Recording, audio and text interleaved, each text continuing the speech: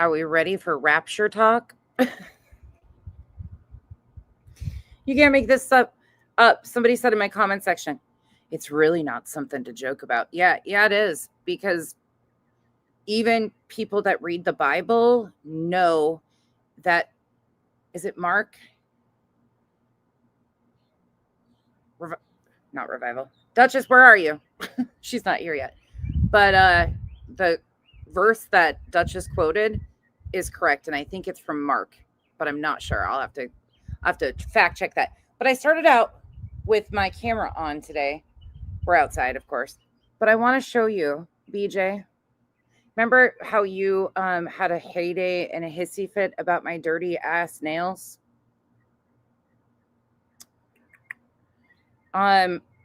Maybe wash your ass. Maybe wash your ass, really, because what you showed last night was wild. Okay, we are gonna do Beddy and some inlaid topics. Again, these will discuss religion and politics. It is if it don't apply, let it fly. This is not about you being a Republican, a conservative, a Democrat, a liberal. These are extremists that we discuss. And I will explain and show you where they're getting some of their talking points. Again, this is not against conservatives or liberals. This is the radicals. This is the part of the cult. This is a part of this extremist group. Many people get really offended by these conversations because they identify as conservative or Republican or liberal. We're not talking about you unless you fit in these categories and have these similar belief systems, but that's a personal thing again. And when it comes to discussion about Christianity, that's a personal relationship between who you choose to believe in. That is not up for me or anybody else. But everybody gets really uptight around these, and it's really not that hard to differentiate why we talk about the radicals and the extremists who are harming things. We are going to talk about Stephen Miller. We're going to talk about Steven Crowder. We're going to talk a little bit about the Jimmy Kimmel and Joe Rogan situation. For my Joe Rogan fans, I know there's a lot of you. I actually really liked Joe Rogan's take on the Jimmy Kimmel situation. We're going to talk about the Rapture and Rapture talk, because many of you didn't even know about that. And we're going to inlay it all with Beddy, because, Beddy happens to wrap it all up in a messy ass move of all of it. Let's go.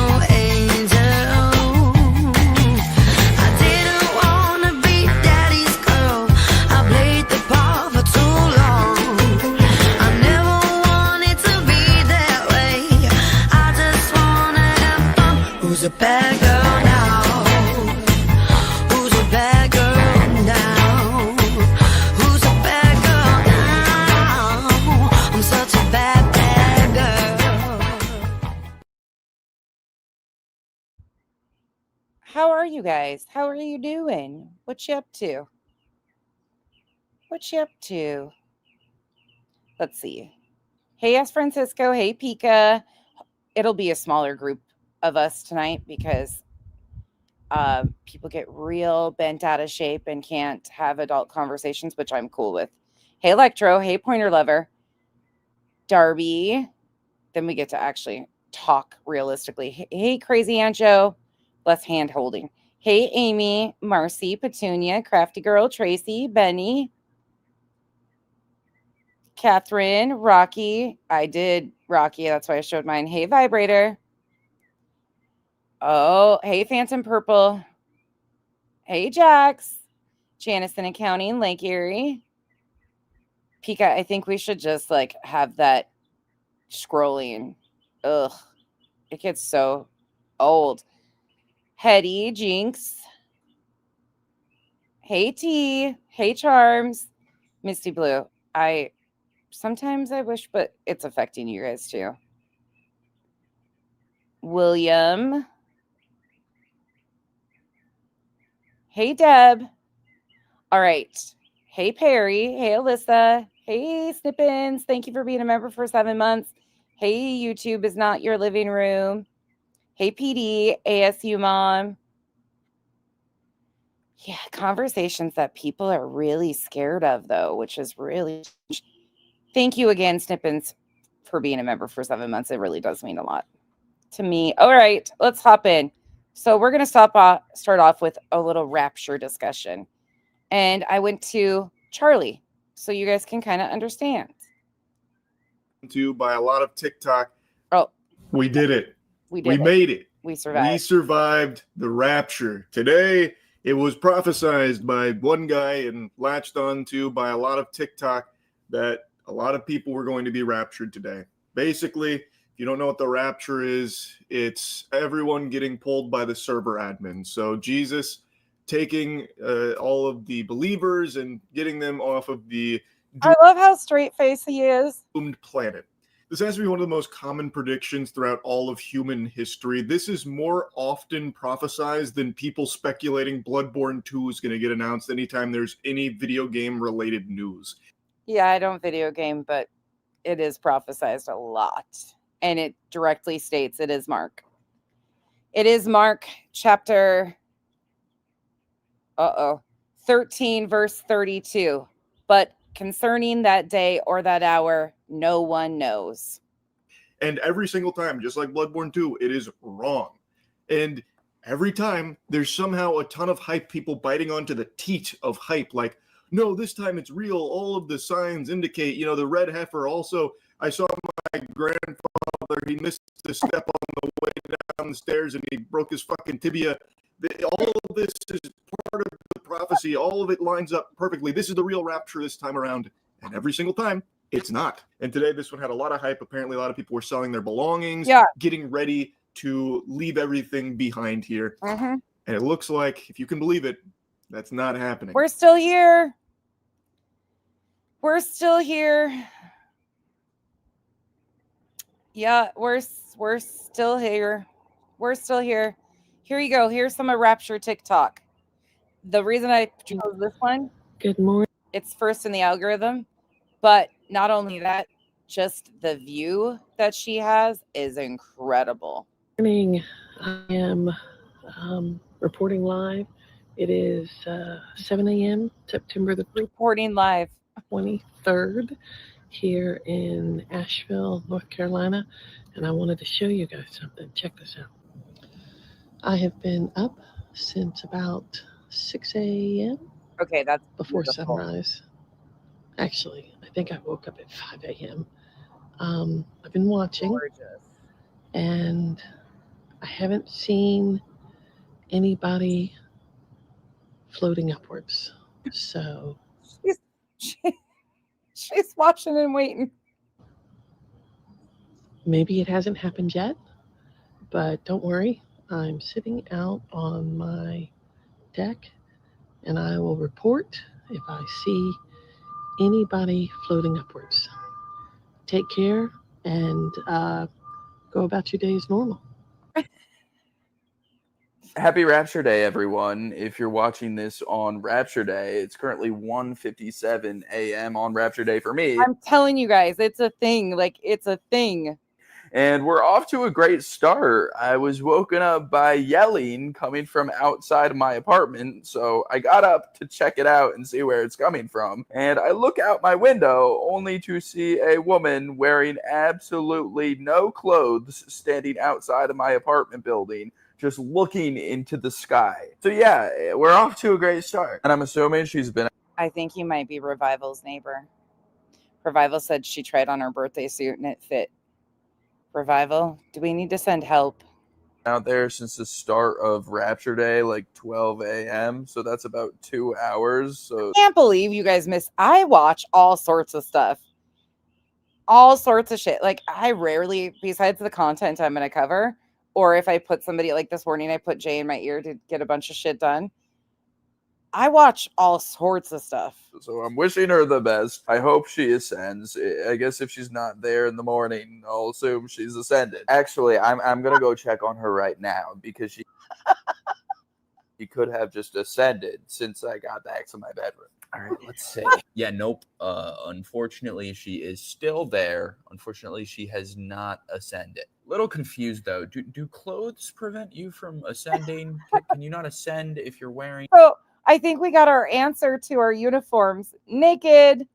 clothing on? Is that a thing? Anyways, I guess check back in the morning to see if she ascended.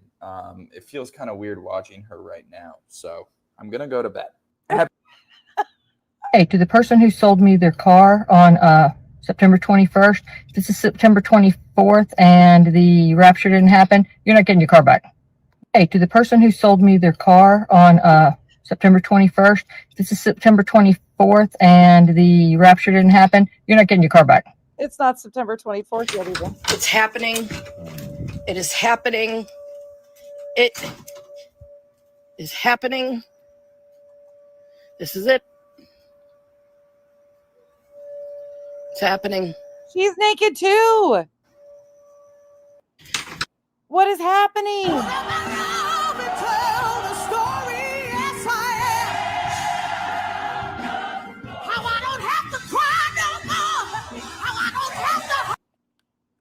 I'm telling you, it's a whole thing. I thought I was losing my mind. No, everybody else did though.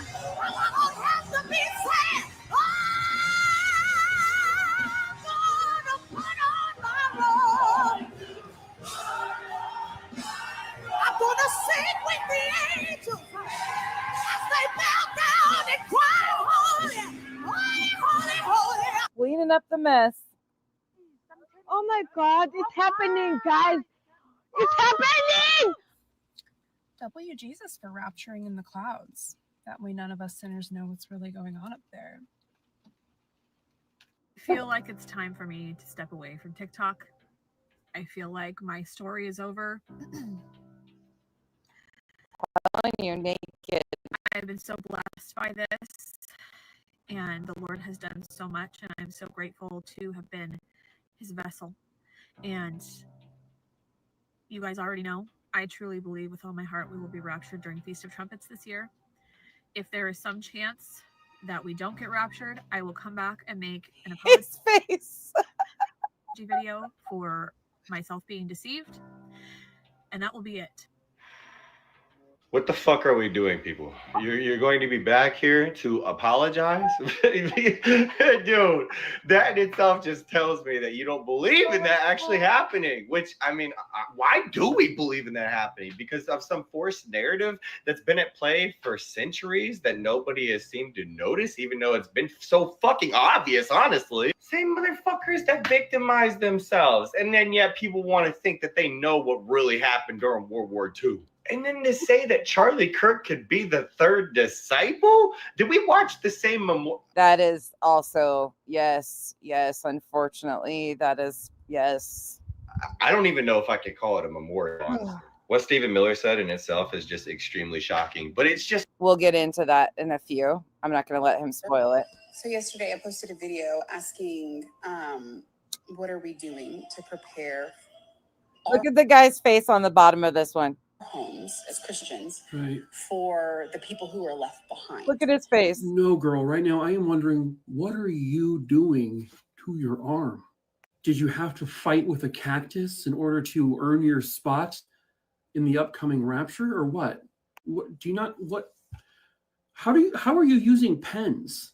Do you not know how to use a pen? Is that a treasure map to something? Is that some kind of like code? Anyway. just today, I kind of made a little list of. Did you check it twice? I could think of. I fucking love this guy. If anybody else has anything that they're specifically doing in their house, You're wearing a Charlie please let Kirk me know. shirt. Obviously, His freaking face. clean my house and this and that, but my house is never truly clean because I have. Oh my God, I love But him. this is the things that I've kind of come up with. I have come up with. So, like, here's my Oh, little for list. fuck's sake! What? And then I Wait, went hold ahead on. Medicine stockpile, Bibles. You didn't bring Bibles. If you're being taken in the rapture, you become immortal. Like, do you not know your own shtick? Do you not know, what your belief system, do you not know what the rapture really, do we not know? You're going to use a debit card, cash location? Bibles is number one. Are you sure you're being raptured? I think she's planning for Y2K. Water. Protein balls? Proton balls? What? Oh, Kegel balls. Candles, because I guess Jesus is turning off the electricity. Basement password. Basement password? What kind of basement do you have that requires a password to enter it? Is it a word? Is there like a troll there we have to what? Ammo locate. Okay. In case we need to shoot off some demons. Debit card info, cash location. Oh. You're going to give your debit card info and cash location? Girl, where's your house at? Water filters. This is why I couldn't take you guys seriously that didn't know. I was like, wait a second. You guys don't know what's going on. You're missing out. Pictures posted. Front door code. Dog food stock. Right. Oh, your dogs aren't being raptured. So, why? I would never want to be raptured then. My dog's staying. Hell no. I'll stay down here with the cool people and the dogs and the cats and the animals. Anointing oil to lather ourselves in.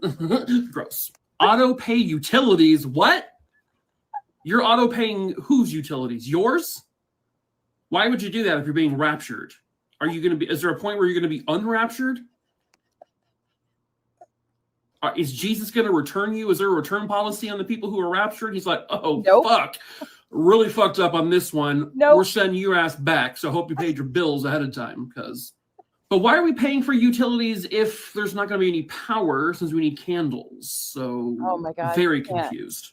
Warnings. Oh. What kind of warnings? Missing people? What? If you guys are missing, we know it worked. So stay up there. If they give you the option to come, but just stay. We're cool down here. We don't need your help. I went ahead and did these, and I laminated them. Do not take the mark on your hand. And then I did scriptures that are laminated, friends. I don't know, kind of elaborate a little bit about what Christianity is and how important it is. And then I did a letter to people, and I'm going to leave it. And it's signed a rapture. I'm going to leave it. Her signature says a raptured. God damn it. I can't finish watching that. That's a nightmare. Ma'am, this is the same lady that bought a whole fuck ton of Bibles. She wrote all over them. And then she went out and got these cards professionally laminated. You're spending all of this money for people you won't meet because you're going to be raptured up into the clouds, I guess. Shouldn't you have maybe taken that money and all those resources and maybe dedicated them to people in need now before you're raptured? Children who are starving, families who don't have electricity, maybe doing the Lord's work with the money you have here and now. You're only going to do that once you're gone and you have no connection to the earthly soil, whatever the fuck it is. So you won't help people when you're here with them. But because you're special and you got to float up to the sky, then you start caring about people. Got it. Okay, makes sense. Sure. I saw a few people make the same comment, and I think this would be brilliant. So the rapture is either happening tomorrow, the 23rd, or maybe the 24th. The message is unclear. We're all kind of hoping that Loose Lips Larry might have been the chosen one this time. Figured for people who are so goddamn gosh darn confident, so goddamn confident about the rapture happening, you figure they would know the actual date. But a few people said that how funny would it be for all of us to buy a bunch of blow-up dolls and fill them with helium, and sometime in the morning or afternoon on Rapture Day, we release all of them into the sky, and so they see people floating. And they're like, oh my God, it's working! The sky is falling. Who said that the other day? BJ. Why am I still here?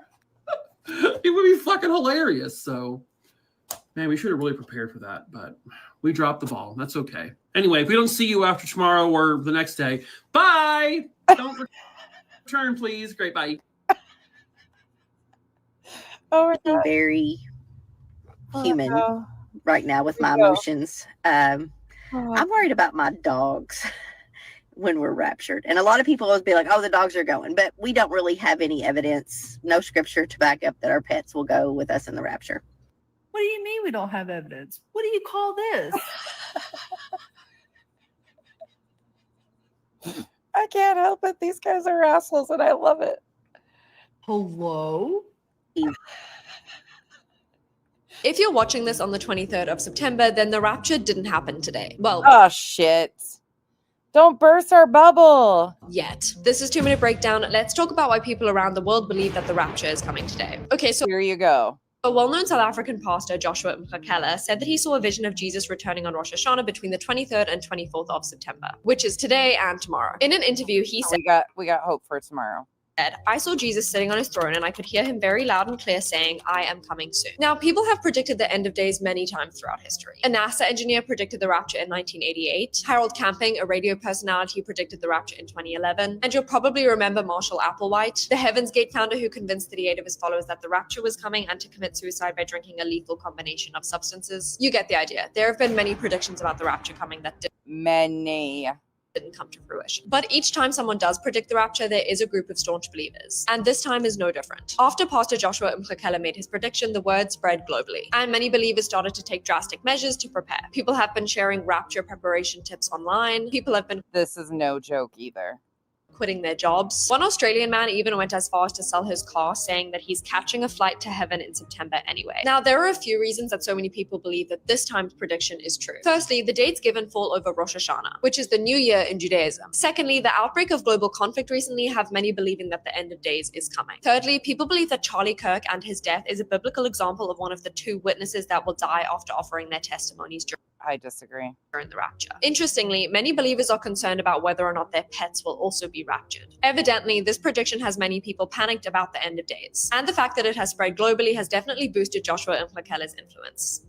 We can laugh about it, but people are losing their minds. Losing their minds, and that's an understatement. Like it's whew.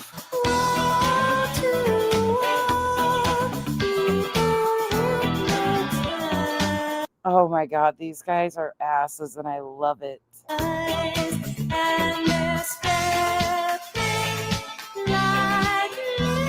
Yep, there they go.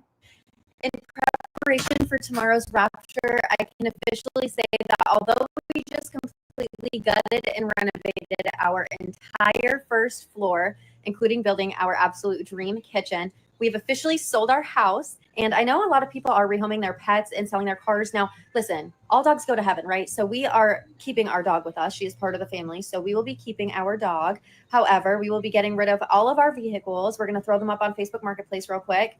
And I'm also going to run to the grocery store. I just feel like filling up the freezers and the fridges for the new owners just seems like the right thing to do. I'm also going to completely... Are these people okay? Deep clean and get our house ready for them. So get ready for a little prep for the rapture vlog with me. And if there's anything that I could possibly be missing. The first comment says, at this point, I can't distinguish between satire and genuine attitude anymore. Saying, let me know. I just want to make sure that we are all 1000% prepared for the rapture tomorrow. I keep calling it a raptor. So if I called it a raptor, I meant rapture, but Same thing. Anyways, let me know if there's anything that I could be missing, and I'll see y'all later, or maybe not. Bye. I'm still here. Whoops, we're not supposed to be here.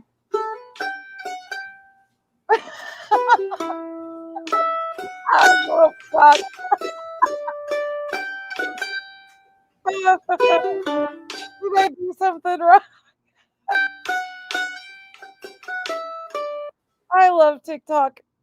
My name is Heidi, and this is my Rapture confirmation from Jesus.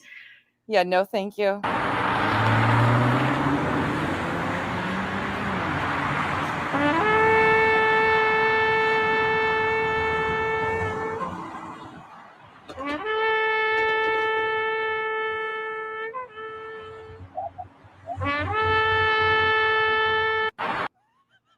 When you finally start moving up into the air, I recommend that you don't hold on to anything. Oh, I definitely don't recommend trip tips number 5. looking down. Do not look down. Learn that lesson from Lot's wife. So that's real. And Rapture 2025 has taken over my For You page. And I thought people were kidding, but no, there is a large group of people who believe that the Rapture is happening on the 23rd. Yep. The woman in that first video is giving Rapture tips. So don't look down, just embrace it. But there are some other videos and you guys have to see them because I cannot believe that these are real videos. Now, the woman in the next video is very concerned about everybody who is going to be left behind. So she created an instruction manual for everybody. That way they can know. I told you guys this shit's the best. What is going on? It's just like I can't believe nobody else fucking even talks about this stuff really. Flowchart. This one goes over what is happening, what they can expect, and then also like prepping. Similarly, this woman made a video for people to watch. That way they can understand what actually happened. And she wants us to know that it wasn't aliens. Are you seeing this video and wondering where all the people went? The people who disappeared or appeared to be unalived in a great mass are not abducted by aliens. Now, next up, we have a man who has... We've seen 2 with her in it now. Sold his car because he knows that he is no longer going to need it because he is about to be raptured. So he posted a video of his car getting towed away because he does not have a use for it anymore. But she's gonna go. I won't need her beyond September because I'm going home. And that one actually made me really sad because there are people out there who truly believe this to the core of their being, that they are no longer... Actually sad for some of these people that they're so easily convinced. We're going to need their possessions after September. But if they read the actual Bible again, back to Mark chapter 13, verse 32, you're not going to know the date or the time. 23rd, because some of these people have been listening to online Christian personalities or their pastors telling them that the rapture is coming, and they are making life-altering decisions based on these predictions. Yeah. And lastly, I have seen a lot of sign-off videos of people letting us know that this is going to be their last video. This is probably... And it's unfortunate because a lot of events like this, if somebody is struggling with mental health issues, some of these extreme believers, the very extreme, will take that and push for, you guys know what I'm saying, like the Heaven's Gate. It's gonna be my last video.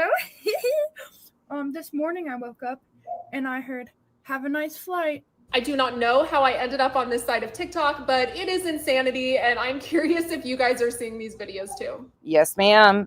All day.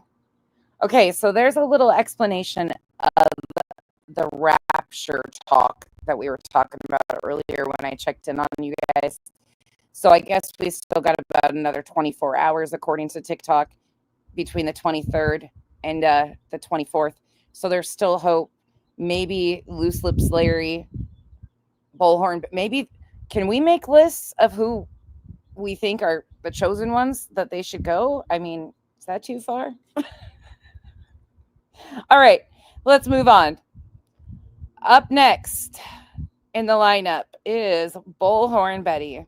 So I'm going to walk you back a little bit so you understand. So Bullhorn Betty came to Arizona, as you guys have been seeing. We're going to inlay some of this other stuff. Oh my gosh, yeah. Stormy, right. That's biblical quote. Well, not quote. Mark 13, verse 32. No one's going to know the time. It's just so incredible to hear these people that say they know the Bible. Duchess said that earlier, and I was like, Duchess, throw logic right out the window. Like, you've got to throw. But if you need a laugh, if you really need a laugh, go listen to some of those, because there are some damn good videos. There are some ones that will make you freaking blow, like, they're mind blowing of how serious people think this is. I don't know well, I do know how we're getting here, but no sin. No. Yeah, exactly. Yep. The not so funny part is that the unaliving rate post spiritual disappointment spikes. Check on your people, even those convinced of rapture. That's not a joke. So as much as I can laugh about this, there are people that take advantage of these times, and people struggling with mental health, the disappointment, especially if they quit their jobs, and people have been. Like, that's the serious side of this, is that it does impact people. And especially people that have been hearing voices and stuff like that can be really impacted by this kind of stuff. Hell, there's drones that fly over that. We might be in trouble up there too. But if you need some laughter, just go to TikTok. If you're on TikTok, even YouTube has a bunch of compilation videos, and there are some really funny ones, like super funny. People have great senses of humor about stuff like this because it's been predicted so many times and people are just sick of it.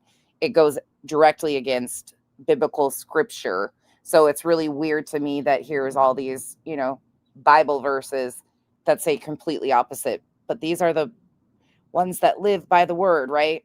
It's so weird. He said it's coming, Quinny. He alluded to it coming and this happening, yeah. But I don't think I don't know if he directly said it was today or not. Oh, I'm really sorry, artist caretaking of the soul. Sorry to hear that. Okay, this is Bullhorn Betty. This was Saturday night before Charlie Kirk's memorial. I'm going to give you some hot takes on what we are seeing. Stadium, Bullhorn Betty. And as you guys can see, there is literally thousands of people. So any of my followers that are here, if you've been to the races with me, if you attended or watched any of the video from Kenzie and I's concert, you've been to both of these stadiums. They're right across the road from each other. They're huge stadiums. They host, that's the Cardinals Stadium. The Super Bowl's been here. They're huge stadiums. Okay, they're in one of the busier parts of Glendale. Already lined up to get inside to see Charlie Kirk. And I figured... Lined up to see Charlie Kirk. So first and foremost, Charlie Kirk is deceased. Charlie Kirk was brutally assassinated. He was murdered. And this is a memorial service. So first of all, let me set my personal thoughts on this right out front.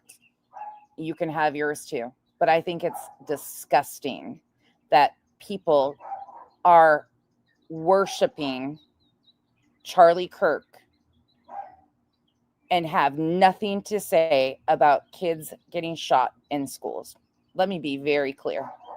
You can absolutely think the man was wonderful. That is your right to do so. But these same people that give all this energy to Charlie Kirk, you can't find them giving a single give a fuck about the children that are getting shot up in schools. And again, I find it so incredibly disrespectful that his life and now death is turned into a political propaganda spectacle for the extreme right. Come on, Hank. He won't stop bugging Bella, huh? No. Sorry, little one brought Hank out. Those are my personal opinions on this. Again, the disrespect is real. And you'll see that this looks more like a rally. Again, this is Saturday night. They were in line to see Charlie Kirk, was her words. I'd bring you along for the ride to show you about everybody She's that's treating it just like one of her Front Row Joe events. Oh, wait, because it's no different. out here. This is an insane, and when I say an insane event, this is insane. We've got people all over. So let me just give you an idea. It stretches way, way, way down there.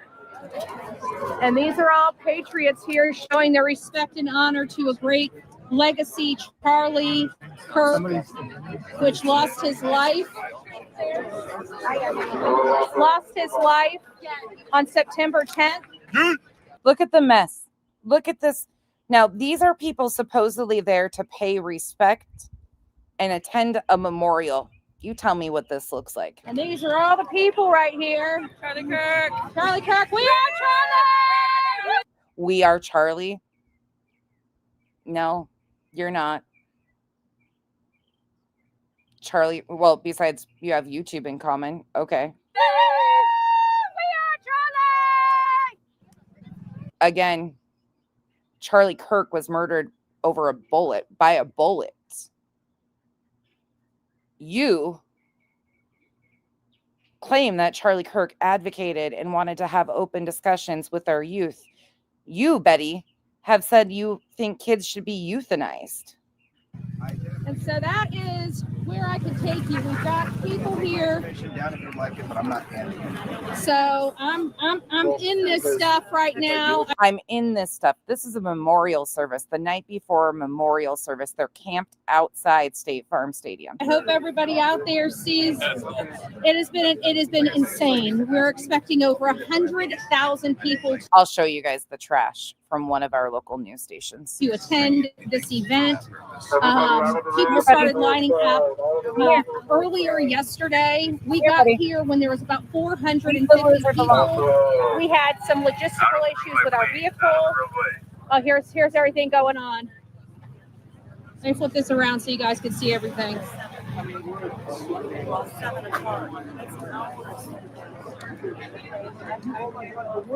We have everything kind of blocked off. Sure did. They're going to be having some buses coming in here, bringing the volunteers into this very, very large stadium behind me. And there's not really anything going on but us sitting and waiting.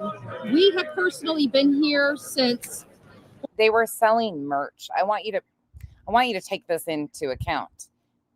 They sold merch. This is a funeral service. No, it wasn't. And you'll see that. Well, I've been in town obviously since Thursday, and but we've been lined up since yesterday afternoon. We had some logistical. They were there since Friday. Situations with our vehicles. We had to get those vehicles placed someplace so we could be in compliance with the area and not causing any problems. We ended up having to Uber here. It took us a little while to find our seats because when we left here, there was 400 people. When we came back, there was 4,000 people. So big difference in everything going on here. But this is quite insane and quite impressive. I wish I could show you guys more, but his family, Mimi of 8, I've wondered how they're doing. Truly, his sister is a progressive.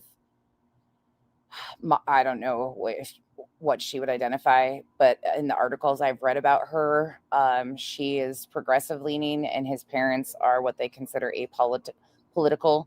So I don't know where they're at, if they were there or anything, but I feel so bad for his family because this is a tragic death. Like, he was shot and killed, and I'm going to show you how much worse it gets. But I feel so bad for them because no matter what, at the end of the day, politics does divide a lot of families. It does. Politics and religion, I'm not going to sugarcoat it. It does. Absolutely does. But I feel so bad for what they're going through.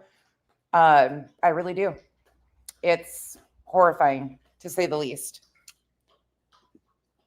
Unless I come on here, and I don't think the law enforcement will allow it, but this lane is, I don't know, 1, 2, 3, We got like 10 deep, maybe 20 to 30 deep lines, you know, a single line, but they're wide. And I don't know. This is definitely interesting. Oh, thank you. I appreciate that. And then, oh, look at this. Thank you. Here, let me say something for the camera. What brings you out here? I'm a cop out in Utah, and I just want to pay my respects and God try to bless promote, you. promote Thank Charlie you as for much your as I can and keep his memory alive. Well, I appreciate this. I will keep this forever. Thank you so much. You're welcome. Aw. Betty out here just filming everybody, you know, for some content on YouTube because she really cares about Charlie Kirk, right? Officer from Utah. And look what he gave me. He gave me a little bracelet. It says Charlie Kirk, October 14th, 1993 to September 10th, 2025. I want to be remembered for my courage, for my faith. Oh, that gives me goosebumps. That gives like seriously goosebumps. These are the people I'm talking about, the Bettys of the world. And unfortunately, they're a cult. So we're out here. We're having you know what? This is what I can say about the MAGA family. She identifies it right there. See, we have literally thousands of people here. There's the front row Joes right there with their shirts on. I don't see anything burning. I don't see anything being destroyed. Really? Give me a second. I don't see any of that. We've got thousands of people here. And this is a love fest, baby. It's a love fest. A pure love fest. I hope if you ever have an opportunity to come to one of these things, I hope you do. I hope if you ever have the opportunity to come to one of these things. What? Body. People thought I was crazy about the Rapture because a lot of our YouTube friends don't TikTok, and TikTok's where the crazy rapturing's going on. I mean, it's on YouTube too, but you actually have to look. They thought I was losing my mind about the Rapture talk. I was like, wait, we all here? Y'all good? So I had to show them some videos because I've been on Rapture TikTok for a while now, and it's wild. This is a little different. This is a memorial service, right? And here we are, fucking rally. Different than what we're accustomed to. Obviously, we're laying a fellow activist to rest. A fellow activist. And so it's going to be very hurtful going in here and hearing about his life and knowing that he should have been here to do so much more in this world. And I pray to God that his memory and his legacy lives on through his wife and his children and the people. I feel bad for his wife and his children.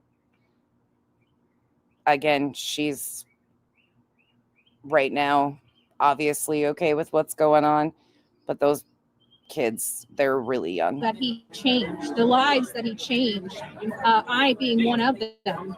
And he made me want to be a better person. Kika, oh my. And even after death, because of him, I'm wanting to learn more about religion. I'm wanting to read more books. Oh, right. I wasn't like that prior to. Let me turn this around so you guys can see what's going on. They're patrolling. Here we go. We got them patrolling. I wish I didn't have such a glare on the phone, but I do. Sorry, guys. Everyone needs to go out to the sidewalk and get out of the road. We got all those officers down there. Glendale PD don't play. But this is something I got to be honest with you. I've never seen in my lifetime, even doing the stuff that I do. So say a prayer for Charlie. Say a prayer for everybody here. Say a prayer for all of our safety. And more importantly, say your safety. Prayer for law enforcement because they have to deal with us folks and they have to deal with our safety, and God bless them for that. So anyway, remember that. Anyways, we'll be back if I can. I'm going to conserve battery power, but that's this isn't. If you ever visit State Farm Stadium and you have a debit card, you can go. They have kiosks that have batteries battery packs inside the kiosk. Intense, and it's insane. It's intense and it's insane. So God bless you guys. Oh yeah. It's a memorial service. Okay. Now let me go over here. So this is going to be one of the cleanup situations after. Cleanup is underway in Glendale after tens of thousands of people gathered at State Farm Stadium to honor the life of conservative activist Charlie Kirk. Yeah, as you know, he was killed by a gunman a week and a half ago on that college campus. Kirk's influential Turning Point USA organization is based right here in Phoenix. President Trump, Vice President Vance, and other top administration officials flew in from Washington to pay their respects. The fact that they were selling merch just makes me sick. I knew it. I knew it was going to happen, but. And speak at the memorial. By his own determination and skill, Charlie Kirk built Turning Point from his humble beginnings, the beginnings that nobody believed could ever end up something like this, into a great movement and a juggernaut of American politics. A powerful moment during the service came when his widow, Erica Kirk, said she forgives the suspected gunman for killing her husband. However, we're going to get into that about the suspected gunman too, and I'll show you some of the things that are being said. Husband. That man. Now, I also want to remind you that Erica Kirk, before she married Charlie, was Miss Arizona, and she was involved in the pageant worlds. No, who even are you? It wasn't Beddy. That young man. I forgive him. And I'm going to reserve my personal comments. Erica Kirk has vowed to continue her husband's legacy and has been named the new president and CEO of Turning Point USA. She's had a camera in her face since the moment one. I don't know if you guys realized, but when she went to the casket of her husband, she was mic'd up. She was mic'd up when she went to see her husband. They had a microphone on her.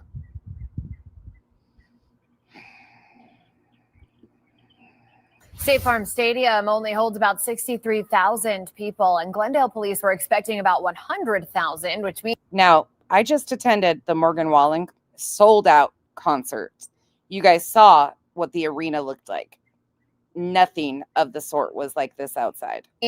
Thousands of overflow went into Desert Diamond Arena to... And that's the one we saw Chris Stapleton at. So you guys got to see that layout too. Watch the service. And while some people told us they were disappointed not to be there in person, they were encouraged by the large turnout.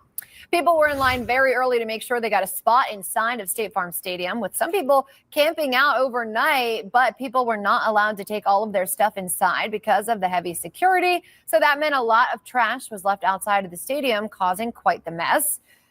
So we want to check in with Elena this morning, who is outside of State Farm Stadium, to see how the cleanup is going. Good morning, Elena. Hey, good morning. Crews are continuing to clean up what was left behind after Charlie Kirk's memorial yesterday. You can see that they're in the State Farm Stadium parking lot, gathering all the tents, cones, barriers. That also includes the trash that was left behind. Compared to yesterday, I will say it looks a lot better. But just to give you an idea of what crews have had to clean up throughout the overnight hours, take a look at these images. Because body, I feel horrified. Like, I feel horrible for what she's going through and how this loss is being used. And I can't imagine being in her spot, though. Any wrong move right now, because she is being used. So I just don't think that she has really even much say in this process, and I really feel bad for her. She's young. She's got young children. Yeah, she's had a camera in her face. No matter what, I cannot imagine. And if she ever, yeah, I don't know. I feel bad. Of that no bag policy, many water bottles, plastic bags, food, and more were left on the ground when people went in. Got to remember, she's just a product of the environment. outside for the memorial.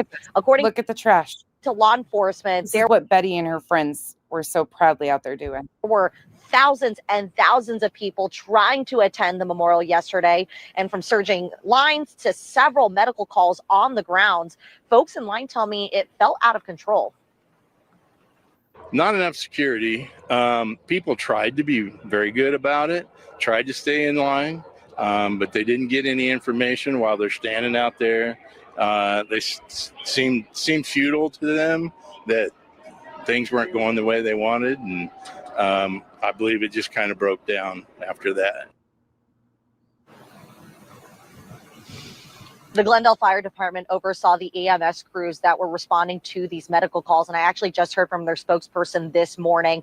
They don't have the official numbers just yet, but they're promising us to get us those numbers sometime today. So as we await those numbers, I also spoke to him yesterday, and he did confirm for me that there were multiple medical calls in the morning before the memorial and a few transports. These calls range from heat-related causes, pre-existing conditions, as well as crowd anxiety. Scott and Simone. Alina, thank you so much. You saw the trash. Now back to other trash. Okay, this is from today. It looks clean now, but you saw all the bags and stuff. Absolutely fucking madness, body. It was crazy, and it was in the hundreds, 90s to 100s this weekend. Yeah, it was madness. It was nice where I'm at because everybody was north a little bit, but you couldn't even get in and out. It was Trigger. They don't care. They don't care about her. I hate to say that, but she is just, yeah. And one day, I'm sure that, again, she's young. This has been the world she's been a part of. She doesn't know any different. I'm not trying to make excuses for her, but when this is all you're surrounded by, this is all you know. And it takes an entire deprogramming and years of it to realize and recognize what's going on for a lot of people. Going to be going. I have still quite a lot of traveling to do, and I didn't have a chance to come live with you guys yesterday for a variety of reasons. One, I had been up since 6:30 on Saturday and did not go back to sleep at all until, I don't know, I slept in the car for like an hour. And from the time that we left, where 450 people were gathering and lining up in line. That is a quote. It's not Body's words. That is a quote. When I went back just an hour or so later, hey Diesel, it's I don't nice think to so. see you. There was like 4,000 people. And of course, that was, I didn't see how long. And I think that it was even bigger. I mean, people were just coming by the truckloads. And by the time there was morning, I have to say there was 10 or 20,000 people down the road. All I could see was people's heads. And they were, we were all packed in there. We were all kind of stretched out. We started getting pushed on the, they put these barriers. This is what I'll say. Secret Service did an amazing job. Turning Points USA did an amazing job putting everything together inside the gates. But they. Oh, here we go. Complaints from Betty. Again, you came from Florida. Put barrier gates around it, and then that was local law enforcement. Local law enforcement dropped the ball. I don't think that community is very friendly, because I went up there and explained to an officer that, this is going to be a shit show, basically, the way they got set up. Okay, I've been to enough of these things where, and of course, he's like, what did he say? Oh, we're not going to do that. You're just going to have to, worry about yourself. And I'm like, you got it. I'll be happy to worry about myself. Have a great night. God bless you. Thank you for your service, right? Basically, you guys know what I was saying in those very, sarcastic. Imagine that. Imagine her bitching. Imagine that. Words, so to speak. And then literally 2.5 hours later, Secret. I agree, Pika, that she is choosing to be a part of it. But again, the indoctrination is real. And I'm not trying to make excuses. I know the indoctrination is real. Service is screaming at everybody that they need 20 feet in front of that gate. The Christian nationalism movement has been alive for decades. It is just taking major steam mixed with politics. Well, you know what? Local law enforcement dropped the ball, right? Period. I was trying to explain to them. I was trying just to be helpful. You know, they're too dense. They're too arrogant to take help. They're too dense and arrogant to take help. And I'm From Beddy. also filing a complaint against Glendale Police Department when I get back home. 88 complaints. I'm filing 88 complaints with them and their state attorney. He's filing 88 complaints. What, bitch? What? Against Glendale Police Department when I get back home. 88 complaints. I'm filing 88 complaints with them and their American Disabilities Act. State attorney. What they did to the elderly and the disabled was absolutely deplorable, and that is on their hands. They would not let any cars go and pick them up. Where, you know, mind you, some of these people are in wheelchairs and motors. So you expect people to be able to be allowed in with vehicles? No, she said ADA. ADA is what she's saying, not 88. At first, people thought she was saying 80, but she's saying ADA. American Disabilities Act. ADA. Yeah. Yeah, I had to listen to it a few times too. Tutors and, you know, She's talking about the disabled and the elderly, and she wanted them to be able to get cars in there. Are you fucking joking? So then somebody could have something concealed in their car. Like, what are you doing? I love that, CK. That is the best name for all of them. Other crazy stuff. And they made them literally walk a half a mile away. A half a mile away. That is, when you have disabled people, you have to make reasonable accommodations. Reasonable accommodations. There was no reasonability with the accommodations that they were doing to those disabled people. And people in motor electric chairs and wheelchairs and, you know, people that just had walking distance. And they could have stayed home and watched it on the TV again. The man was shot at a big event. And I'm sorry, our FBI director is kind of failing. So, security. When you got outside, they didn't care. They didn't care. So we're going to make sure that they do care. And, you know, I got a few people that are going to give me statements, but I'm going up there and I'm going, not up there physically, but I'm going to call up there and speak to somebody that's in charge and tell them that is absolutely unacceptable. And I think they violated the law. I think law enforcement outside of that arena violated the law. And I hope they're not doing that to every time somebody, you know, things go on in that stadium. Because there was limited parking and you can't. Who even are you? Yes, absolutely. There will be. And you want to know why? It's because Beddy says that she would like some children should be euthanized. She calls missing children defective. Beddy claims she's a child's advocate that doesn't even understand our systems. Beddy is a menace to society. Beddy is violent. She throws white power signs up. Yeah, there will always be an issue with every single thing Beddy does and people like Beddy, because they're a shit stain on our society. She is an extremist, hurting any conversation of middle ground. People like her that call for further bloodshed after this man was murdered. Yeah, she's a problem in society. Yep. There'll never not be a problem with what she does. If you want me to give Beddy any type of fluff, maybe tell her to podcast or broadcast when she's completely unconscious. That will be the only peaceful thing I could ever say about her. Or if she got raptured. You can't reasonably make somebody that was dropped off at a particular corner have to go another half a mile away to be picked up. It's just unreasonable. So, hey, sweet misery. This will never be a Beddy safe space or Beddy subspace safe space or anybody that believes like Beddy or BJ or Larry or Steven Crowder. This will never be a safe space for you. I am controversial and will say what the fuck I think, because unfortunately people like Beddy, and there's thousands of them, unfortunately probably more like millions of them, are a shit stain on society. And I'll give you a lot of examples. I got to meet Sweet Misery. She can tell you I was freaking tired last night. I was ready to drop. I had an opportunity. It was one of those things where we didn't know if it was going to work out, where we could meet up.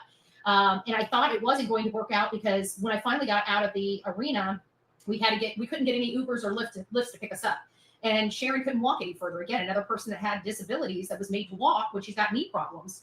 And they were trying to force it so we could only sit in one area until they finally opened up the road so we could try to get a Lyft or Uber to come pick us up because they couldn't come get us. CKH, I refuse to believe that. I'm still hoping for the Rapture.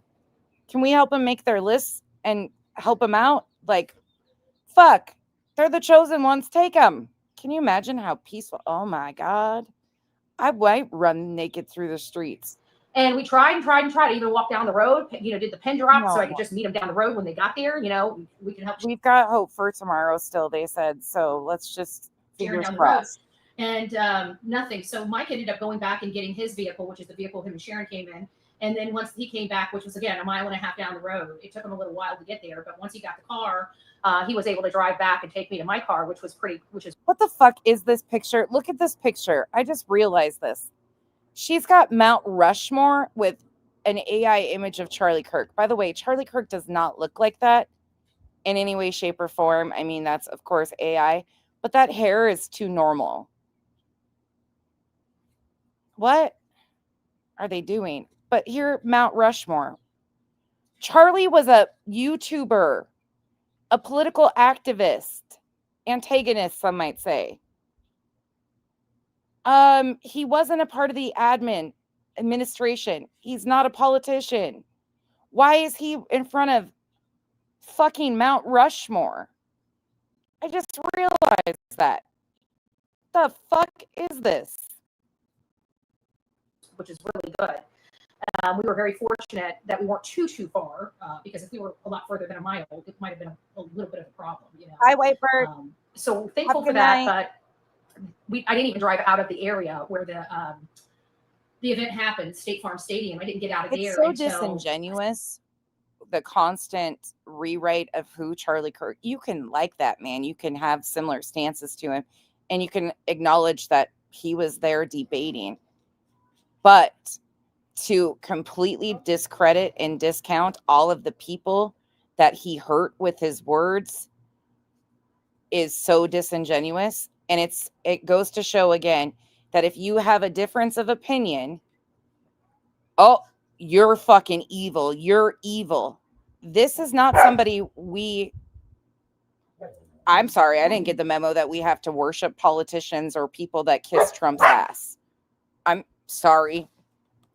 But it's weird to me that we have merch over presidents now. It's weird to me. I mean, it's not weird like Nixon and stuff, years down the road or shit like that. But this is weird to me. This is fucking weird that they sold merch at this guy's memorial. 6 o'clock. So by the time I got on the road, I was ready to drop. I had no sleep. Okay. I'm telling you, Saturday at 6:30 when I woke up, and that was a mountain time. They already got some bipartisan approval for some, I think, statue. I can't remember exactly what it is now. I'd have to go look it up, but and it's just, what? And here's the conflict I have with this again. When's the last time the president, the vice president, the administration ever showed up at any of these school shooting memorials? Where did that ever happen? Where did they have an entire arena sold out? And here's Beddy bitching about law enforcement and ADA complaints. Are you fucking joking? 58, same. Which I couldn't figure out. I'm like, wait a minute, they should only be 2 hours behind us. And my mom's telling me that they're 3 hours behind us. How the heck can Mountain Time be 3 hours behind us? Well, she tells me in Arizona, they do not have daylight savings time. So when we have daylight savings time or vice versa, when we go back an hour, then we end up being 3 hours behind them. So it's. And you know what? Betty should know that when you travel, your cell phone changes as you go. Weird to me, but we were, even though it wasn't Pacific time, we were 3 hours. We're right now on Pacific Standard Time. When we fall back, we will be on Mountain Standard Time. So we'll only be 2 hours difference with the East Coast. Hours behind Eastern time. We don't change. So 6:30 in the morning, which I believe was 9:30 in the morning our time. That was the last time I went to sleep until after I saw Sweet Misery. CKH, I wish more people could understand why we talk about this stuff and why it's so important Thank you. last night. Most of you in here get it. Most of you here get it. But there are so many that still struggle with these conversations. And I'm like, these are so important because unfortunately, there is a lot of Bettys interworked through this quote unquote true crime sector. Now, I'm not true crime in any way, shape, or form, but there are a lot of Bettys with these same type of beliefs that use other people's tragedies for profit. Profiting off of pain is something the government has done for a long fucking time. But they think they're just allowed to do whatever they want because we're watching all of the rest of them do it. And the only reason why we were able to see each other is because once I realized I wasn't going to get too far out of town, and she was still in Arizona and on my way out. And so it just happened to be that was a great time, a great place to stop and get a hotel. So she was only 30 minutes from the hotel I got. And it was great. I got to see her. I mean, we didn't spend a whole lot of time because I was ready to drop, and it was already late at night because, I don't think she got there until like after 9, and I think she left by 10. I think I went to bed. I mean, I don't even know if I was awake. I remember going in and getting ready to lay down and realizing her cup was there. I just came back in the room and I saw calling her. And I'm like, I said, are you still in the parking lot? I don't know if she was or not, but by the time I got downstairs, she was there, and I brought her a big gulp. So it was nice. It was nice to see a face. I got to tell you, she was a doll. She's a doll. Really nice. We got to laugh, which is what I needed, So it was good times. It was good times. Oh, thanks, sweet misery. And listen to this. Oh, I got to tell you guys, I need everybody to say a prayer before we get into the stuff that happened at the arena and everything that I witnessed personally. I need you guys to say a prayer for Laura. You guys know Laura's my BFF, and she's been watching Delilah. I told you guys about Jameson, the big gray Doberman she has. Good gracious, what am I talking about? The big, you guys have seen, I've showed you guys pictures of this Doberman, and it's just a doll. I mean, he's huge. Well, she went to wake up Saturday morning. Okay, so here's where she admitted to using legal funds for traveling. Percent of your memory of Charlie Kirk, 99.9% of it should be a titan of the conservative movement, a beloved friend, and a dear husband and father. I couldn't have agreed more with that assessment than that. So, guys, I just want to tell you, I appreciate you guys an awful lot.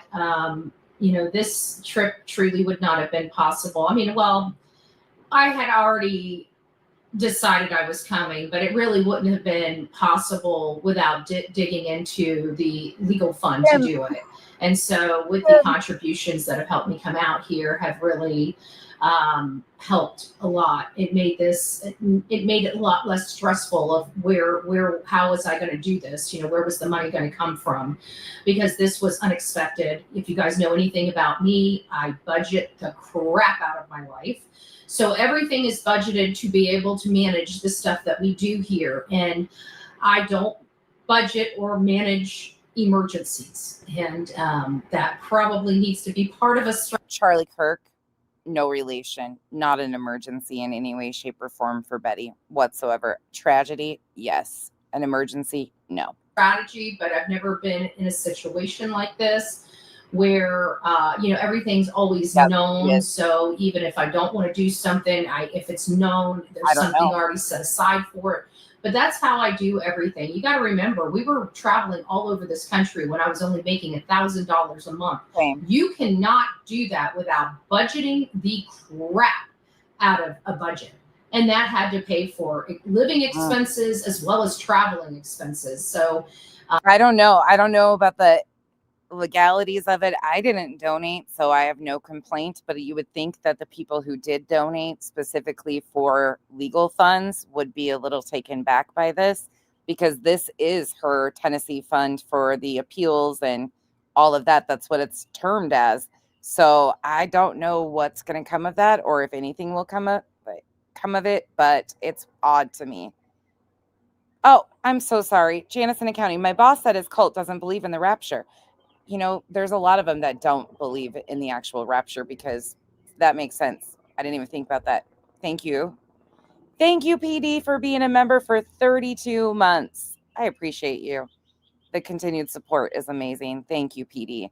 And T. Marie, the beautiful T, thank you for gifting 10 memberships. Welcome to the cabana. Thank you so much. Okay, let's listen to the rest of this. I've just learned budget, and this is where we're at. And I'm very, very thankful that I didn't have to sit at home and feel horrible about not being out here. So you know what, Pika, is shocking to me. Since I've been talking about this, more and more are showing their Beddy sides.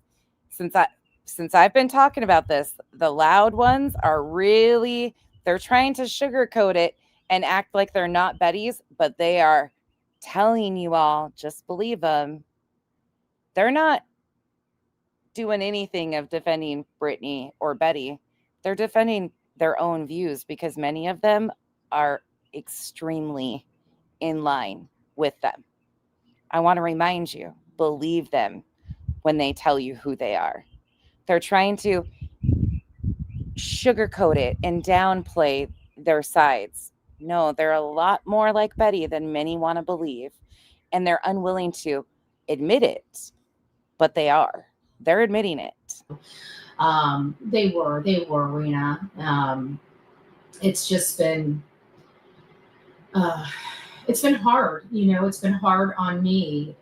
Although we weren't like tight or best friends or anything like that, we had respect for one another. We've seen each other again.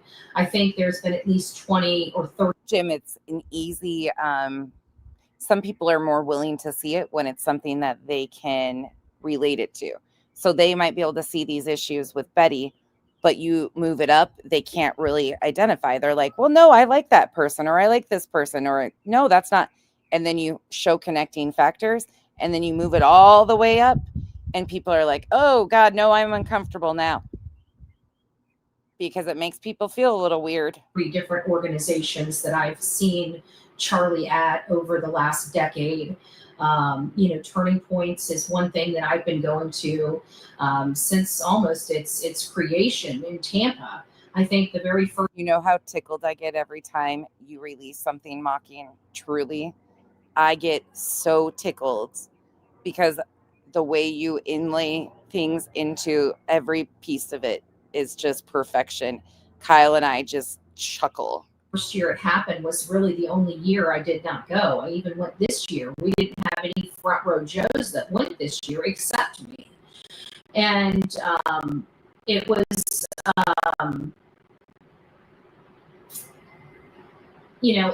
it was different, but I got to see all the people that I wanted to see. I got to see Charlie.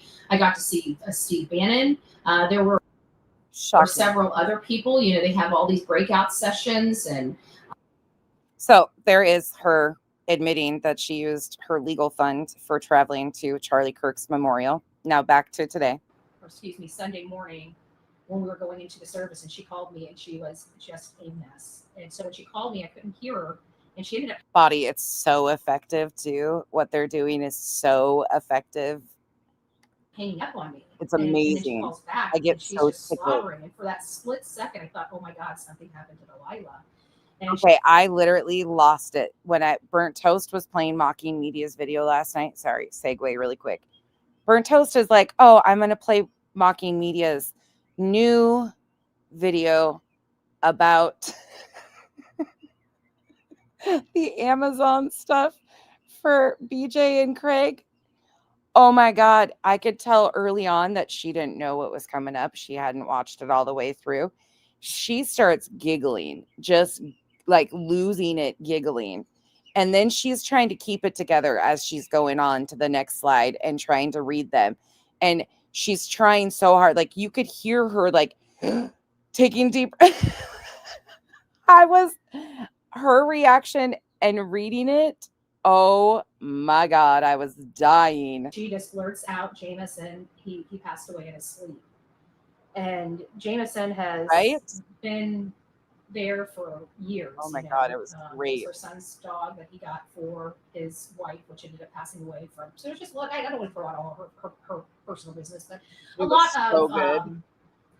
lot of memories with that dog, and 2 deaths. So very, very special dog for us. And I don't know why she got this dog. Her mom always has the dog. That's all I can say. She's an absolute mess. And so I thought, maybe my dog being there might be a little too much for her. My dog's a puppy. And so I call my mom and I'm like, Mom, Jameson died, and I think you might need to go get Delilah. I said, I want to give Laura some time to grieve. And so I sent Mom her number, and Mom called up there and talked to her, and Laura was like, nope, she needs to be with her best friends. And so it was really sweet and enduring. She just wanted the dogs to be together and love on each other and be there for each other and stuff like that. So it's just been an emotional, few weeks. I gotta say, just a lot has happened. Charlie's memorial, outside of the craziness, outside of the arena. Now, let me tell you guys something. You guys know I have been to a lot of these things. Okay, I've been to a lot of these things. Now, again, she's telling you it was a rally. She's telling you flat out, no, it was a memorial service. But to Beddy and friends, it was a rally. A lot. Not near as much as our leadership has, but a lot of these things. I have been at all sizes. I have never in a million years witnessed what I witnessed being outside of the State Farm Stadium. It was insane.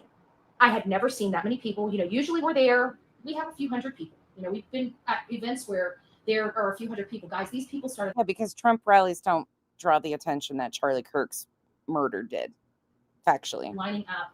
I couldn't see down the road. They had to have been lining up around 5 or 6 o'clock in the afternoon. We got wind that people were lining up. We got photos that they were lining up and staying in line.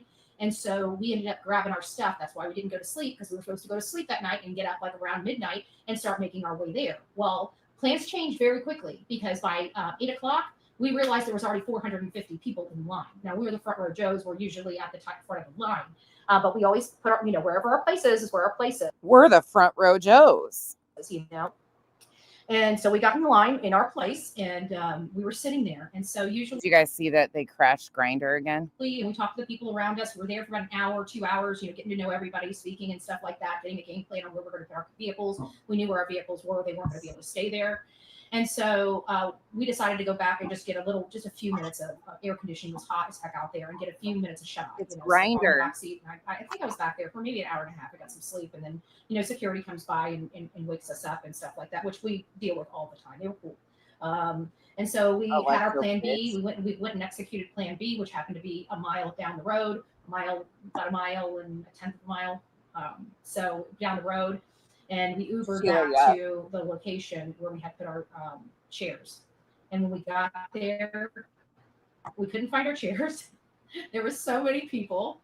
It was good. I mean, I didn't have any problems. There were so many people. I'm local to this, and not one moment. Granted, I wasn't a Charlie Kirk fan in any way, shape, or form, but I'm local, and there's no fucking way that I would have even remotely considered going. I found it disrespectful with how they treated this man's death. And I still do. People out there, no problems. But then all of a sudden, somebody says, I think it was like around 4 o'clock in the morning, they're going to be opening the gates. And everybody. Well, fuck, at this rate, they might have an opening. She isn't qualified for paying bondies, but they're trying to get her out of there too. Rushed over to the gates. And the cops come back. Yeah, a lot of people. On the other side of the road. There's a lot of people. So the only reason why I knew who he was is because he came to a lot of the areas that I lived in to do different debates and shit. Plus he had a social media presence. So, and I pay attention to a lot of this Christian nationalism movements, and I don't give a fuck what people say. He acts absolutely. That's what we have. And so it was problematic for me, because he had such an impact on very young individuals who had a lifetime of indoctrination. So that was a little concerning to me. Again, I didn't hate the guy or despise the guy in any way, shape, or form, but he's always been somebody that I saw as problematic.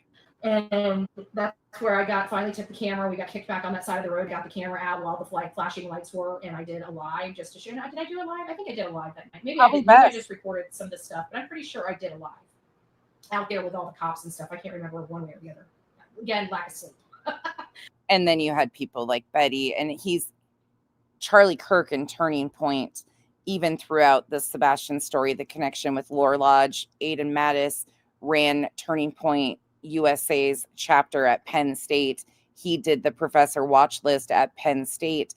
So Nick and those guys have latched on to this just as much as Beddy. I mean, it's inlaid into all of these people that overlap, that exploited Sebastian's case too, and many other cases. It's hard not to, in order to pay attention to kind of like all the different angles and the rhetoric and the propaganda and the different games and patterns that they're using.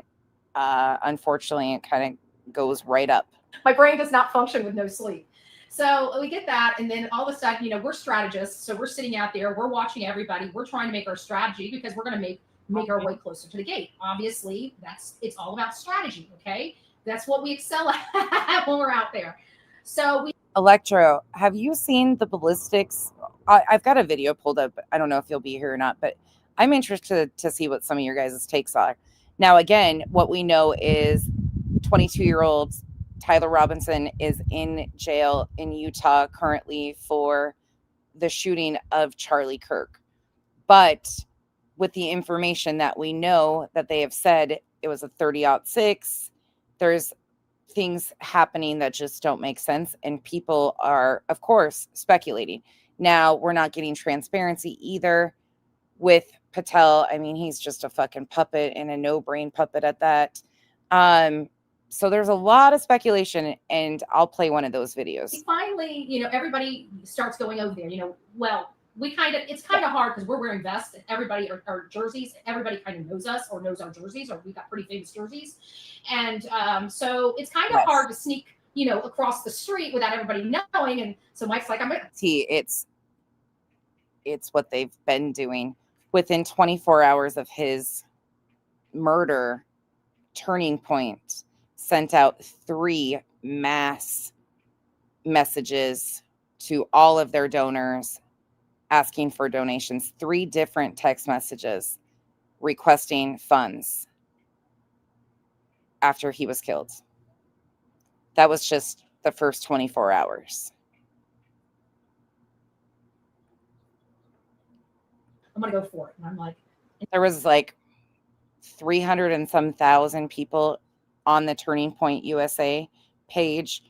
And then there was like 400 and some thousand on the Charlie Kirk page when they streamed the memorial, and it was all monetized too. And so Sharon gets plus they were selling merch. up. She's like, oh, go for it. And I'm getting up, and I'm like, they're like, this is not going to work. And as soon as people started seeing us move, then, little by slow, other people started moving. And so we ended up taking our chairs and sticking them off the sidewalk and into the grass, because if the cops are going to come back and force everybody off the sidewalk, I was keeping my butt right there. Mimi of 8, that is most of my conservative friends are old school conservatives, old school values, like your husband, but they don't stand for any of this. So it's kind of created a lot of independence because of what we are seeing. And so long story short is everybody ended up just around 5 o'clock. Now the gates didn't open until 6:30. They're trying to label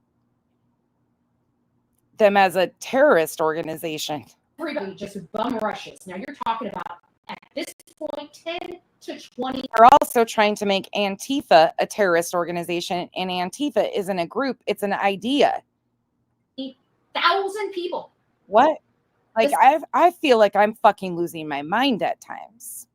It's a smart time to just get over there in front of the gate and be a pack of sardines. No, and it's like, you can't tell them nothing because everybody's a knucklehead. And I finally had to push people away, and I put my seat down. I said, look, move your toes or some toes are going to be broken, because I'm sitting down. Like, I got to sit. My back can't handle that. That's why I bring my chair. I'm very comfortable with our, the way we do things. But all these people around me, so I ended up pulling the chair out and stepping on something, backed up a little bit, and I was able to put my chair down. She's bitching about, oh my God. Thank you kindly. Appreciate it. The entitlement. Again, whoever came in my chat, I think it was Laura A, that came in and said, this wasn't an extremist event. The fuck it wasn't, when you have people out here worried about them splitting she treated this, and many others, like Beddy, were treating this as a fucking rally. This man was murdered. Let's not confuse the fucking shit here. She is an extremist, and many of her people were doing the exact same shit she was doing. Unfortunately, not all of them are extremists. There were some just good, but very few and far between anymore. Appreciate it, but I'm sitting. You guys want to stand up and be packed in like sardines? Go right ahead, bless you. I'm not sitting down. Right in the middle of all of that, I pulled out my chair and sat down in the middle of it. You guys saw how crazy it was out there. I had my chair pulled out and sitting down in the middle of all that. And so, well, she was really, really anxious, Mocking, before the Charlie Kirk situation or his murder happened. She was really, really amping up and getting negative and like really being weird because Burnt Toast was going to read those transcripts. So I think there's a combination of many things going on here at once. Then it started getting crazy because people wouldn't move. We couldn't even get the employees in. The employees couldn't get through the gate. We had officers going. And again, I tried to help the officers out so this wouldn't happen. And they wanted to be arrogant and be like, oh, you need to take care of yourself, ma'am. Okay, sir. Have a great day. God bless. And thank you for your service, right? I said, I went over. Why does she think people need to be nice to her? I told them, I said, this is going to be a shit show, y'all. I knew right then. These people had no freaking clue how to handle something like this. Meanwhile, they handled the Super Bowl. Meanwhile, these officers handle huge events all the time. And here's her entitled ass thinking that her and her rally buddies, her clan buddies at this point, let's just say it what it is, because she is very confident throwing up the white power sign. Now, that's not all of them, but her group, that's who they are. Now, again, I thought that they were rude, arrogant, and they weren't beyond reproach. In a situation like that, when you have tens of thousands of people, you should be willing to open your ears and listen, especially to people that have been to a lot of these things. I didn't even go and start saying, you guys are going to need to do this. I should have just interject myself while I knew a sergeant was right there and say, look, this is going to be a hot mess express and somebody's going to get hurt if you don't do this, and this. But you know what? They're two knuckleheads. But long story short, after we did get in, they didn't have like concessions. People were late into work. Concessions weren't ready. It was just a lot of stuff with the facility itself, just being the local people out there were just a hot mess express. Secret Service, the security inside the local people were the hot mess express. Meanwhile, like I said, they host the Super Bowl arena. All without a hitch. Stuff that they were doing was by far excellent, and they allowed everybody to have their moments to pray. There was a lot of singing. I'm sure you guys got a chance to watch everything that you can on that. It was I can't express to you that what you guys saw on TV was probably a very minute feeling. Hearing those musicians stop in that whole arena singing, it's something I can't express into words. It's all kinds of the same happened at the Morgan Wallen concert. Beautiful. I did, I was exhausted. He stopped singing, the band stopped playing, and the crowd continued to sing. Okay, carry on. So there was moments when I rested my eyes during some of the singing, because I had no sleep. It was hard not to, and I knew that we were going to be there. As I was realizing how long the singing had gone on, I realized there was going to be a lot of speakers, and so I was trying to be able to carry through the whole entire time. Speaking of one of their speakers, let's go over and take a look. So first and foremost, let me tell you a little bit about who Stephen Miller is, because some people are confused of who Stephen Miller even is, which is really shocking to me. So this is from The Common Cause. This was published July 16th, 2025. Few political figures have shaped U.S. immigration policy as destructively as Stephen Miller. During Donald Trump's first term, Miller served as senior advisor and speechwriter. Now he's back as Trump's deputy chief of staff and continues to play a major role behind the scenes. From white nationalist sympathies to cruelty as policy tactics, Miller's record is a roadmap of ideological extremism. If you're not familiar with his messy history, here's what you need to know. Architect of family separation. Miller was the chief architect of the Trump administration zero-tolerance immigration policy, which led to the forced separation of thousands of children from their parents at the southern border. According to Vanity Fair, Stephen actually enjoys seeing those pictures at the border.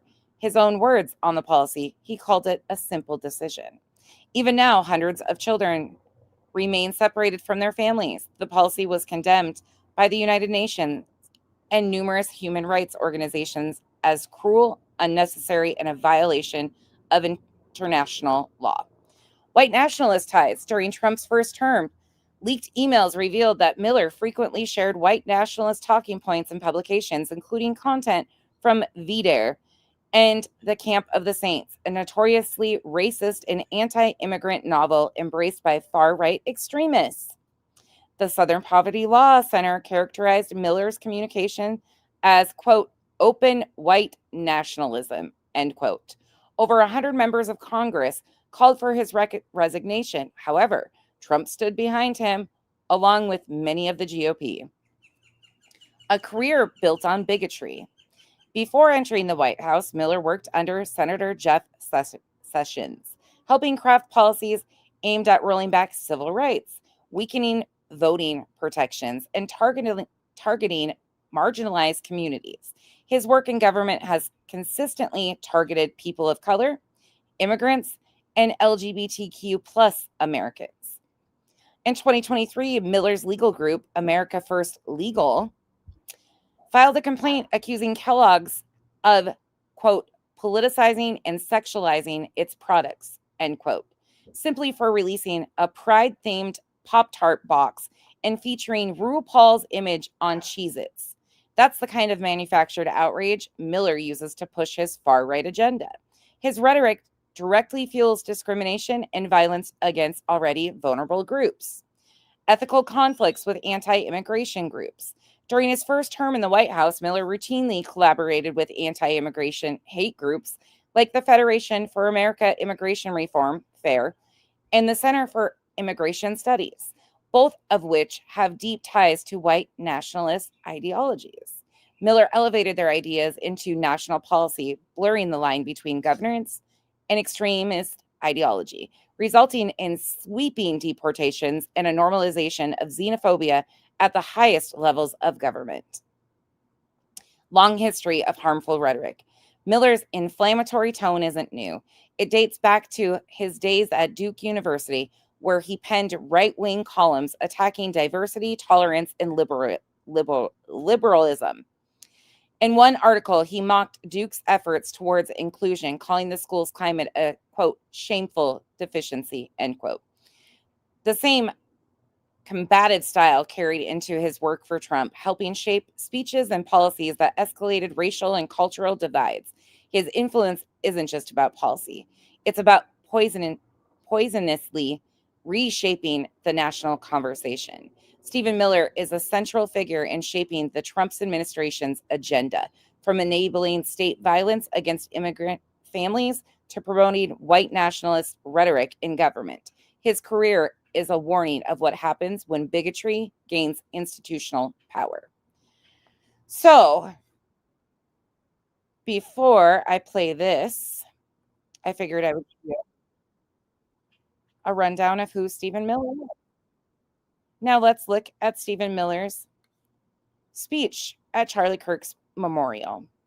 Since Beddy mentioned speakers, let's talk about who Stephen Miller is and what he said. Please welcome to the stage, Stephen Miller.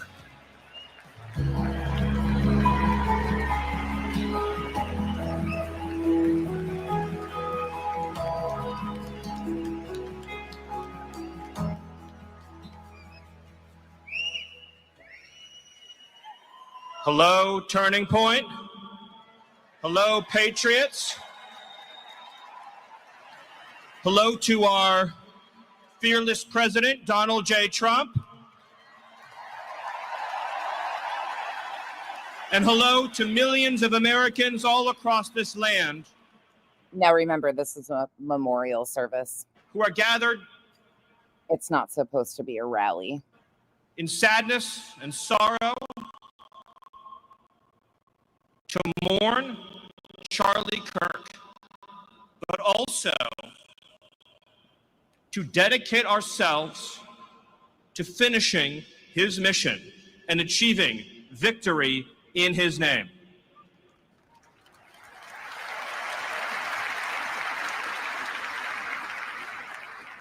The day that Charlie died, the angels wept, but those tears have been turned into fire in our hearts. And that fire burns with a righteous fury that our enemies cannot comprehend or This understand. guy is just, I'm sorry, there is nothing redeeming about this man in any way, shape, or form. And the fact that anybody is overlooking what he has done, said, and been a part of is astonishing to me.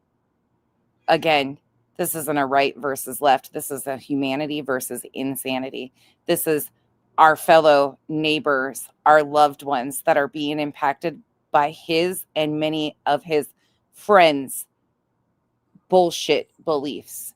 And when I say it's an extremist, it's an extremist. And there's proof to back it up. You don't have this man speaking at a memorial without being in line with the similar belief systems. Sorry. When I see Erica and her strength and her courage, I'm reminded of a famous expression. Exactly right, Jim. The storm whispers to the warrior.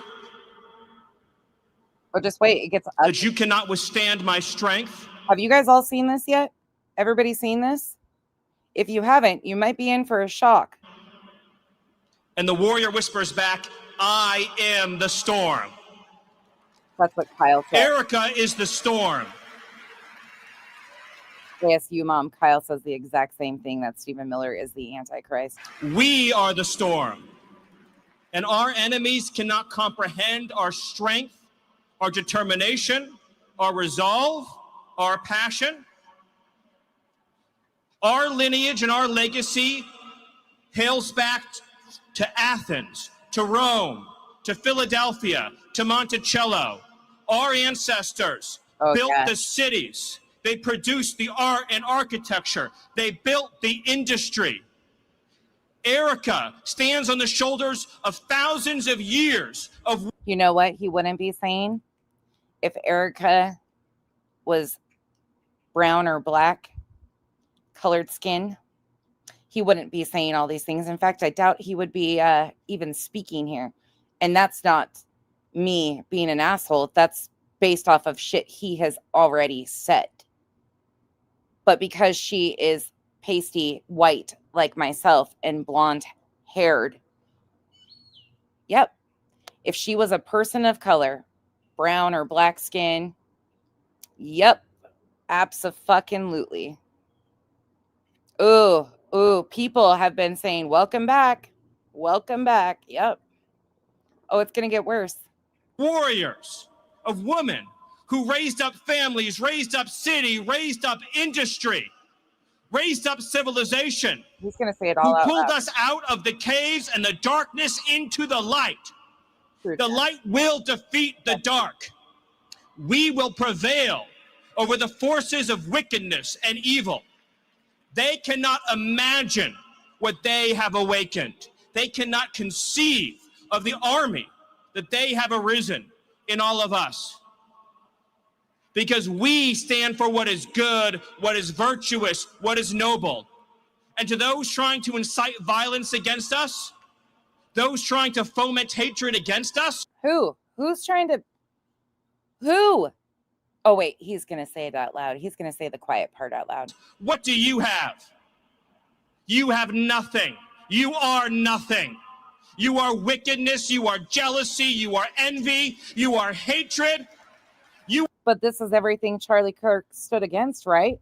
What we hear from all these people that are blowing Charlie Kirk's message up, he was love.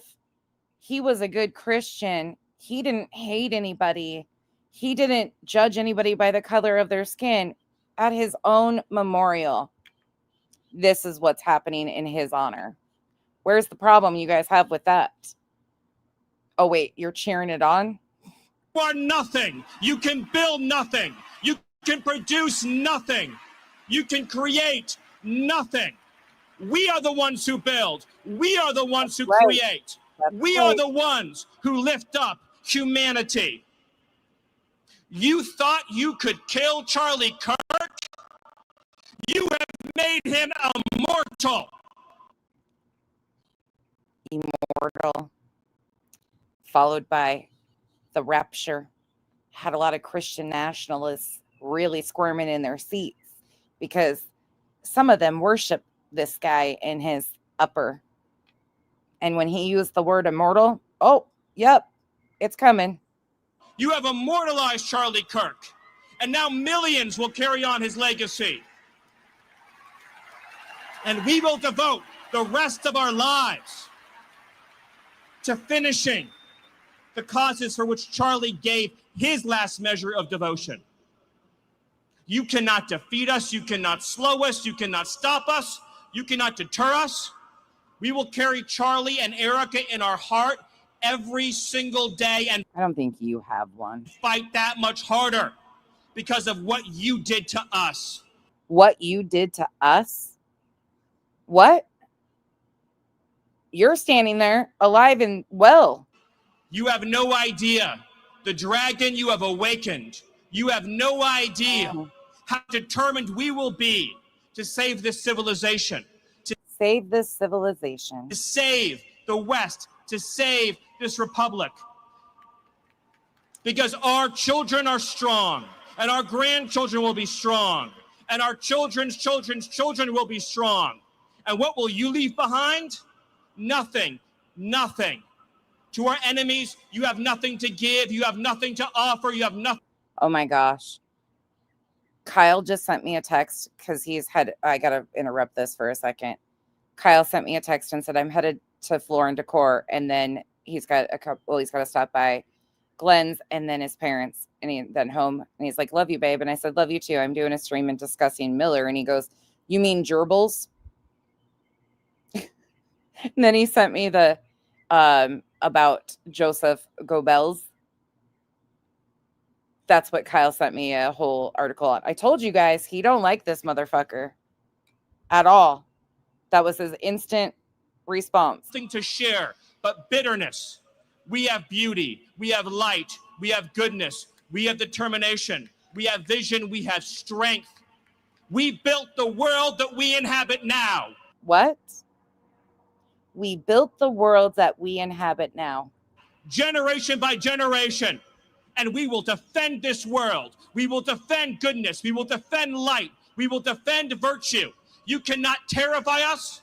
You cannot frighten us. You cannot threaten us. Because we are... Who's doing any of that? ...are on the side of goodness. We are on the side of God. And to my friend Charlie, to my brother Charlie, I know you are looking at us right now. I know you're watching Erica right now. I know you're watching your children right now. And I promise you, my friend, I promise you, my brother, we will prove worthy of your sacrifice. We will prove worthy of your time on earth. Again, the reason why a lot of these creators like Beddy and BJ say they're covering Charlie Kirk is because he was brutally murdered and it's a true crime case, right? This is what was done at his memorial.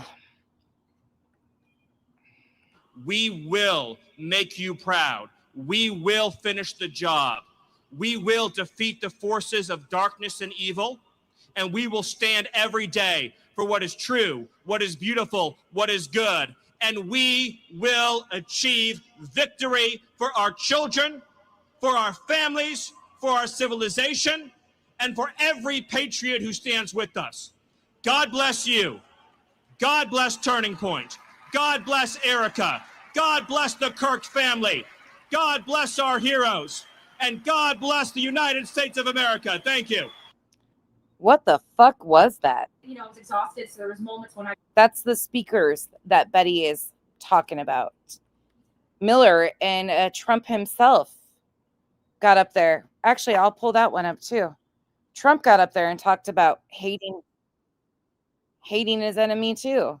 Give me 1 second.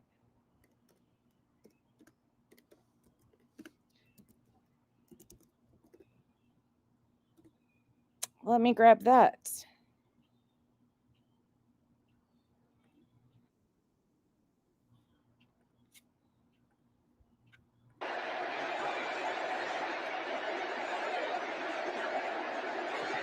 Listen to that crowd. Well, I want to thank you very much, Lee. You've been there from the beginning with us, Lee, and we Appreciate it. Nobody can sing that song like Lee Greenwood. Thank you very much, Lee, very much for being here. I have it sped up to 1.25. We won't watch the entire thing, but there's a few parts. And his voice has not changed, you know? Pretty amazing. And a special thank you to Erica, because today, America is a nation in grief, a nation in shock. Yeah, you were so shocked that you went golfing. Instead of attending the vigil, you went golfing. Yeah, you were done. Mimi of 8, thank you so much. NK, for your courage doing this. Laying low tonight, but listening. Glad I'm not feeling good enough to engage because I'd likely get kicked off of YouTube. P.S. Kyle nailed it. Fuck these Nazis. I mean, I don't know how else to say it right here. There is enough. This is what's so frustrating to me too in this space where people claim they're about the facts. I will be honest. I don't feel like I'm courageous in any way, shape, or form. I wish more people would open their eyes. They claim that they are fact-based. This is so beyond Republican versus Democrat, and I get so sick of saying that. But it's so fucking frustrating to me that people refuse to acknowledge and go do the research themselves on how terrible these people are. This is who is at the head of our government. We should all be concerned. We should all give a shit. When they are saying the quiet parts out loud in your faces, how are people still willfully ignoring this and saying that they care about the truth, the facts? I just don't understand it. I don't understand the condoning of the racism and the bigotry. And then people turn around and call me a racist apologist because I'm willing to have a conversation with somebody that they dislike, that maybe used language that they didn't like, and we haven't seen any of it since. It's so fucking concerning to me to watch the complete ignorance. Hank, come on. It really is concerning to me, especially in this space, because these people follow true crime cases. I'll give credit where it's due. There's a few of the creators who are willing to come over here and take part in conversations like this and, engage in the chats and stuff, but very few. You know why? Because they don't want people to unsub. They're more concerned about the clicks and the views than what is going to happen for our children, our neighbors, people I love and care about. They're more concerned about clicks and views on YouTube than being truthful about what is happening. This isn't I hate Trump. Yeah, I can't stand him. I don't like any politician, and no politician should be worshipped like we are doing with this administration. It's fucking weird. And it's twisted. And I'm sorry, I'm a female. Thankfully, I'm a white female. I don't know. Yeah, history. Like, how are we're erasing history, important history. We're taking so many of these guys are completely against civil rights, the civil rights movement that allowed us voting. It's so scary what's happening. I don't know how to reconcile it. I really don't at times. And to see these people that use this same bullshit to harm others in this overlapping sector that we coexist in is a mind fuck to me. A complete fucking mind fuck to me. I don't know. And a nation. But all I can do is continue to show up and speak on what I feel. So here we be. In mourning. And I appreciate those of you that have differing views and will just listen and be a part of a conversation, because that's what we need. I hear all these people say we need unity.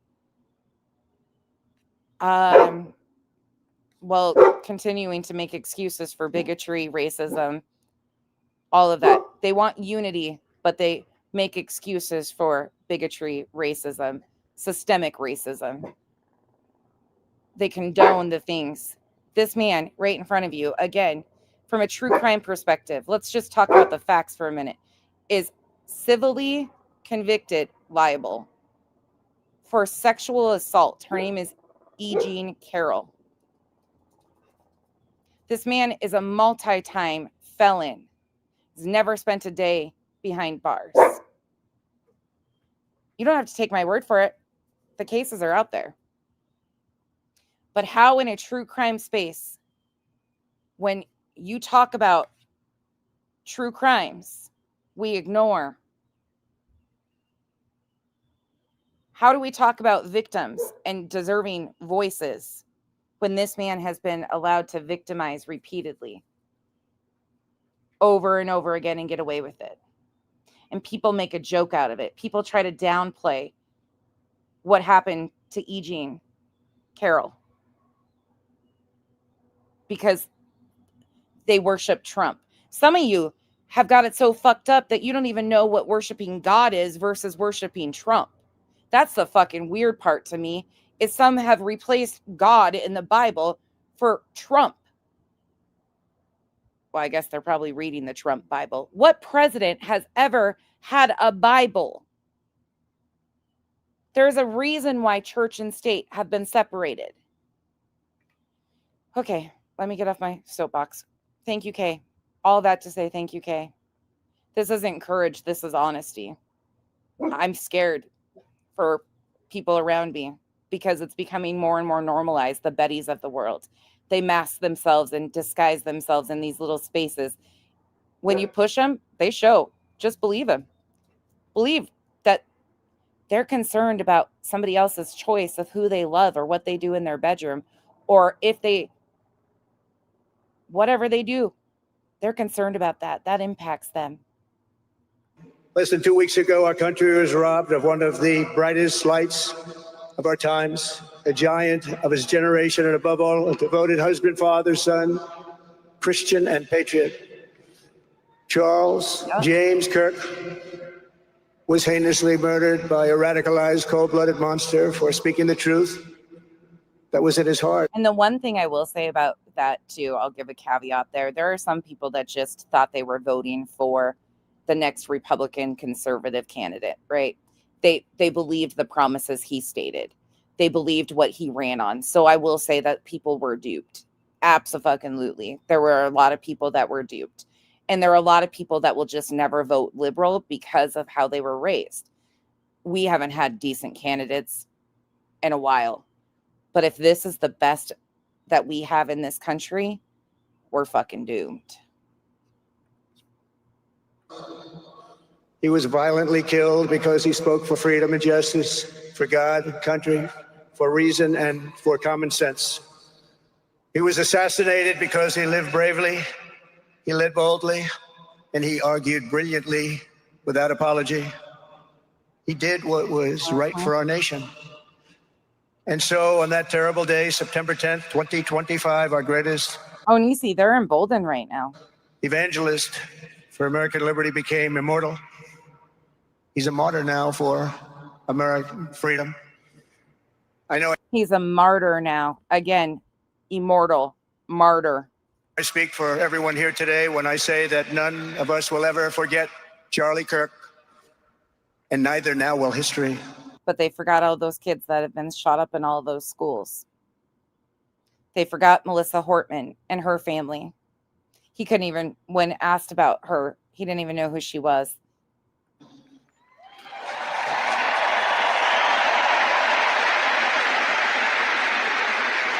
Because while Charlie has been reunited with his creator in heaven, his voice on earth will echo through the generations, and his name will live forever in the eternal chronicle of America's greatest patriots.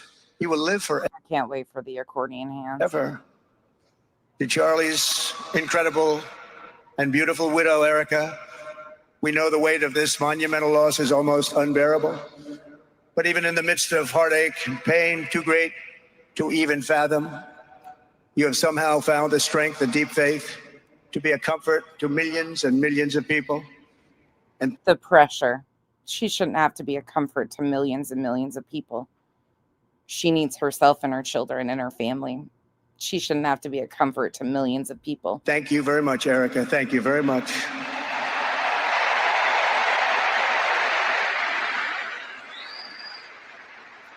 Today, an entire nation wraps its loving arms around you and beautiful children. We share in your immense and overwhelming sorrow, and we vow that we will do everything we can to ensure that your children grow up in a land where their father is honored and revered as a great American hero. That's what he is. A great American hero. So now somebody that debates for the right side is the great American hero. Well, they want to take and erase civil rights and MLK from the history books. I want you to think about that for a moment. A great American hero. Yeah, you can think he's a hero. That's your right. But what did he change? What did he do? Honest question. What did he accomplish that would make him a hero?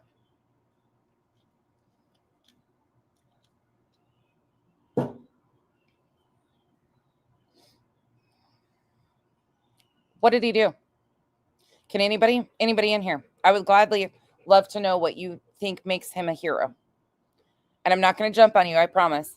I just would really like some honest answers. What makes him a hero? The man wanted to go back to the 50s. Again, you can have traditional values. Like Kyle says, I'm a progressive with traditional values. I'm very old school. We are very old school in our how we roll in our relationship and things like that. But how did this man become a hero? He debated college kids that most of them had his ass. To Charlie's parents who lost their beloved son, and to the entire Kirk family, we know that no words can ever be enough to fill the void he leaves behind. That's a void that just can't be filled. But I hope the extraordinary outpouring of emotion over these past 11 days has comforted you with the knowledge that your son brought more good and love into this world. Jen, do you think that would be one I should play? I thought that was a great one too. In fact, maybe it was you and I mentioned that the other day that one of his mentors had spoke out. I'll play that one if you guys are interested. This is, to me, I feel alive doing this type of content. Of course, with BJ, I feel like I'm asleep half the time because it's so mind-numbingly stupid. At least in this arena, I get to use my brain a little bit, and I feel like I'm speaking out against something that's harmful. Granted, she is harmful in her own right, but this is on such a bigger scale. This is the BJs in power. In his 31 short years, than most people, even very, very successful people, can bring in a lifetime. Charlie Kirk loved America with everything he had. And as we can see so clearly today, America loved Charlie Kirk.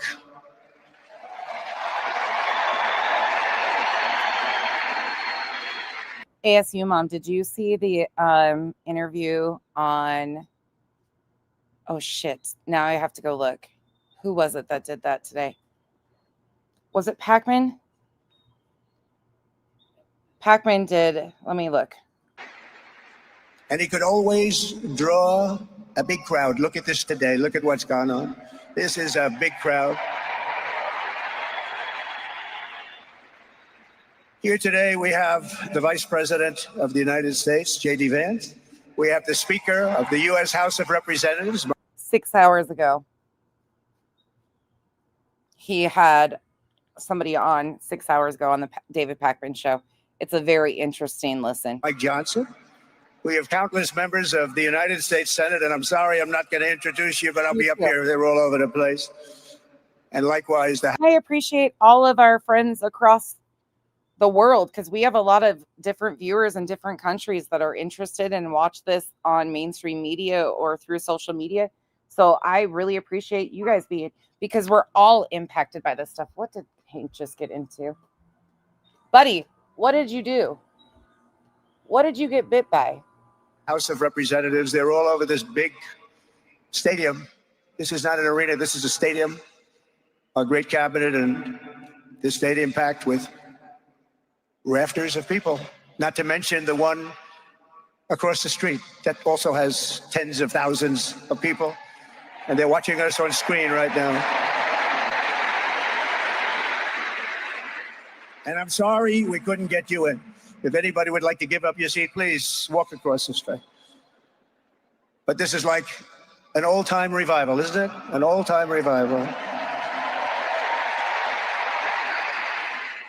For millions of Americans, especially young people, it is agonizing and unthinkable to say goodbye to a patriot whose heart still had so much to give. It's so much. Raised in the suburbs of Chicago, Charlie was filled with a patriotic spirit from his youth, and he was an all-American in everything he did. And one of the last things he said to me is, "Please, sir, save Chicago." We're going to do that. We're going to save Chicago from horrible crime.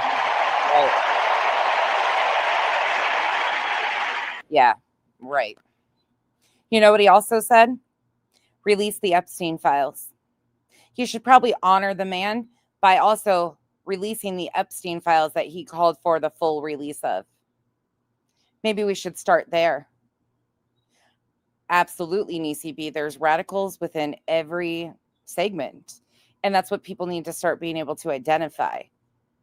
It sucks to be in a cult and try to deprogram from it. It really fucking does. But I think maybe that's why I'm so passionate about speaking out against it, because it's fucking harmful. I know firsthand.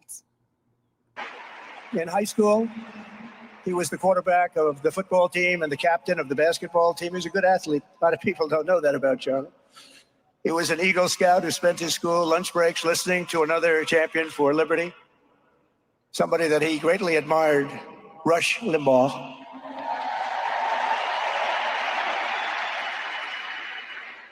But what was even more important to Charlie than politics and service was the choice he made in the 5th grade, which he called the most important decision of his life, to become a Christian and a follower of his Savior, Jesus Christ.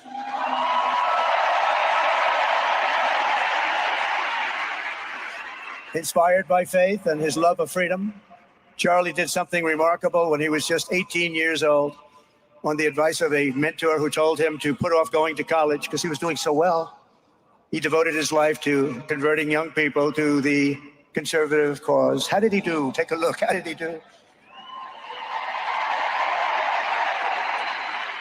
In 2012, 2 days after graduating high school, and with just $1,800 in his pocket, the young man from Illinois. And T, I'm going to say this too, if it offends anybody, which I know it won't you, because you know, you understand me. But anybody that sits here and doesn't speak up, now this is not a partisan thing. This is victims. If you care about victims, trafficking, anything, the fact that you are remaining silent and making excuses to keep these Epstein files under lock and key because your hero of sorts might be named in them, is named in them, is unreal. Hey, Kathy P. For anybody to look you in the face in these little true crime sectors and say they give a fuck about children, they give a fuck about victims, they give a fuck about trafficking. Oh, you are. Where are you? Operation Underground Railroad, Tim Ballard's once company that he got booted off the board of. You should be the head of this movement demanding the release of the Epstein files, because that's what you stand against, is trafficking of children. What the fuck? I'm surprised Ballard hasn't gotten appointed to the administration in some way, shape, or form. Sean Reyes. I don't want to hear any more of the fucking bullshit out of these people's mouths that they care about the children. They care about the victims. Well, they sit here and coddle and condone this person who doesn't want them released because his name is in them. It is what it is. If it makes you uncomfortable, be uncomfortable. I'm not protecting any monsters. Expose them all. I don't give a fuck the letters behind their names. Expose them all. Who no one had ever heard of, started an organization whose grand ambitions were captured in its name, Turning Point USA. Great name. And I have a feeling it's going to be bigger and better than ever before. Does that make sense? It's going to be bigger and better than ever before. Look at what's happening.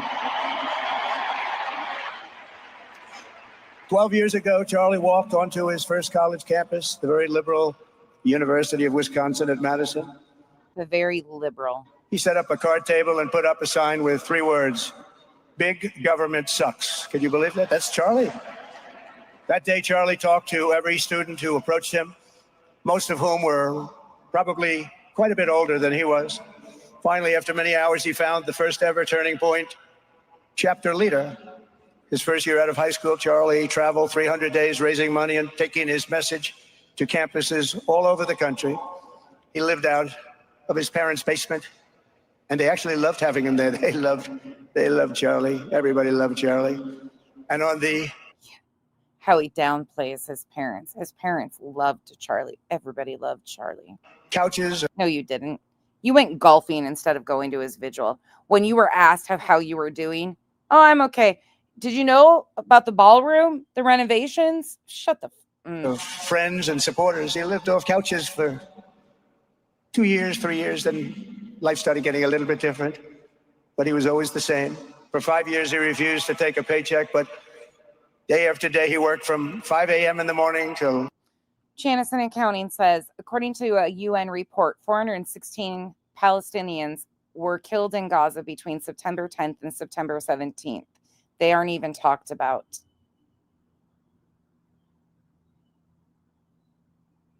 Thank you for your super sticker. That it's unfreaking real. 11 p.m. in the evening, always. His staff remembers that he wore Walmart jeans and T-shirts from the Goodwill store. Remember the Goodwill store? It wasn't easy, but Charlie wasn't in it for money at all. Never has been. Money was never his thing. No, he turned down, what, 150 million? Because he started questioning things. That's why he wasn't extreme enough to the far extreme side. He was always in it for the mission. As he liked to say, even back then, we have a country to save. Just what he did. He'd call me all the time, sir, we have a country to save. I said, Charlie, thanks very much for telling me that. I appreciate it.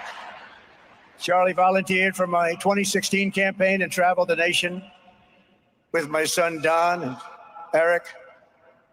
I got to know him very well and saw immediately that Charlie was actually a master builder of people. It was Charlie who first started organizing young black conservatives hungry for support and leadership. It was Charlie who stood up for persecuted Christians and Jews on college campuses. It was Charlie who helped bring online censorship, free speech, and cancel culture to the fore of our political debate. He was right up there with me. Oh, shit's getting deep now. It was Charlie who helped unite MAGA. And you know what MAHA is? That's right, Make America Healthy Again. And tomorrow we're going to have one of the biggest announcement, really medically, I think, in the history of our country. We're going to be doing it with Bobby and Oz and all of the professionals. I think you... Oh, all the professionals. Fuck, let's go there. Since he segued into that for me, let's go there. This is what he's talking about. Here you go. Jay asked earlier, why did he mention Tylenol? Well, here you go. Dr. Oz and Bobby, as he calls them. Immediately, the FDA will be notifying physicians that the use of well, let's see how we say that. Acetaminophen. Is that okay?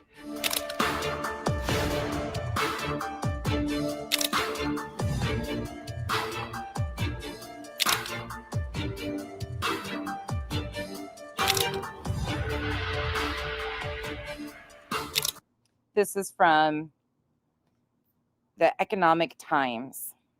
There's many of these interviews you can go watch, but he stumbled over acetaminophen. You know, there's something artificial. They're taking something. And by the way, I think I can say that there are certain groups of people that don't take vaccines and don't take any pills that have no autism. Does that tell you something? That's currently, is that a correct statement, by the way? There are some studies that suggest that, yeah, with the Amish, for example. The Amish. Oh, yeah. Yeah, virtually I heard none. See, Bobby wants to be very careful with what he says, and he should, but Oh I'm yeah, he's so careful with what he says. not so careful with what I say. Mm. But you have certain groups, the Amish as an example, Mhm. they have essentially no autism. Mhm. First, effective immediately, the FDA will be notifying physicians that the use of well, let's see how we say that. Acetaminophen. Is that okay? Which is basically commonly known as Tylenol during pregnancy, can be associated with a very increased risk of autism. So taking Tylenol is not good. All right, I'll say it. It's not good. For this reason, they are strongly recommending that women limit Tylenol use during pregnancy unless medically necessary. That's, for instance, in cases of extremely high fever, that you feel you can't tough it out, you can't do it. I guess there's that. It's a small I guess there's that. I guess there's that. number of cases, I think. But Yeah, fuck. if you can't tough it out, if you can't do it, Can't do it. that's what you're going to have to do. You'll take a Tylenol, but it'll be very sparingly. Kathy, I'm glad you asked that.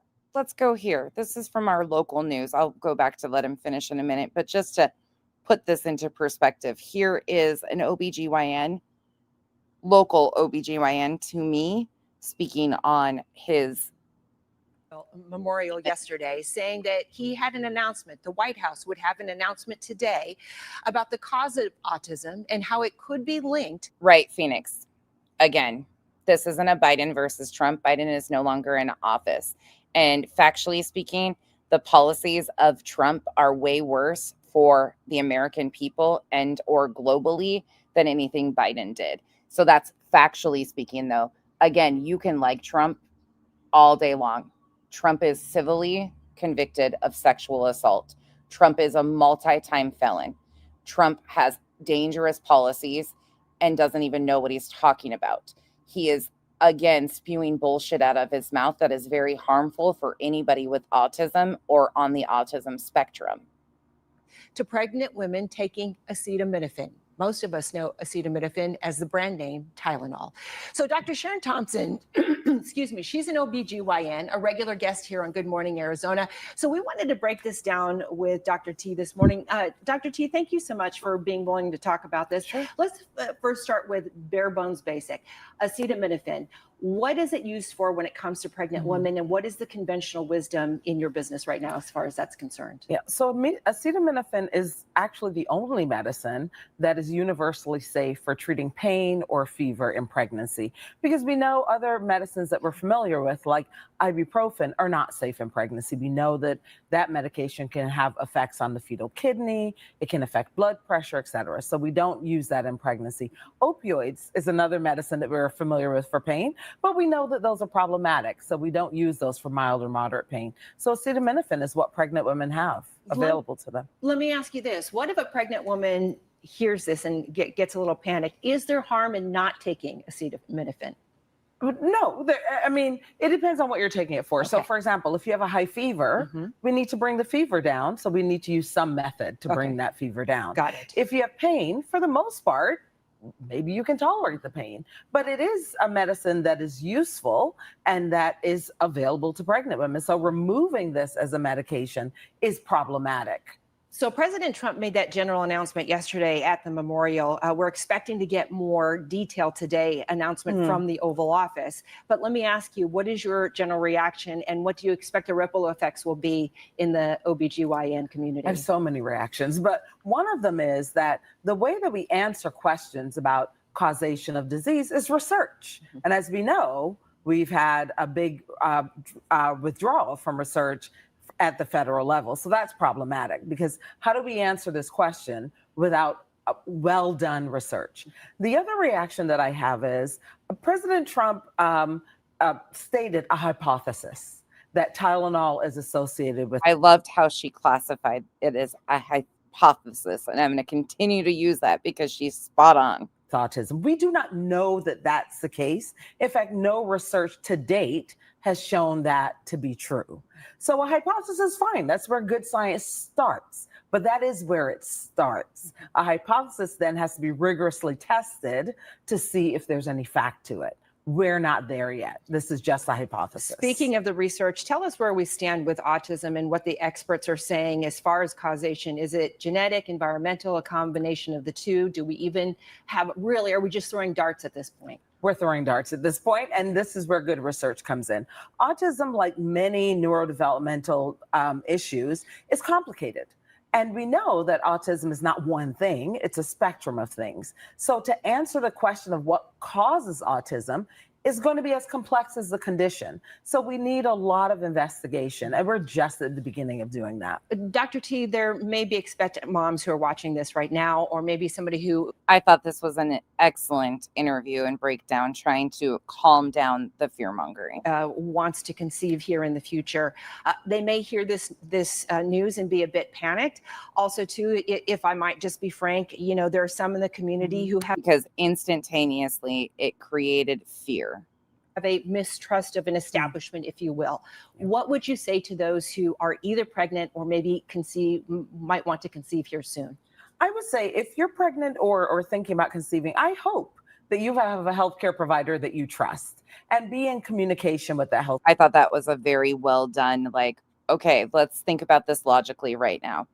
There is not going to be this need to panic right now. We don't have research to back this up. Please do not panic. And I think that's such a more important message right now, because unfortunately we'll go back to this and hear what the rest of it was said. Can be something that's very dangerous to the woman's health. In other words, a fever that's very, very dangerous, and ideally a doctor's decision, because I think you shouldn't take it, and you shouldn't take it during the entire pregnancy. They may tell you that toward the end of the pregnancy, you shouldn't take it during the entire, and you shouldn't give the child the Tylenol every time he's born and he goes and has a shot. Again, I got a problem with this, but thankfully doctors, OBGYNs are saying, look, let us treat our patients. You shouldn't give a Tylenol to that child. All pregnant women should talk to their doctors for more information about limiting the use of this medication while pregnant. So ideally, you don't take it at all. But if you can't tough it out, or if there's a problem, you're going to end up doing it. The other thing that I can tell you that I'll say that they will maybe say at a little bit later date, but I think when you go for the shot, you do it over a 5-time period. Take it over 5 times or 4 times, but you take it in smaller doses and you spread it out over a period of years. What shot are you talking about this time? And they pump so much stuff into those beautiful little babies. It's a disgrace. I'm going to need the president of the United States that has no medical knowledge to stop talking about vaccines. Period. Again, I'm not telling you what to do. If you vaccinate, that's your choice, all of that. But I don't care to have polio, MMR, like measles, mumps, rubella. Yeah, no, I'm good. Florida, I guess you guys are the testers. I really had a fun time in the Florida Keys, but I will not be visiting anytime soon. I don't see it. I think it's very bad. They're pumping, it looks like they're pumping into a horse. You have a little fragile child, and you get a vat of 80 different vaccines, I guess, 80 different blends, and they pump it in. So ideally, a woman won't take Tylenol. You guys are saying what I'm thinking, but they fast-tracked. Yeah, I get you. And on the vaccines, it would be good, instead of one visit where they pump the baby, load it up with stuff, you'll do it over a period of 4 times or 5 times. So we went from Tylenol, acetaminophen, but he couldn't say acetaminophen, so he has to say Tylenol, to this. I mean, I've been so into this issue for so many years just because I couldn't He's been so into this issue. understand how a thing like this could happen. And it's artificially induced. It's not like something that when you go from all of those, healthy babies to a point where I don't even know structurally if a country can afford it. And that's the least of the problems. To have families destroyed over this is just so terrible. I also, and we've already done this, we want no mercury in the vaccine. We want no aluminum in the vaccine. The MMR, I think, should be taken separately. This is based on what I feel. I haven't had a child that's gotten. There was Senrisa. I know it was available for a while. I'm not sure the name of it, what the actual name of the chicken pox, but I know for a while they did have one available.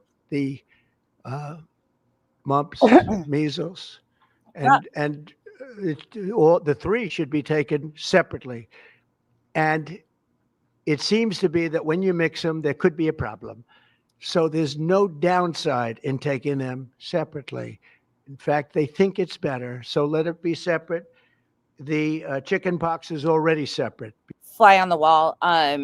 That would be wonderful information if we had the research or the funding for the research to even get down that far. But unfortunately, as the doctor said, we don't even have enough research to, make these jumps or leaps. But here we are. Here we are doing it. But again, research is needed. Because when that got mixed in, I guess they made it 4 for a while. It really was bad. So they make chicken pox. Individually, they're okay. When you mix them, something maybe happens. So there's no downside in doing it. It's not like, if you do it, bad things. No, it's only good side. And it may not have that much of an impact, but it may have a big impact. So let those be taken separately. And then hepatitis B is sexually transmitted. There's no reason to give a baby that's almost just born hepatitis B. So I would say wait till the baby is 12 years old and formed and take hepatitis B. And I think if you do those things, it's going to be a whole different, it's going to be a revolution in a positive sense in the country. The FDA will be updating the label of an existing drug to reflect potential benefits in reducing some autism symptoms. This gives hope to the many parents with autistic children that it may be possible to improve their lives. That's one of the things that I'm very, very happy about. I mean, this was mostly going to be on how not to have the child affected, but we've learned some pretty good things about. Why? What is happening here? Sorry, I came in the house for a minute. What is happening? I'm sorry, there's so much misinformation in this. Certain elements of genius that can be given to a baby, and the baby can get better. And in some cases, maybe substantially better. Not going to be easy, but be a lot easier if it didn't happen in the first place, as these great parents fully understand, right? They fully understand. I feel so terribly I have so many friends with autistic children. It's a tough situation. Finally, to help reach the ultimate goal of ending the autism fever, the NIH will be announcing 13 major grant awards from the Autism Data Science Initiatives. And to be honest with you, to me, that's the least important. It's not even a money thing at this point. There's so much money, but they have to do. Excuse me, research is what, sir? What? Man, I feel like we're being punked. And they have to move quickly. They when the alternative is that nothing bad can happen, let's do it now. I was just saying to Bobby and the group, let's do it now. Nothing bad can happen. It can only good happen. But with Tylenol, don't take it. Don't take it. And if you can't live, if your fever is so bad, you have to take one because there's no alternative to that. Sadly, first question, what can you take instead? It's actually, there's not an alternative to that. And as you know, How fucking dangerous. How dangerous. So a doctor, let's say somebody has a high fever, a dangerously high fever, and they're pregnant, and the doctor is recommending that they use Tylenol. he is going direct. Oof. This is dangerous, and I cannot believe. Other of the medicines are absolutely proven bad. I mean, they've been proven bad with the aspirins and the Advils and others. The aspirins and the Advils. That's right. And they've been proven bad.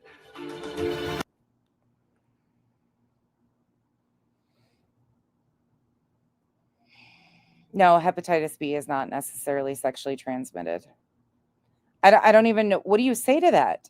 Do you guys want to watch more of his Charlie Kirk speech, or do you want to go back to Beddy where she starts talking and inlaying this propaganda shit? Where do you guys want to go? Because we still got a whole lineup of shit, so it's only going to get worse from here. Which worst part do you want to hear? Lauren, right? Beddy, you're up. Everybody to have their moments to pray. There was a lot of singing. I'm sure you guys got a chance to watch everything that you can. On that, it was, I can't express to you. Who would have ever thought that Beddy would be a palate cleanser from Trump? Who would have ever thought that we would choose Beddy over the president of the United States? I mean, hell, but you can see why. Now you see why people that voted for him are like, yeah, no, I don't get behind this shit. Okay. Again, this isn't a us versus them, a right versus left. This is a holy fuck, what is happening? This is, again, humanity versus insanity. What you guys And here's Beddy for the insane portion of our broadcasting. saw on TV was probably a very minute feeling. Hearing those musicians stop in that whole arena singing, it's something I can't express into words. It's all kinds of beautiful. I did, I was exhausted, so there was moments when I've. If you're just coming in too, I've done a whole segment on who Stephen Miller is because I know some of you were not aware of who Stephen Miller even was. I broke down some of the problematic behaviors of Stephen Miller, and then we played his speech at Charlie Kirk's. We played a portion of Trump's speech. We played Beddy outside, the cleanup and the disaster that was made after the Charlie Kirk memorial is what it was supposed to be. But as you can see, it was a rally. I don't know what else we played. My brain is, I'm barely hanging over here. When I rested my eyes during some of the singing, because I had no sleep, it was hard not to. And I knew that we were going to be there. As I was realizing how long the singing had gone on, I realized there was going to be a lot of speakers. And so I was trying to be able to carry through the whole entire time. The good news is when the speakers finally did get on the stage, I was rested enough that I could actually pay attention to what was going on. But we stood up, we sang, we had signs. It was just beautiful. It was just beautiful. I had the honor of knowing Charlie Kirk when he was alive.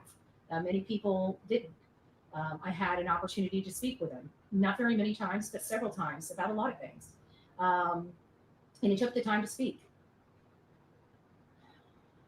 I think the last time I had seen Charlie was at his, and I didn't even get a chance to speak with him this last time. And I want to say this again. I always do this during these ones, but you guys being here for these conversations and engaging in these, even if we have different political or religious beliefs, I appreciate you guys more than you even realize, because when it is so hard for me to realize the harm that people I know and once cared about do with this type of bullshit, like growing up around this with these people, that's all you know, are the Christian nationalists, are the cults. It is such a weird experience on the other side of it. So you guys being a part of here or part of these conversations really does more than you realize, because it is a constant deprogramming, and it's not even a joke. Like, it is a constant. So thank you. But I did get to see him, and I did wait. And that was at the most recent SAS. And I think I did some lives outside of SAS, when I was there. And then I went in and I got to see some of, the people I haven't seen in a while. I got to see Craig Long. I got to see Steve Davis, which is MAGA Hawk. I got to, sit and talk to them for a little bit and just catch up with them, which that's, a lot of these people, the only time I do get to see them is at these events. And the only time I get to see Charlie is literally at a TP USA event. The man was murdered. He was not there. This was his. She's talking about, like, she just got to go watch this. I mean, they had an AI speaker of him. Ooh, that was a whole other experience. But she's acting like she just went to a rally again. So if I'm not going to a TPS USA or TP USA event, or going to a college where he's speaking, or to an event, like he spoke at several different dinners I've been at across the state of Florida, and I can't remember if it was in Kentucky or Georgia, but I digress. Either way, I've been to several events that he's been a speaker of, and it was one of the dinner events that I had an opportunity to pick his mind, and that was a opportunity. I didn't know him personally. I think a lot of people are learning about him. There were so many people in that arena that had went back to church or was going to church for the first time because of Charlie. And it's just hard to express, because I was in goosebumps almost the whole time I was there. But you felt Erica's statements, when she said, I forget you, she said something to the effect of, my husband tries to save or help young men like the one that took his life. And she read a verse and she says, I forgive him, I forgive you, or something to that. And the whole entire arena just went nuts. There was a lot of times where I listened to some of the clips online, and it doesn't do it justice, because the microphone is at the speaker's mouth, but the surrounding, those speakers are meant to drown out a lot of background noise. So when you heard it, heard people in the background, it sounded like thunder. Like, I mean, you felt that, like it was, you didn't feel, like I listened to some of the stuff and it didn't have that feeling of being right there. It really didn't. It was just, it was insane. And to be there and to, we made history. I have to tell you, my group that I was affiliated, we're going to be ingrained in history as well. Not to the legacy of Charlie Kirk. But, I never looked at it like that until President Donald Trump had said on the stage that he will forever be in history. This will be written in history, and it dawned on me. And it's like, the organization I'm affiliated with, has a movie, a documentary with the president in it. Like we're going to kind of be ingrained in history too. And I never thought of it like that. We just do things because it's the right thing to do. And oh, I can't. She's a part of history. No, you are a part of white supremacy. Sorry, I'm not going to sugarcoat it. You are a part of a white supremacist movement, Betty. And the direct link to that is Betty sitting right beside her proud boyfriends, throwing up the white power sign. I'm not pulling that out of my ass. Those are facts. Betty tells you who she is. it's interesting. It's interesting. I don't know. But I'm very proud of what Charlie's been able to accomplish.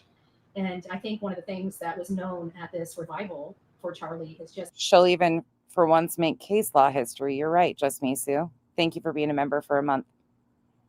If you haven't seen the clips, I can go find it on Cheesy Weezy's channel. I'm sure I can still find it if you need me to pull that up. So if you haven't seen it, I will gladly play it. How things wouldn't be the way they are without his death. That this was the part of his path. This was part of his story. Pretty Hate Machine, I appreciate you. Thank you for being here. Truly, you guys don't realize how much this does for me on a personal level. Like, that's why it just cracks me up that the bitches that I used to try to, I'll be the first to tell you, I didn't trust and believe they were not that comfortable showing me these sides. When I saw these sides of them, it started to become very like, oh, fuck, wait. Well, that was kept under wraps for a long. Once you see it, you can't unsee it. And then you just close the door. And now the fact that they're still trying to, it's weird. It's weird. This was God's will.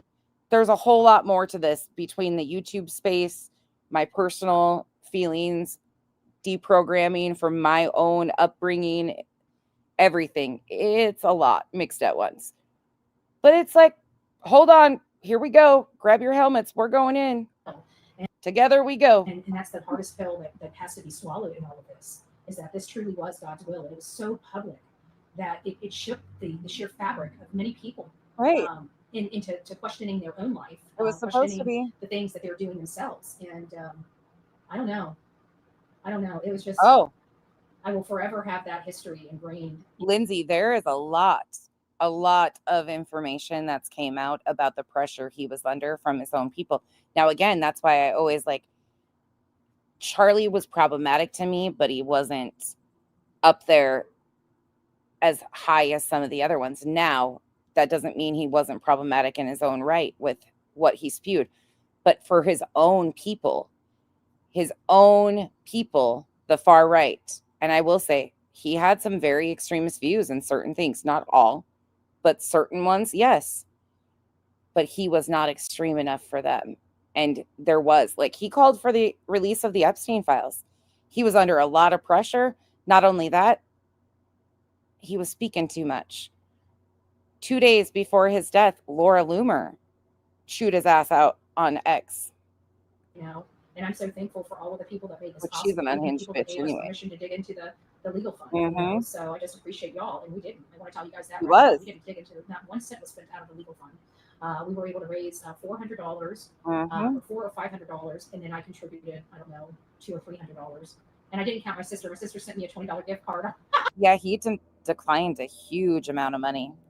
Candace Owens has spoken about that, and other people have too. He declined a huge amount of money that would have, yeah, it's wild. Because I'm meeting her tomorrow, and I told her where I'll staying. And she goes, here. She goes, here's $20. Get dinner on me. And I wrote her, yeah, she's my little sister, you know. She don't pay for little, big sissy's food. So I wrote her back, and I'm like, oh, I said, this is totally unnecessary. I said, this is totally unnecessary, Taylor. I said, but thank you. And she's like, of course, and she would just, even though it was just a text message, of course, it reminded me of my stepdad so much. It just reminded me, Skip, keep that thought. I'll play Betty for a few more minutes, and then I'll play you something that I found very interesting. Well, Val, we got some work to do because Corey in my state has just really stepped into a whole lot of poo-poo. And I don't know if the political activist in me can sit on my hands. I really don't. We had an opportunity to censor Omar, that whatever her name, Omar lady, that's from Somalia, that hates America, that's in Congress. And he freaking sided with her to keep her Hates America, but she's in Congress. From Somalia. That's how you identify her? And he was married at one time to like an Al-Qaeda spy or something like that. I'm like, if I had known, I'd probably been in front of his doorstep a long time ago. But I have a funny feeling I'm going to have to do a live about true crime on the channel. And then I might be on the TikTok President for Betty live with a bullhorn in my day and saying, "He lives here." Be out in front of his office and have a big old sign that says, because I don't know, you guys have never seen me with I have a tall wooden thing that fits 2 big normal size posters on it. My ex-husband made it for me. So it fits 2 posters and it's got a little handle on it so I can walk it, and it's taller than me. And I literally put like 2 different sayings on it.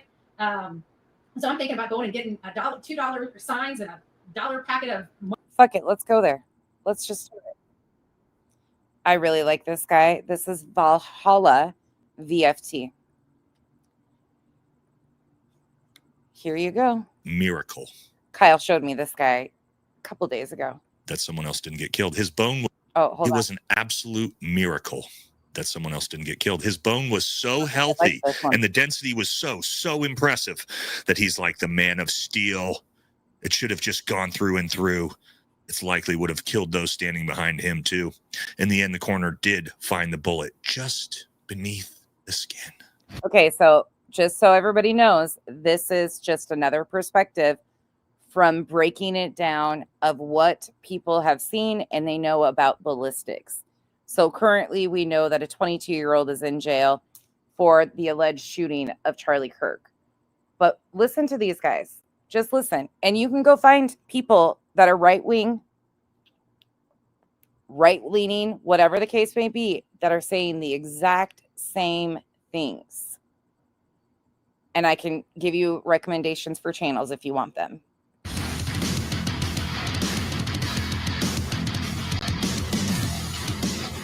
This was a Kyle pick.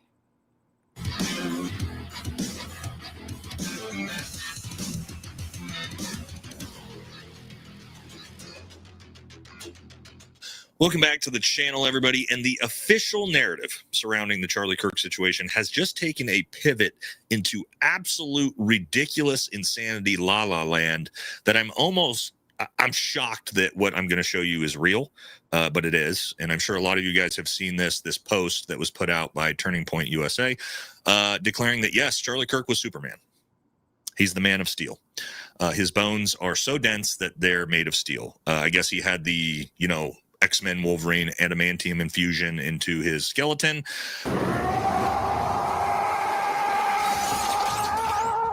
Because, yes, this is actually what is being put out. So, yeah, here you go, Fox News today. Man of Steel. Charlie Kirk's body stopped a bullet that would typically just go through everything. Wait. And it was an absolute miracle nobody else was killed. His surgeon... Are you fucking joking right now, Pika?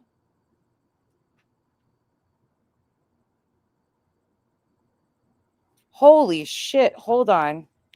Let me go to CNN. What? Who did this? Oh, shit. Hold on, guys. Pika just found something.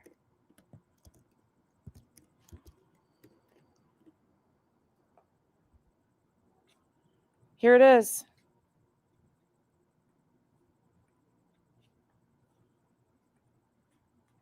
Thinking about your next home project? Find Hold on. everything you need at the Maricopa County Home and Garden We got ads. Show. Meet trusted experts, compare prices, And discover the latest trends from over 1,000 home improvement exhibitors. and there's more.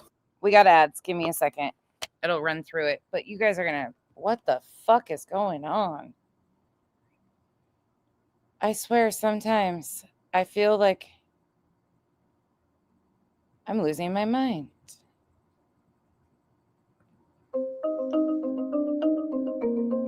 A statue of President Donald Trump and convicted sex offender Jeffrey Epstein holding hands appeared on the National Mall Tuesday.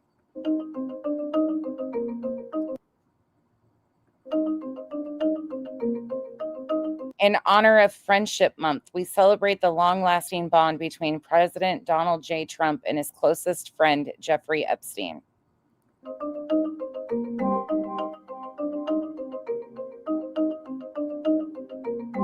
Donald Trump. Yes, there is, but I won't tell you what it is.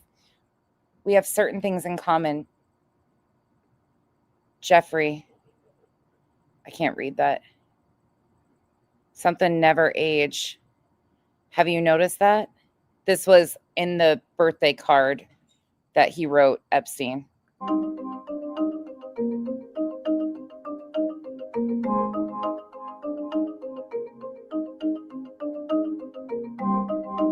An anonymous group called the Secret Handshake has claimed credit for the installation and says this is their third temporary statue on the mall. Oh, shit. The National Park Service issued a temporary permit for the piece that included an image of the statue. Somebody's getting fired at the National Park Service, but good for them. All right. Now that's the level of petty I ascribe to be. Nope. That's CNN, you guys. That's right from CNN. Here you go. This is CNN.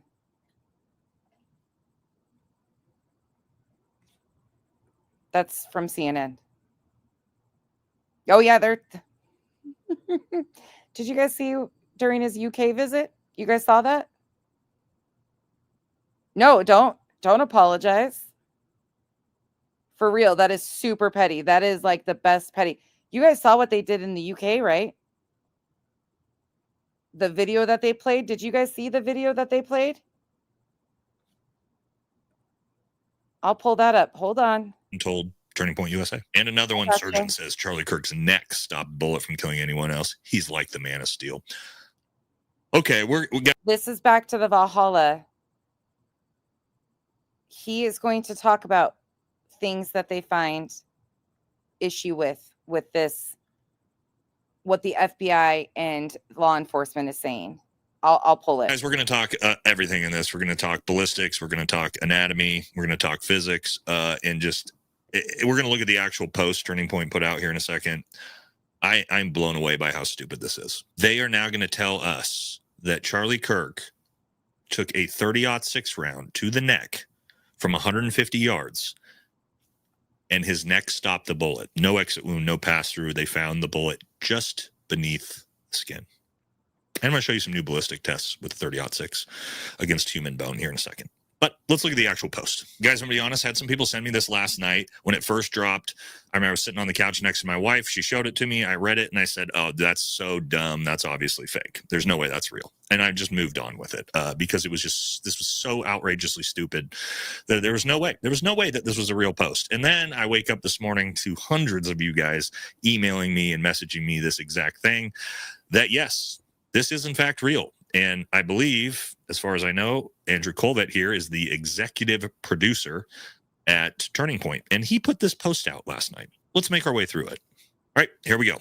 I want to address some of the discussion about the lack of an exit wound with Charlie. I'm usually not interested in delving into most of this kind of online chatter, and I apologize, this is somewhat graphic. But in this case, the fact that there wasn't an exit wound is probably another miracle. And I want people to know. I just spoke with the surgeon who worked on Charlie in the hospital. That seems weird because that's a violation of HIPAA. But okay, let's keep moving. He said the bullet absolutely should have gone through, which is very, very normal for a high-powered, high-velocity round, for a 30-06 round. Yes, it is. I've seen wounds from this caliber many times, and they always just go through everything. This would have taken a moose or two down, an elk, etc. Yes. A 30-06 round can penetrate through and through an elk. We'll talk about that here in a little bit. But it didn't go through. Charlie's body stopped it. I mentioned to his doctor that there were dozens of staff, students, and special guests standing directly behind Charlie on the other side of the tent, and he replied, it was an absolute miracle that someone else didn't get killed. His bone was so healthy, and the density was so impressive that... This is absolutely... ridiculous too, completely ridiculous that they're trying to make this out that he was a man of steel, and because of this miracle of him being a man of steel, he's like the man of steel. It should have just gone through and through. It's likely would have killed those standing behind him too. In the end, the coroner did find the bullet just beneath the skin. Even in death, Charlie managed to save the lives of those around him. Remarkable, miraculous. You guys know how fucking stupid that whole thing is, right?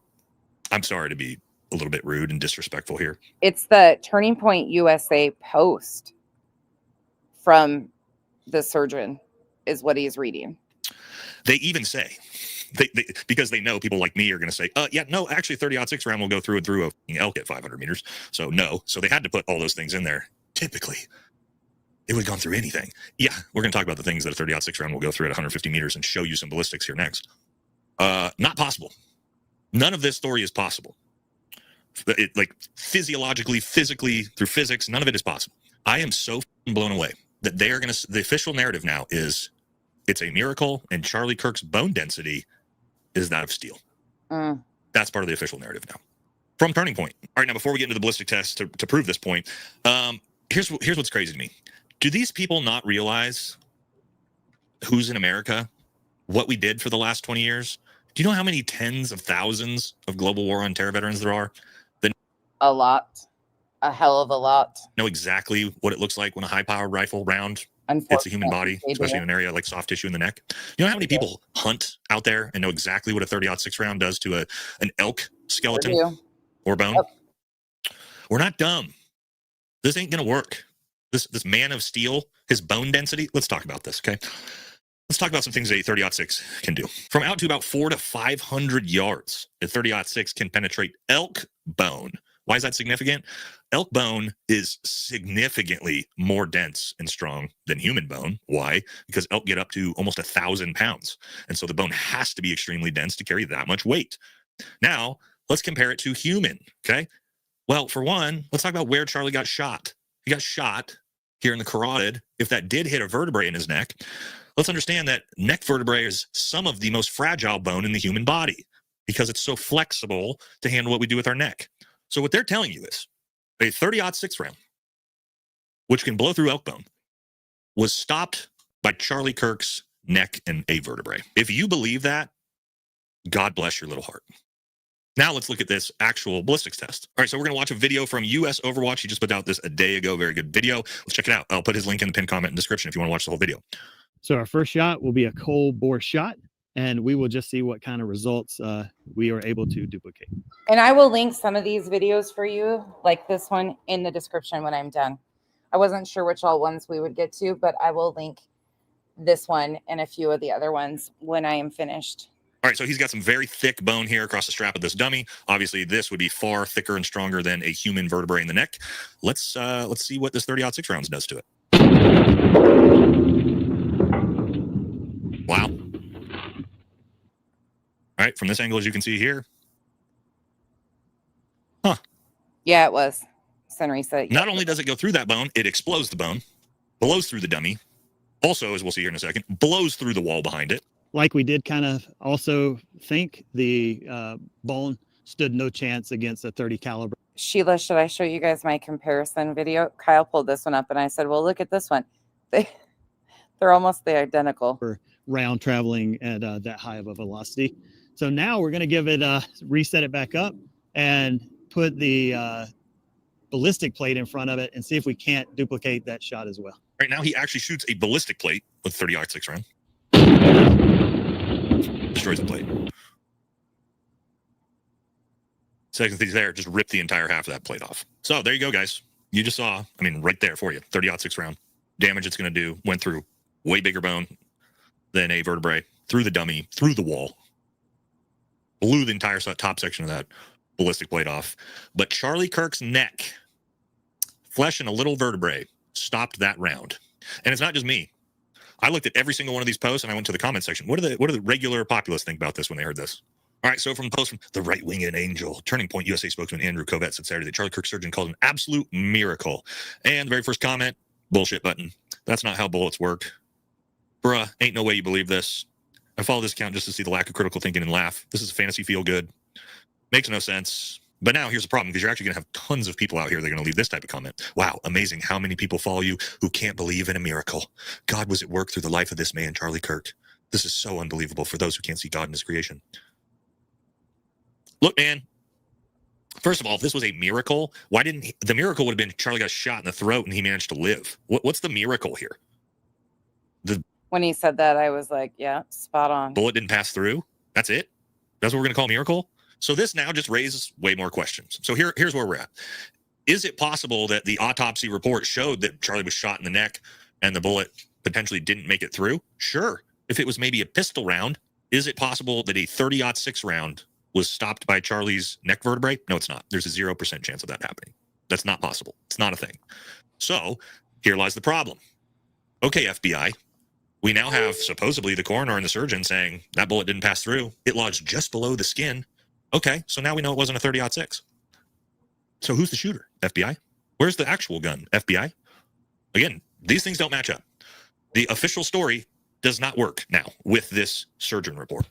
And remember, the people that are covering this, BJ, Beddy, all the people that are sitting here, they love Charlie Kirk. That's why they're covering it as a true crime case.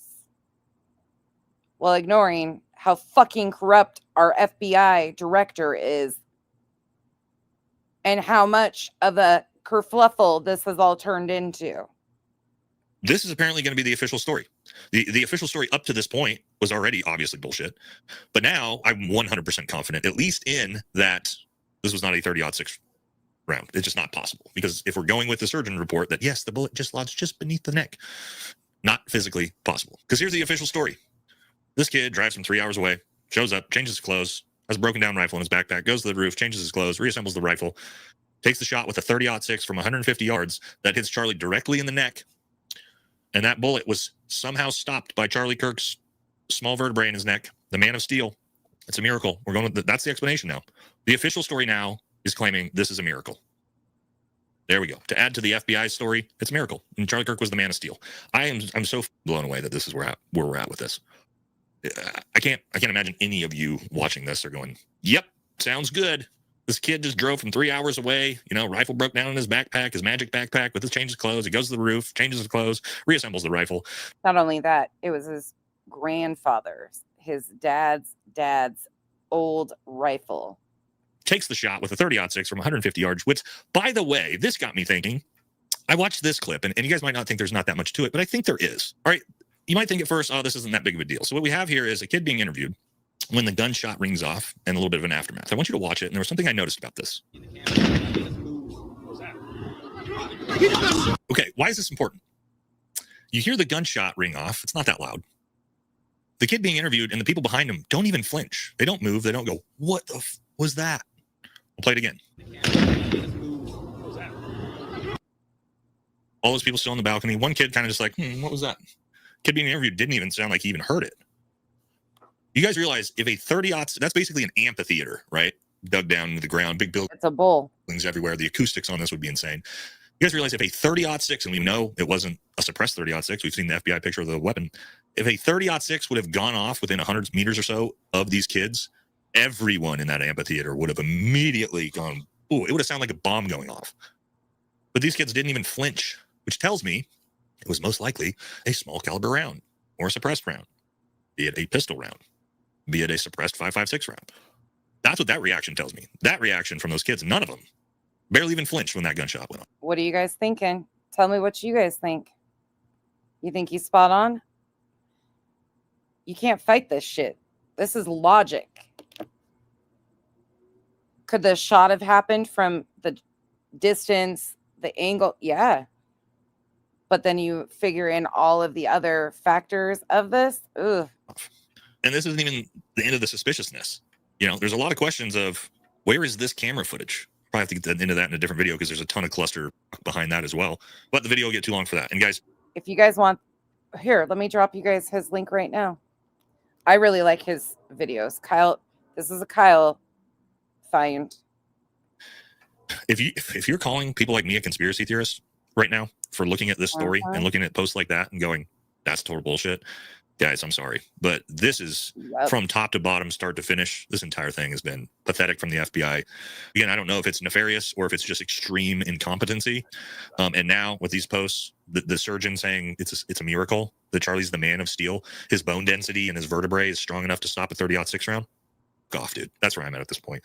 I think the American public deserves some truth because I think we're all just super tired of being lied about. Yeah. Lied about, lied to. Same FBI that continues to cover up the Epstein files, even up until yesterday. Yep. Patel saying Epstein never trafficked children to anyone now.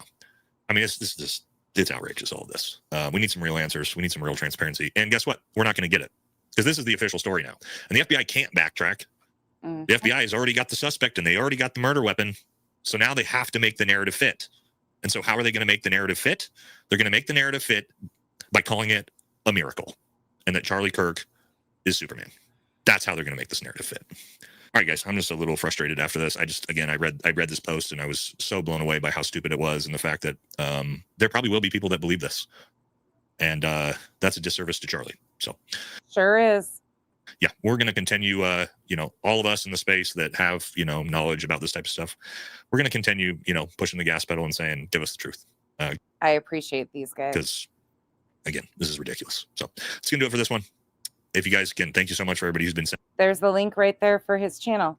Now I'll give you a right-wing perspective. Same exact thing from Heavy Duty Country. Let me get you his link. Here is his link. Here you go. Everybody's been asking, what is going on with Charlie Kirk? Why does it seem like we don't have... All right, Kyle might have been onto something here, okay? I might have... Both of these guys are tattooed. Maybe that's why he decided that this would catch my attention.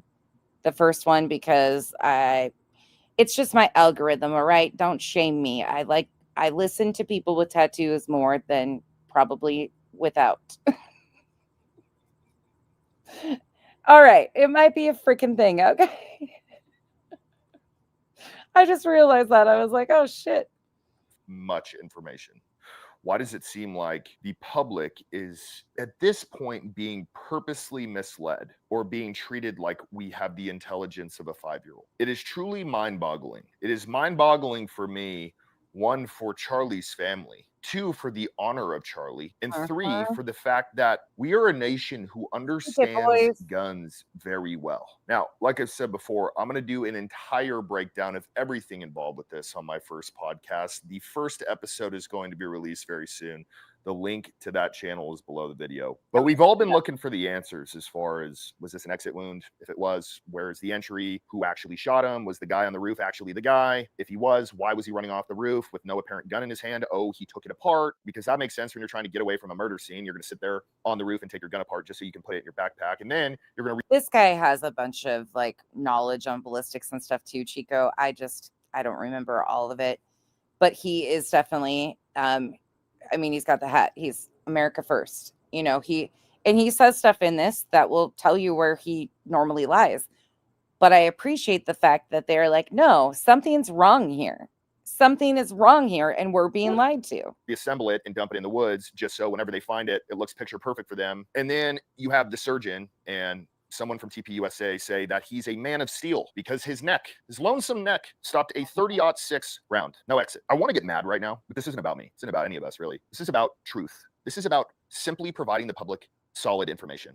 That's exactly right. That's why it drives me nuts that so many people are so clutch their pearls on these conversations, because if you want to stand for the truth, then all we've talked about in this live stream is the truth with their words, how we got here, and what they're doing and saying. It's not a us versus them. It's a we're all fucked. And if the FBI doesn't know, or they're just this dumb, okay, like what else do we say to that? But I have a feeling that's not the case. There is so much information out there on X. There are so many people out there dissecting every video. You have to believe that the FBI has all of the footage that we haven't seen, which is the camera footage that was behind Charlie, that was next to Charlie, that is probably clear as day because I know a good camera when I see one. So where is the information? And we've all been searching for it, and it looks like someone has put it all together. So I want to give a big shout out to a YouTube channel. His name is Range Day Bro, and he just came out with a lot of this information. I'm not going to play this. Part of it because he does play some of the footage and the different video angles and what he sees, but I dropped the link for you guys to this direct video from him. This is Heavy Duty Country. If you would like to go watch it, it's only like a 9-minute video or something. He's got a lot of shortened videos, and he's talked about the Charlie Kirk murder since day one. So find your way around whatever you're most comfortable with, but there's another option. But he goes on to basically say almost verbatim what Valhalla said. Valhalla VFT. My ex-husband made it for me, so it fits 2 posters, and it's got a little handle on it so I can walk it, and it's taller than me. And I literally put like 2 different sayings on it. So I'm thinking about going and getting a dollar. Bobby, I would like to see, well, I guess we haven't seen any of the reports yet. What'll be interesting is there's just so much missing. There's so many things that just don't make sense.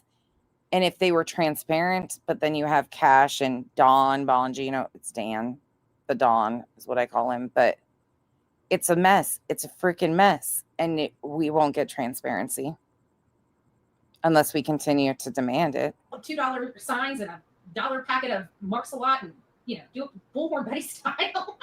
Stay down the road pointing an arrow. ECB, thank you for being a member. That way. Problems live here. Problems live here. So I don't know. We'll see. I've never seen it because I've never had it. Not only that, I'm not the guy he linked to, Greg. The guy he was using the video of, he does an entire breakdown, like of the video footage, like they slow it down so you can see it. Yeah, I don't want to put it out here. It's not bad as what some might think, but it's still. I'm not taking that. That's my political gap. I'm not taking that out to true crime. I mean, it's got a whole. I just staple new poster boards on. On top of that, what 22-year-old that is supposedly in a relationship, or this is the roommate of, is telling that person about their dad, like explaining about their dad's personality just on during the shooting. This would be something that person knew. The whole thing is weird. On it. So it's got a lot of stuff that would make people probably, I don't know. Yeah. I'll still do me. I'm just saying. Never. Yeah, I just couldn't believe that. Like, we had an opportunity to censor her. Yeah. And pull her off committees. Committees that she has weight in. Uh-huh. And he didn't. I can tell you, he's already feeling the heat. I'm just glad to see so many people on all sides, like no matter what, if they're Trump loyalists or, you know, have praised Patel in the past for, I'm just glad to see people saying, no, something stinks here. And no matter what it is, maybe this is the entire situation, but they want transparency. And I think the demand for transparency right now, especially with the Epstein files being shuffled away again and again, is so important, and it gives me hope. And I've already told him I'm coming. So as soon as I get back to Florida, do not make violent threats. You know, if I tell you I'm going to show up in front of your business, I'm coming to show up in front of your business. I'm a one-man show and a one-man wrecking ball, under the law, by the law, following the law, dotting my I's and crossing my T's. Somebody can call the governor and tell him I'm going to be protesting. Well, and I think that's part of the reason why Erica, it was such a big deal. I can't say that she wrote what she was going to say. Did that come from her about forgiveness for this? We don't even know for surely as of right now if that's confirmed that he shot Charlie. I mean, he's in jail for it, but we've got to go through the entire trial. So was her getting on this massive stage saying that she gives forgiveness to kind of like sweep it under the rug? Well, she's forgiven this person. Let's just lock him up and put him behind bars. Is that what they're hoping, is we just forget about the details of what happened to Charlie? You know, Erica's forgiven. Now we all forget. Is that kind of that's what, I hate to say that, but it just seemed, I mean, the man hasn't even, I don't know. It just. Protesting in front of his house, but if I was, I'd make sure I kept myself doing a circle, make sure I followed that new protest law. I mean, I'm willing to challenge it. But right now, I'm a time and place type of girl, and I got too many sticks in the pot as is. But I'm going to Corey. I'm going to get him. I'm going to get him. I'm going to have my camera on him. When he walks out of his office, is there a reason why you did this? Pretty hate machine. Now that you bring that up, I think it's a perfect segue into the next that I have. I talked about this guy earlier. Let's go here. So you said you're surprised that there's not more acts of political violence. Well, when you have people like Crowder out here, I wouldn't be shocked to see more. And here you go. This is from Crowder Bits. Crowder is pushing real hard and heavy right now to almost be like the replacement of Charlie Kirk, even though he claims he started a lot of this movement to begin with. You go after you if you are targeting anyone with hate speech. I have no problem with anyone hating me. And I know for a fact that Charlie Kirk had no problem with anyone hating him. This guy just, oof. This would be sullying. I'm still cussing whoever brought him to my world. Actually, I'm not cussing Southern Mimi, but the deep dive I've done on this guy just makes me more and more disgusted every time I watch anything. His legacy. Yesterday, President Trump and his administration made some pretty big declarations. Some of them are great. Some of them are ones that I obviously am supportive of being made because I've been making these for close to a decade. Some of them not so good, Pam Bondi. Yeah, but here's the good is, oh, nice. Do you see this? Do you see a halo over Trump's head?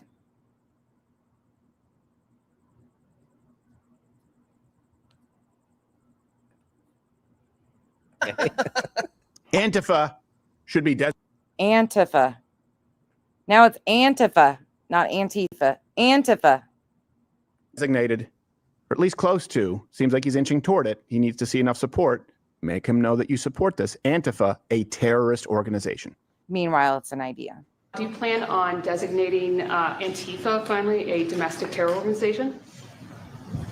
Well, it's something I would do, yeah. If I have support from the people back here, I think would start with Pam, I think. But I would, if you give me, I would do that 100%. And others also, by the way. But Antifa is terrible. Careful, because Pam Bondi's about to screw it up. And I don't want to see infighting right now. She is not one of us. No.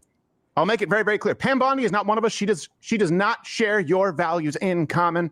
Wait 30 seconds. She's not one of us. Pam Bondi, the Attorney General, a woman. I mean. But designating Antifa a terrorist organization, Antifa. Absolutely. having been the target of their violence for years. This is something that I have been pushing for going on years. Does Antifa fit this definition? Absolutely. Not only do they fit the definition, keep in mind, terrorism, you don't necessarily have to commit Oh, he's just showing us he's been out of control since 2019. violence. You have to instill terror. Antifa obviously does that, and then they go one step further and actually commit acts of violence. So they're What the fuck is this motherfucker talking about? I'm sorry, what? It's an idea. Like, what the fuck is this guy talking about? They're a terrorist organization plus. We're Rapture right now. It's gonna get too dangerous. This guy on a bike revving his motor is too dangerous for what? Revving his engines? A misfire? Like, what's dangerous here? Oh, look at those keys. Antifa and Black Lives Matter are domestic terrorist organizations. Who? Between this guy and Alex Jones, I don't really know who's worse. And I remind you, this is who Craig and BJ were listening to the other day. Doesn't that make you feel warm and fuzzy? Is Antifa in the chat? Or Antifa? Are you in the chat? In order to get in with the Antifa crowd, we had to infiltrate their private groups. Yeah, okay. After news broke that they were officially classified as a domestic terrorist organization, they pulled everything in much closer to the chest. 2017, 2021, look at him pulling out of all of his clips. I've been saying this forever. Look at me and go. Antifa is not an idea. It's a group of people who commit acts of violence. Terrorist organization. That one's pretty cut and dry. Please do it. I don't care what Ray said. It's an idea of people. No. Shut up, Wiener. All right. This brings us to the bad. Bondi. Bad Bondi. Yes. So I want to be clear here. Sounds like a rapper. Yeah. Lil Bad Bondi. Or as opposed to the senior, it's Lil Bad Gold Bondi. Oh, yeah, because senior of the Look at this guy's shirt. perfection. Yeah. Bondi here, and you know, when they were doing the confirmation at that point, I was hoping for the best, holding my nose. Know enough about her background. She does not share your values. She is not a conservative, and I can prove it. She is not a conservative. Now, I want you to take this into account. She is not a conservative. Pam Bondi, Trump loyalist from Florida, is not a conservative. Again, these people aren't extreme enough for the new conservative Republican Party. That's why I make such a distinction here of drop those, because if you're identifying as conservative, well, they're saying Pam Bondi isn't.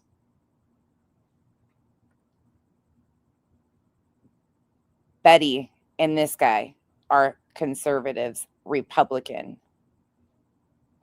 Sure. She makes the case that hate speech is different from free speech and that we won't allow hate speech. This is rudimentary, by the way. This is actually using a leftist talking point. Here's the thing. We don't need to change our values right now. Oh, really? We need to change our approach. We need to change the ratio of mercy versus defense. Oh, look at what's he going to do again? But we don't need, our values are very consistent as conservatives. You have the right to say whatever you want as long as it's within the bounds of the law. If you threaten to kill somebody, that's not speech. If you offer to pay someone or you offer to help someone kill somebody else, that's not free speech. It's the action. We need to deal with the violent actions. Who's been violent to these motherfuckers? Anybody? They make me feel violent inside, but I'm too lazy to do anything besides bitch them out online. My mouth is the most violent thing on me. And the speech therein that are calls to violent actions. We do not need to go down a slippery slope of saying, yeah. I can't stand Pam Bondi. I'm not, please don't take it that way.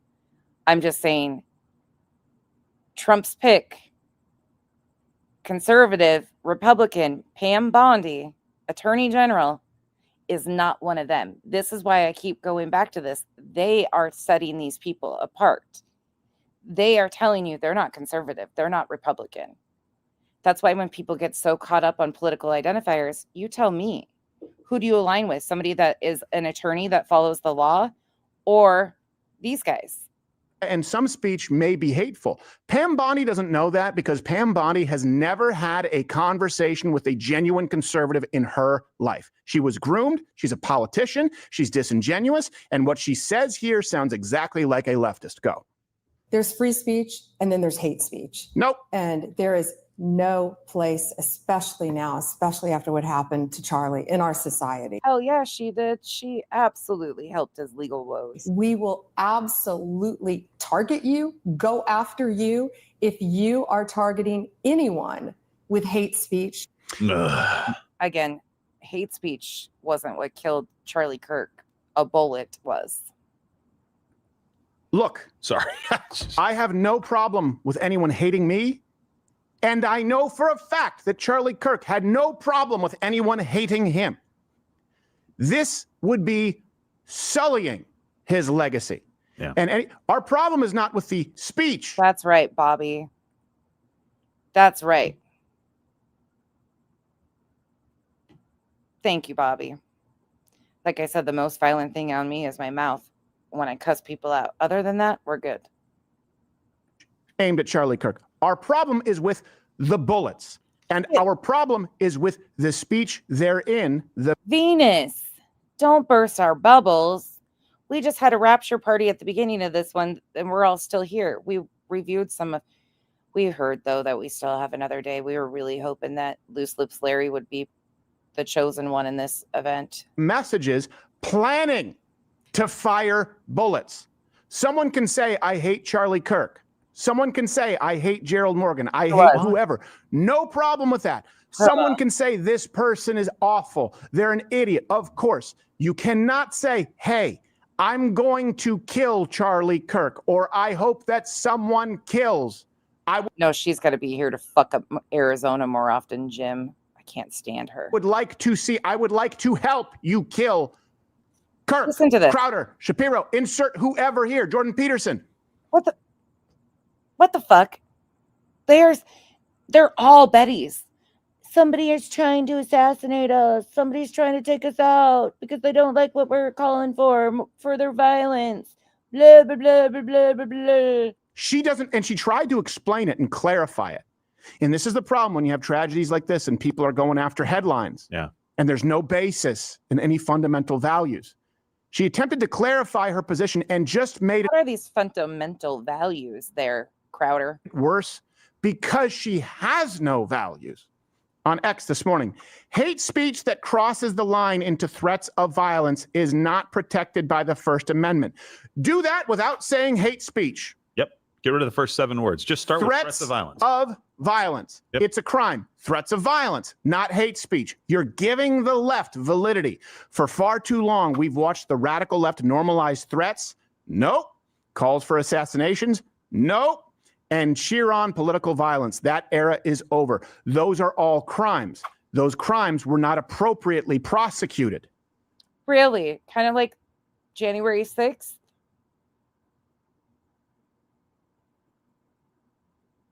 To be clear, you cannot call for someone's murder. I agree. That's not hate speech. That's a crime. You cannot swat a member of Congress. No shit. I agree. That is not hate speech. That is a crime. You cannot dox a conservative family and think it will be brushed off as free speech. I agree. But you cannot dox a conservative family and think it will be brushed off as free speech. But if you are left-leaning or progressive or even independent at this, and you didn't show enough empathy for it was open season? Whoa. Again, Pam Bondi, let me remind you, they're saying Pam Bondi isn't one of them. She's not with them. I don't know who else wants her. That is not hate speech. That is a crime. These acts are punishable crimes. So do your job. And every single threat will be met with the full force of the law. Free speech protects ideas, debate, even dissent, but it does not and will never protect violence. Of course, violence is an action. And I would say not only dissent, but insults, verbal denigration. All of those things are protected under the First Amendment. I have been here since 2008. Yeah, I don't know how. Saying we have to protect free speech at all costs. And people will say, look, you guys cheered on Kimmel getting canceled and said it was ABC's decision. I'm not a libertarian. I'm not a free speech. As soon as Disney gets hit in the pocketbook. But now they're still trying to not let it happen. It's absolutist in the sense that, sure, you could call for violence, but that has nothing to do with speech. It's violence. The fact that Pam Bondi cannot discern the difference tells you that she should be in no position whatsoever to even think about policing speech. And why? Wasn't it text? Was it an email or text messages? I thought it was text messages, but he puts it on True Social. I've made myself clear on this as I don't think she'll be around much longer because you're either loyal to Trump or you follow the law. And again, I think we discussed it was Nixon's attorney general that spent 19 years in prison and he didn't spend a day. Did Charlie Kirk, the issue of hate speech, in this case here, going back to 2009 and going back to Change My Minds, one of the very first in early 2017 and many times thereafter. Isn't that fucking crazy too, Lindsay? Like, what the hell is happening in this country? That's what it's so weird because it's honestly frightening for me to see how many people are more aligned with Beddy and BJ than I ever realized in these spaces. It is truly a frightening situation. Hi. Are you up for having your mind changed? Sure, yeah. Do you disagree with me? So I'd like to keep the conversation to speech because that's what we're talking about. So speech, the things that people like utter, only utterances, things that people and say. Perhaps like on the internet. I don't know if you think people are exercising their freedom of speech on like Twitter. If we're talking about the written word, Written word and written word. utterances. Yeah, That's written totally word fine. speaking. Yeah. I would also strongly support, others' right to vehemently oppose what you're doing. By almost any means necessary. Maybe with force. I'm not advocating. You see what he's doing here? What I find so funny is Crowder is trying to once again establish his space and his face in this movement as loyal enough to Trump. You see what he's doing? I've been doing this forever. I'm the one that started doing this. It's cringe as fuck. Violence. You're not, but you said by almost any means necessary. By almost any means, yeah. Things like that, I fully support combating by any means necessary. But someone who's a racist saying, I don't like Felicia because she's black, I think that's horrible. I disagree with him, but he does have the right to say it. I agree with that. I don't think that should be illegal at all. That's all. Even if we disagree on, let's say, everything, I think it's important to listen to what an opposing point of view has to say. In other words, you're trying to define hate speech as just in the same category as all speech. It's Yes. First Amendment. Yes. So, and it's your right. It doesn't make it ethical. Of course, it doesn't make. Of course. You could say something very offensive, for example, very racist that I would disagree with horribly, but it's That's what he's fighting for, is to be able to use racist language. You have the right to say it, and I have the right to. What a resume he's got here. Be offended if I want. I have the right to disagree with it. Yep. I have the right to argue why you're wrong.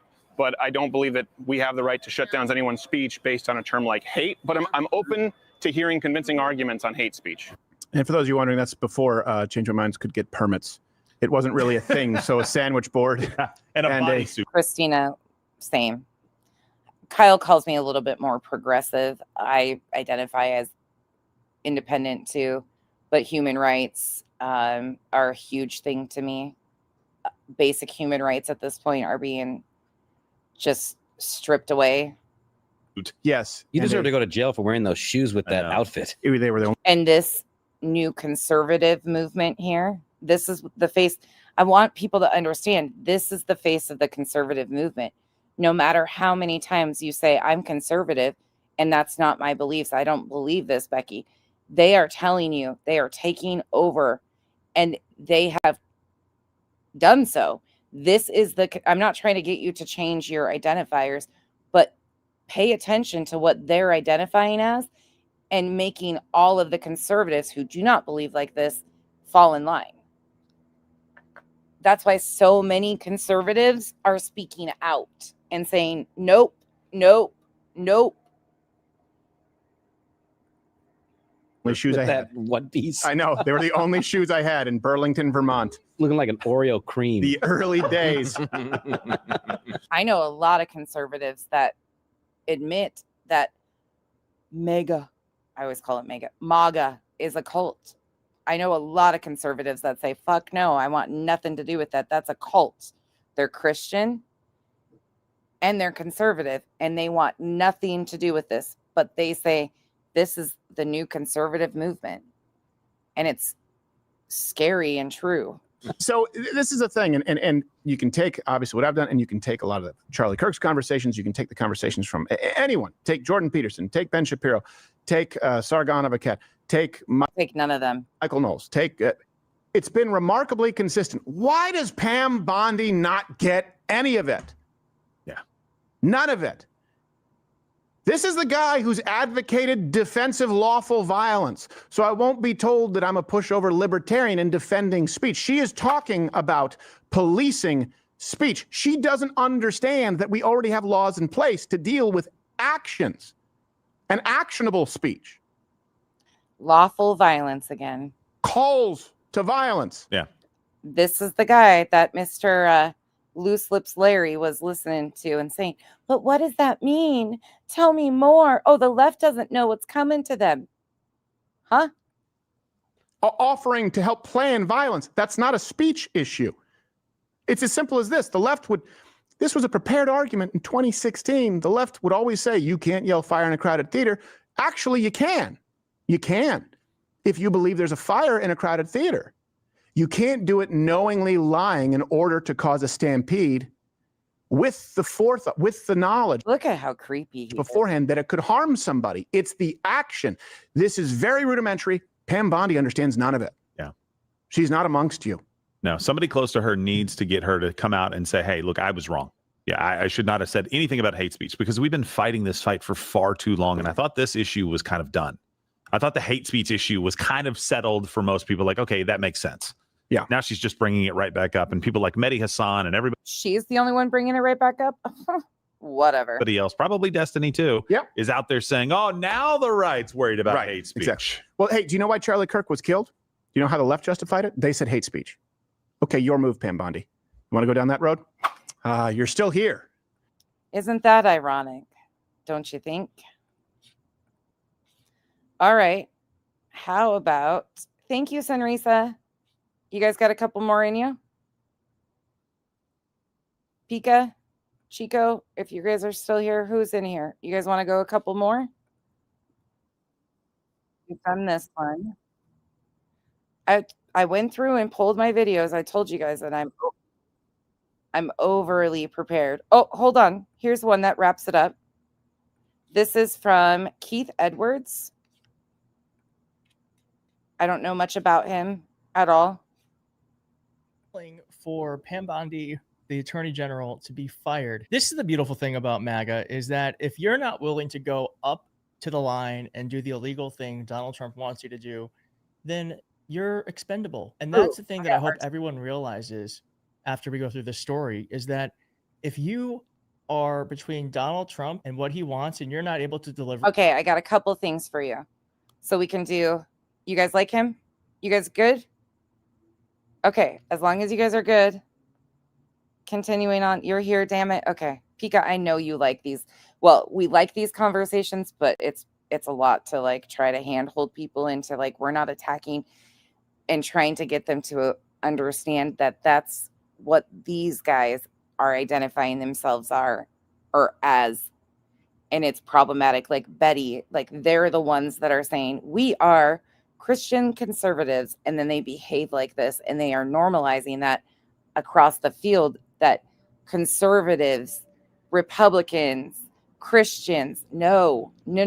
They are extremists, and we need to identify them as extremists and occults. Stop it. Good night, Nisi. Ooh, weird ass thunder. You got a storm brewing. I'm on the treadmill now. Okay, we'll keep going. Okay, so here's your options after this guy. This is Keith Edwards. We've got Carolyn Levitt's disgusting press briefing from today from Packman. We've got RTP with his talks about Patel. I've been wanting to show you guys this. And we've got Adam Mockler's Jasmine Crockett exposes insane Charlie Kirk clip. You guys tell me after Keith which one you're interested in. Britt, you're either going to get fired or you're going to implicate yourself in some sort of crime. But before we get to all that, if you could please hit like on this. I like how chill this guy is. He's just recently came across my algorithm. I haven't even like subbed to him because I've just been feeling it out. But so far, I really like his demeanor. It would help more people see it. If you're not subscribed, please consider subscribing. We're trying to hit 900,000 subscribers by the end of the week. All right, now let's get to this. Here is Cat Turd saying, I don't care who disagrees with this statement. And the statement is, I'm not afraid to say it. President Trump has the best cabinet I've ever seen, except Pam Bondi. And if you don't know who Cat Turd is, I'm kind of jealous because I wish I didn't know who this guy was. But he is an online MAGA influencer who has a lot of sway, and his name is Cat Turd. Okay. And you hear right here in these, that's so weird. MAGA influencer spaces. Like, what is that even? That's where Crowder is. That's where this person is. Like, how weird. I love Jasmine Crockett. Okay, we'll go to Crockett after this. I adore Jasmine Crockett. That's just to show you where we are in our politics. And a man named Cat Turd has millions and millions of followers online and actually has persuasion in politics. Anyways, he goes on to say, we're never going to get the promised land with her. She has to go, fire her. Oh, and get her a real ball breaker. She's weak. I didn't even notice. He's almost got 1 million subs. Good for him. Goes on to say, I don't care who disagrees with the statement. It's true. We have a little over 3 years left. And you guys should know this. Intelligent men that speak about politics and stuff like this, there's just a special place for them that push back against these like, I said she's not one of us. Get in the kitchen and make me a sandwich. Those types. Ugh, I can't stand those men. She's not the one. We have to get a new AG. The Trump administration is moving fast. It's like a snowball rolling downhill. And she's being left behind. I'm at my limit. We need a new AG. Well, why is MAGA so upset? I got more reactions to this, but the reason why, and this has not really been talked about too much because so much has happened, but NBC is reporting now that this is coming out of the DOJ, that there is no evidence yet of ties between Charlie Kirk's shooter and left-wing groups, officials say. Officials being one Pam Bondi. Shall we read a little bit? The federal investigation into the assassination of... Bobby, can I say this? You remind me of my... And not comparing in age, of course, but you remind me of my grandfather. The way you text in here and the way you talk, you have old school beliefs and values, and you to me are the embodiment of what I grew up from my grandfather knowing the conservative Republican Party to be. You remind me of that old school generation of conservatives and, Republicans. But that's what, thankfully, I kind of did have him, but I had the complete opposite on the other side. You are so willing for conversation, open to discussion, and you are nothing like these new Bettys and the Steven Crowders and that's why I always say, like, in here, we've got to drop those political identifiers because the people we talk about make us all look bad.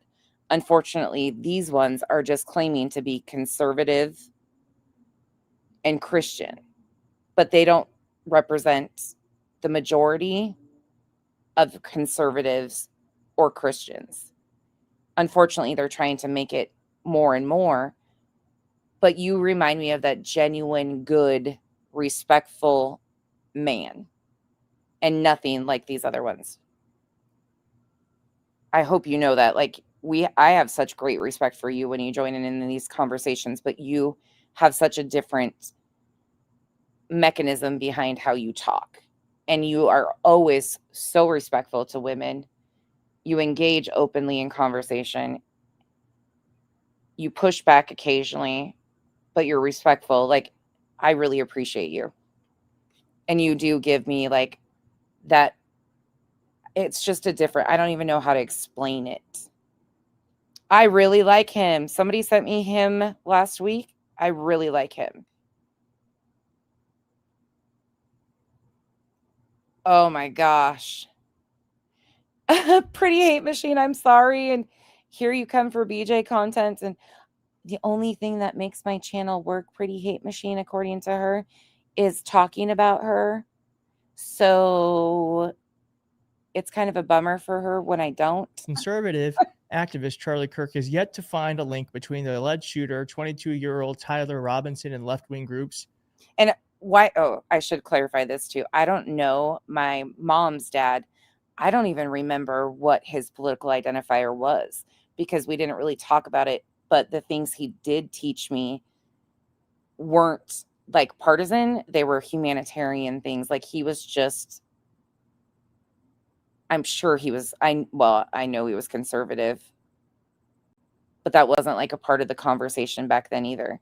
He didn't identify that, oh, you are, I got that from the other side. On which President Donald Trump and his administration have pledged to crack down on, despite zero evidence. 3 sources familiar with the probe told Hopefully I didn't rub NBC Bobby News. off. I don't even know, what is a left-wing group? What is a left-wing group? Oh, I love Boy them. Scouts of America? I have no idea what a left-wing group is. I'm trying to think of one. I can think of right-wing groups like NRA, Turning Point. I'm at what? Like Mom Demands Action against drunk driving. I truly cannot think of a left-wing group. And then I can't think of one that would inspire a shooting. Okay. So I love how he like is real through these and shows his frustration. a source said that thus far there's no evidence connecting the suspect with any left-wing groups. Quote, every indication so far is that this was one guy who did one really bad thing because he found Kirk's ideology personally offensive. In addition, 2 other people familiar with the probe said it may be difficult to charge Robinson at the federal level for Kirk's killing, while the 3rd source said that there is still an expectation that some kind of federal charge is filed against Robinson. Did you hear him the other day when I think it was Ben? Was it Ben that said, Kimmel, if you need a spot, we'll create one. We'll figure it out.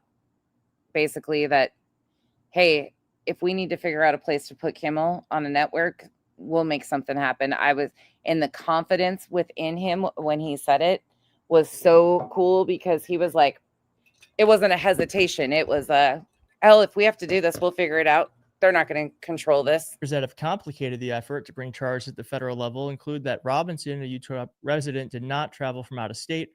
Kirk was shot during an open campus debate at Utah Valley University. Additionally, Kirk himself is not a federal officer or elected official. A Justice Department spokesperson said the investigation is ongoing, and beyond that, we decline to comment. Beautiful. Goes on to say here's the problem. As Stephen Miller said that with God as my witness, we are going to use every resource we have at the Department of Justice, Homeland Security, and throughout this government to identify, disrupt, dismantle, and destroy these networks being left-wing organizations, and make America safe again for the American people. It will happen, and we will do it in Charlie's name. Well, I don't know how you're going to do that when there's no evidence that left-wing groups that, again, I don't know what a left-wing group is. To me, a left-wing group would be like people who go mountain climbing. Keith, you're supposed to say Antifa. Antifa. According to Crowder, that's what you're supposed to say. Come on, did you not get the memo from Crowder? He can't even say Antifa, but Antifa, he says. I truly can't think of a left-wing group. Regardless, I feel like whatever left-wing group they think could be involved. I fucking feel like I kind of sit on the backside of this all and troll these extremist podcasters because what the fuck? There's no evidence of it.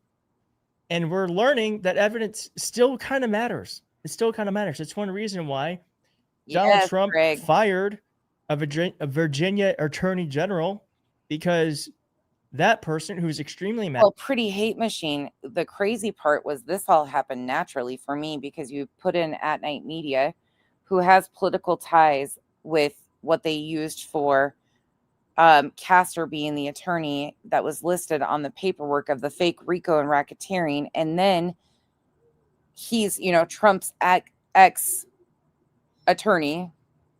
Then you have Lesniak, who was involved in the Cosby. Then you have their association with Lore Lodge, who started the Penn State chapter of Turning Point and created a professor watch list against liberal professors. And they're linked in to At Night, Seth, and Tony. This all mixed itself.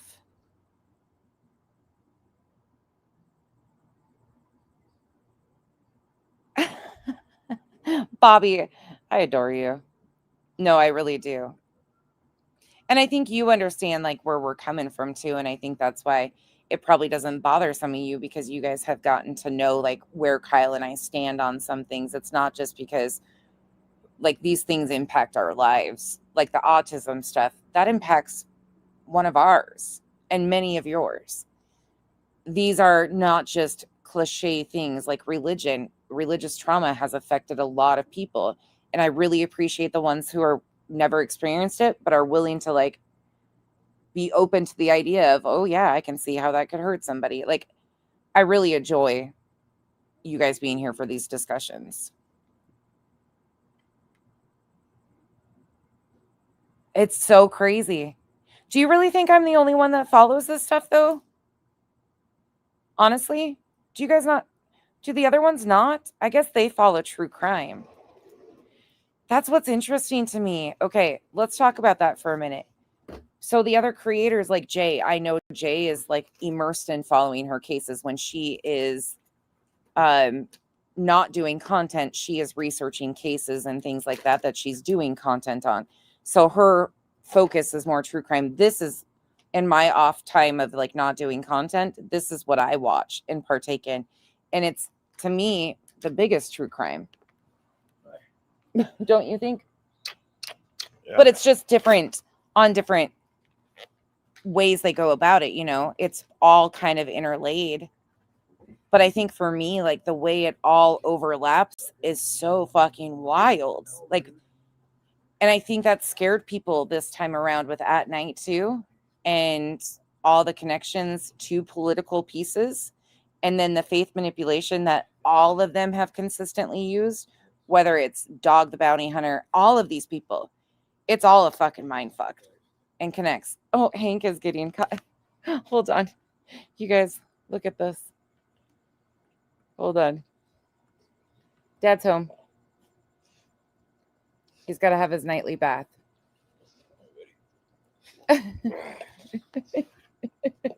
No personal space. No personal space for Kyle. I didn't charge anything against Letitia James because there's nothing to charge. You need evidence. You need evidence. And I'm grateful we still live in a time when evidence is required. Well, and I guess I came in from Utah to Pretty Hate Machine, and they had a lot of true crime cases. But connected in those true crime cases was a constant thing. Politics and religion. They could see the religious side of it for most of them with the connections, like with Visions of Glory. But then you have to take it up a notch. And then you start connecting all the people like Tim Ballard, and his connection is Sean Reyes, who at that time was the Attorney General. Like when you connect the politics and religion inlay so much in a lot of the crime cases out of Utah, it was hard to ignore it then too. Maybe that's why I don't know. But this one just happened. At Night was not. I mean, here you go. Nick got on here and said that Sebastian was like the Capitol, and this Sebastian's case was the digital insurrection. Those are direct quotes backwards. He said Sebastian's case was like a digital insurrection, and then went on to say that and Sebastian was like the Capitol. However, those are his words. When he said that, my mouth hit the fucking floor. Can't just be made up, because the difference between where we are right now and where Russia is in Russia, if you get taken to court and you're not a friend of the state. That's so funny, because I was just thinking the same thing, Terry, though. We are all realizing we watch the same algorithm. They find evidence to use against Hey, you. Kyle, they're saying. Now, that's still not stopping Caroline Leavitt from saying stuff like this. Domestic terrorism that we're seeing, the White House and the president's policy team will be leading the charge, and that really begins with designating Antifa as a domestic. Man, she's got a pretty face. Blonde. You know, she's a beautiful young woman. But they have her just spewing bullshit at this point, and it's sad. Honey, run. You're too young to destroy your career for this. Terrorist organization. Like, where does Antifa even meet? I don't think Antifa is a real organization. Like, is it organized? Are there Antifa chapters? Are you in the chat? Can I go to an Antifa meeting in DC? I don't think so. This is all smoke and mirrors. Yeah. It's all smoke and mirrors. It's who I'm listening Now, to. separately, I have this reaction from Alex Jones. But before we get to that, I don't know why this guy is in sunglasses, but here is someone on Fox News. I love his reaction. He's just so mellow. Repeating this narrative that Pam Bondi's not going to last very long. Megan, we're always, a lot of times when Donald Trump does things that are a first, people say it's unprecedented, it's never happened before. But is this so different from when the last administration and Joe Biden would kind of quietly put out through sources, senior officials at the White House and the newspaper, that during the Hunter Biden case and during the classified document case, he was really mad at his attorney general, Merrick Garland? I don't think that Joe Biden ever hid his feelings towards Merrick Garland publicly or privately. So, but I do think what is unprecedented here is the factions in the MAGA base that this is causing. And it makes me curious how long Pam Bondi will last. Because if it's not this, it's the hate speech that she messed up on earlier this week and not releasing the Epstein files. This is creating a huge faction within the MAGA base. And it will be within the MAGA base. Interesting to see how long she lasts and then who replaces her. Yeah, I guess the one thing to be scared of is this isn't going to last much longer than someone worse is going to get her job. Now, to whoever gets that job and to Pam Bondi, here is one reminder about what happened to the person who was Attorney General when Nixon was president. Oh, that's right. Honestly, when I went to look, that's right. now's a really good time to. That's why I found his video, because I went to fact check when I said earlier in the earlier stream, I thought it was Nixon, but I couldn't remember. This is why he popped into my algorithm for this video. Remind Pam Bondi that John Mitchell, Richard Nixon's Attorney General, spent 19 months in prison, and Richard Nixon spent 0 days in prison. Even with the Supreme Court's ruling that the president is not liable for any actions he does under the Constitution, that's not true for Pam Bondi. The Attorney General still has to follow the Constitution and the law. Still does, and I think that's one reason why we're seeing that Pam Bondi is. What about the FBI director? Do you think he still has to follow the law, the Constitution? What do you think about him? Not totally acquiescing to Trump, because though she might be a stooge, she's not stupid. And she knows that anything she does that's illegal, unless 100%. Beddy is too. Pretty hate machine. Beddy is too. She said, and not only that, we went up the line the other day and talked about it and showed, and I mean like different influencers. It's Benny Johnson who really started pushing this trans militia group. It's fucking wild.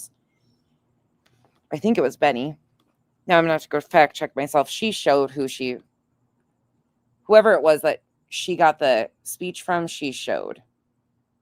Megyn Kelly, she showed once. I mean, it's just been crazy. Donald Trump is in power forever, eventually is going to come back to get her. So the decision she has to make is it worth implicating herself to help someone who isn't going to be in power much longer? And I think we know the answer. I think she's kind of telling us how she feels about Donald Trump and his ability to keep power. And as I said, Alex Jones is this is something I think we should talk about more, but is disputing the statement by Turning Point USA around Charlie Kirk's shooting, saying that is the equivalent of believing in the Easter Bunny. So I can't stand Alex Jones, but you see everybody is basically saying no, that's with what we know right now, it just isn't possible. I wanted to bring this up. Now, could it be possible? Yeah. But we have to have more information. And right now, with what we know, it's just factually not. Will we find out more information about how this is potential? Who knows?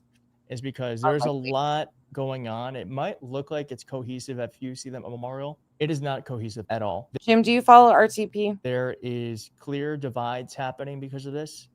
And what do they try to do to us? Keep us divided. Because why? Because then you're easier to destroy. Did you love how his chat was turning on him? RTP's chat? I couldn't read the chat. He was like, oh, I like Scott. Yeah, Scott's okay. I like Scott. And his chat's like, that's because you are Scott, Jay. And he's like, knock it off. Just going to be destroying themselves. We're talking about RTP. I'll show you guys who RTP is in a minute. Thank you for watching. If you like this video, please hit like. If you're not subscribed, please consider subscribing. I'll see you next time. Okay, I liked and subscribed. You guys sold me on him, but that's why we found him in this lineup. Sometimes I forget why I pull each independent one. Wasn't there another Keith Edwards that talked to people in another realm? Like, was there a journalist named Keith Edwards? Somebody on TV? There was a dude that used to talk to dead people. Remember that? No. It was Edwards, yeah. I'll link you, Jim. I'm going to show you guys who RTP is. You'll understand why Kyle and I like him. You'll get it. You'll understand. RTP's wild. He's funny as shit. Okay, this is Adam Mockler. Not happy after Representative Jasmine Crockett just told the truth about Charlie Kirk live on TV. Now, Representative Crockett. But I will have to say, these guys are so good at what they do. These political commentators are so fast on the uptake of following this shit. It is amazing. Like, they're doing like 12 videos a day, like 10-minute videos like this. It's wild to me. It is the person we should listen to on this because she seems visibly disturbed by the way both sides are reacting to this issue. Hear me out. Republicans are turning Charlie Kirk into the saint, somebody who would never hurt a fly, an amazing human being, when that's not true. We can disprove that using Charlie Kirk's own words. Now, Democrats in Congress are kind of being drug along and playing this game because they're too worried to escalate or hurt the feelings of Republicans. Well, spoiler. Yeah, whoever, I can't remember right off the top of my head who shared Adam with me in an email, but Adam was another one. You guys have been sharing these with me. So hats off to you guys. A lot of you have brought new ones to my world. Janice in accounting has shared a bunch with me, but you guys are all like helping me find new channels that I really enjoy. And I'm really thankful because I can learn from anybody. And these guys do what we do in short, condensed, like this is their words. Here it is, just on this scale. And they do short, condensed videos. It's amazing. I love it because you don't have to ask for receipts. They're always right here. Alert. Republicans have already escalated. Republicans' feelings are going to be hurt whether we say nothing at all or whether we're entirely cordial, which we have been. Every single Democrat came out and condemned the shooting, said that it was a terrible act of violence, and that just because we disagree with Charlie Kirk doesn't mean... Babe, Pika wants to know, did you see the new statue on the mall? The gold one? The Trump and Epstein best friends? Oh my God, no, Pika, he hasn't. I'll send him that. He deserves to die. I'm very clear on that, by the way.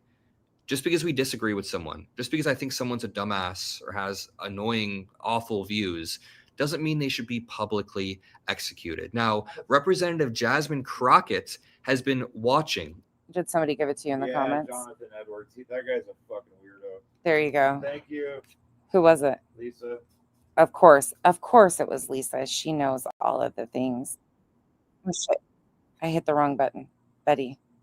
As Republicans sanitize Charlie Kirk, and as Democrats are kind of just too scared to stand up for anything. Yeah, I sent him the one you sent me. Right now, and she called them out on TV. She said it actually hurt her that only two white Democrats voted against the National Day Yes. of Remembrance. So that means basically every It was you, Jen. It was. I didn't want to get it wrong, but I was pretty positive it was you. I really like his content. And you were spot on. Fucking great. Do you hear his response, Pika? That's fucking great. Kyle's watching this, They're see it. frolicking. I know Pika sent it to me. We That's played it on awesome. here. That's so accurate. Kyle's so excited about this troll. Oh, I gotta show you guys that too. Shit. A lot of them haven't seen what they did outside of Windsor. The video. It's gone. No, I know it's gone, but the video's up. Is it? Yeah. single Democrat, every single white. Why? Did they take it down? The one that I saved and the one that I sent you got taken down. Oh, isn't that from TikTok though?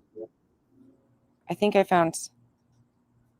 Yeah, it's called AZ Central. Has it? Democrat voted Sorry. in favor of that. Yet a lot of the black Democrats, a lot of African American Democrats actually understand the stakes, understand what happens when you sanitize somebody who has been directly attacking their community. So it's interesting. You saw almost This is so important too. This was so important. this racial split based on who voted for the Charlie Kirk National Day of Remembrance. And Jasmine Crockett makes the argument, which I totally believe, she makes the argument that the reason why you see this split is because Black Americans or Black Congress members are more aware of the long-term threat of this type of Charlie Kirk rhetoric, which is absolutely true. Democrats need to stop being weak, need to stop sanitizing Charlie Kirk, and need to stop being dragged along by Republicans. Like Republicans are like dragging us over their shoulder, and we're barely putting up a fight, at least the Democrats in Congress. So before I play this clip, let me just show you a few Charlie Kirk clips to really lay the groundwork. Here's him talking about the Civil Rights Act of 1964. We note in our piece that Kirk describes King as, quote, a bad guy. It's true. And Kirk self-described very, very radical view that the country made a mistake when it passed the Civil Rights Act. Also true. As we note in the piece, Kirk has previously described Kirk as a hero and a civil rights icon. It's true. I used to be wrong. What inspired Kirk to shift his view on MLK? Why does Kirk think that MLK is a bad guy? When Kirk says that MLK says, quote, one good thing he didn't believe, what does he mean by that? Why does Kirk believe passing the Civil Rights Act was a mistake? Now, again, apparently they don't listen to the show because we do that at least once a week, right? Once a week we talk about why the Civil Rights Act was a mistake. They're just gleefully, almost gloating. Yeah, we talk about this every single week. That's why people are trying to pass it off that it was a one-time occurrence. That's why I continue when I talk about him to remind people that no, these are things he repeated. These are things he stood on week after week, show after show, debate after debate. He used the same talking points. These talking points hurt people. To invalidate people's pain that words like his create and the environment that it is created and normalized is ridiculous. It really is. Because to try and invalidate other people's experiences because you didn't experience them. So he's a great guy. Everybody says they're so tolerant, right? All Charlie wanted was free speech. Well, then let people talk about their opinions and how it hurt them. They don't have to think he's a hero because he wasn't. Of course, every single week we talk about stripping rights away from tens of millions of Americans, every single Black person in America. I'm thinking of doing an actual writing and debunk of this civil rights talking point because it's fun to sit here and dunk on it and call him a dumbass, which he is. But a lot of people in the country actually believe this. So it might be worth Lindsay, I'll play it. It's so great. having a thorough write-up as to why the Civil Rights Act was not only beneficial for Black Americans, but for white Americans, for the entire country, for the entire globe. This is just such a short-sighted way of thinking from Charlie Kirk. But that describes his entire philosophy. Yoga Mama, if you're asking me who I'm speaking to, the people that were having a hard time when we first started talking about these conversations, they know who they are. And they would always say, like, Charlie, he didn't say that. He was for love, things of that nature. Again, you can like Charlie, but you can stop discrediting other people's experience. And I'm not speaking directly to you by trying to say that he was this good man that didn't, he only said the one thing or, oh, that's clipped out of context. No, he said these things repeated over and over again. He stood on these things. And to try and shut people. I don't know. It's just the weirdest thing ever in this space, but that's what I'm speaking directly to. Because there was a lot of people that when I first started talking about Charlie Kirk, I had to really explain, look, you can be sad, you can mourn him, but you can also stop invalidating other people because his words carried a lot of hatred. It might not have been hate speech, but it promoted hatred. What? We should all go turn on Kimmel I know. Is he on? in like 5 minutes. Okay. Now let me play you one more clip that hasn't been seen as widely of Charlie Kirk saying that he wouldn't really be comfortable with a black lesbian woman flying his plane or giving surgery on him. This is an argument that conservatives have been making for a few years about DEI. I'll debunk it after this clip. Surgeon and flight are the top two, where it's like no one really cares when it's HR managers. No one cared when it was, just kind of paper shufflers or even engineers. But now when I think a lot of them are kind of starting to, but other ones are just ready to be done. And I'll show you an example of that, Bobby. when it's like, wait, hold on a second. You're going to remove my appendix and you're a black lesbian. Yeah. Well, you bring these. Did okay, you have I say this all Okay, this argument is rooted in a few things. I'm going to back that up because I rudely interrupted that. And this has a lot of understanding that needs to be with it. Giving surgery on him. This is an argument that conservatives have been making for a few years about DEI. I'll debunk it after this clip. Surgeon and flight are the top two, where it's like no one really cares when it's HR managers. No one cared when it was, just kind of paper shufflers or even engineers. But now when it's like, wait, hold on a second. You're going to remove my appendix and you're a black lesbian. Yeah. Well, you bring these. Did okay, you have I say this all Okay, this argument is rooted in a few things. Ignorance, obviously. Racism / prejudice, obviously. But also just a fundamental misunderstanding of how DEI works. Now, the question is, does he not understand DEI and use that for racist ends? Or what's more likely is that he understands what DEI is and he doesn't care. He still wants to use that for racist ends, which is even worse. So what's going on here is Charlie Kirk is intentionally misrepresenting what DEI is to try to achieve a racist, prejudicial endpoint. DEI is not about elevating, let's use his example, elevating a black woman into a position with zero training whatsoever. It's about expanding the applicant pool so that a black woman who maybe would not have had the chance to even apply, but still has the same skill level, is able to be in the application pool. It does not mean that just because you are a woman or just because you are gay or lesbian or just because you're a minority, you are automatically accepted into the higher level. No. Professional exams, regulatory bodies, standards are very, very strict. The FAA and medical boards and, It's basically trying to get rid of the discrimination process. Other boards, they are They have a so fair shot. incredibly strict about who gets let through. They're not just going to let somebody through based on race or based on their sexual identity. So here's how I was. That's what I was saying, Janice, is you guys have sent me the majority of the new channels that I watch have been because of you guys. You guys have been teaching me so much and where to go for all this stuff. It's been overwhelming to me. And I am horrible when I'm doing this type of content because I'm watching all of these videos and it's cool to see that you guys are in the same algorithms now. I love that. Summarize it. A black lesbian pilot must pass the same exact FAA tests as a white pilot. That pilot has to go through the same exact training, same exact qualifications, same exact standards. But DEI just makes sure that in this little sector, though, with the true crime stuff or the overlap from this angle, I think I'm the only creator that kind of dabbles in this little weird, call out creators for exploitation on families. Not true crime, but they end up being baseline. You know what I'm saying. And we mix in politics and religion. this black female pilot is able to get into the application pool in the first place, especially if somebody has lived an underprivileged life. Do you know how many damn talented people there are? Jim, you caught me with that the other day. I had to go back and listen to that. No, not at all, CK. Not at all. It was shocking to me. I thought they would be extremely progressive or way more, considering like victims of crimes and sentencing mandates and the judicial system and policies that affect victims. Like, I thought they would be way more. I was shocked by that, truly shocked by that. You pointed that out to me, Jim. I didn't even notice that the other day in that love story. At first I was like, oh, it's a cute story. It got right past me because of the pictures. I was looking at all the pictures and, you know, oh, I have to, it's weird. That was laid right in there, and I completely missed it until you pointed it out. In the Charlie and Erica Kirk love story, great video.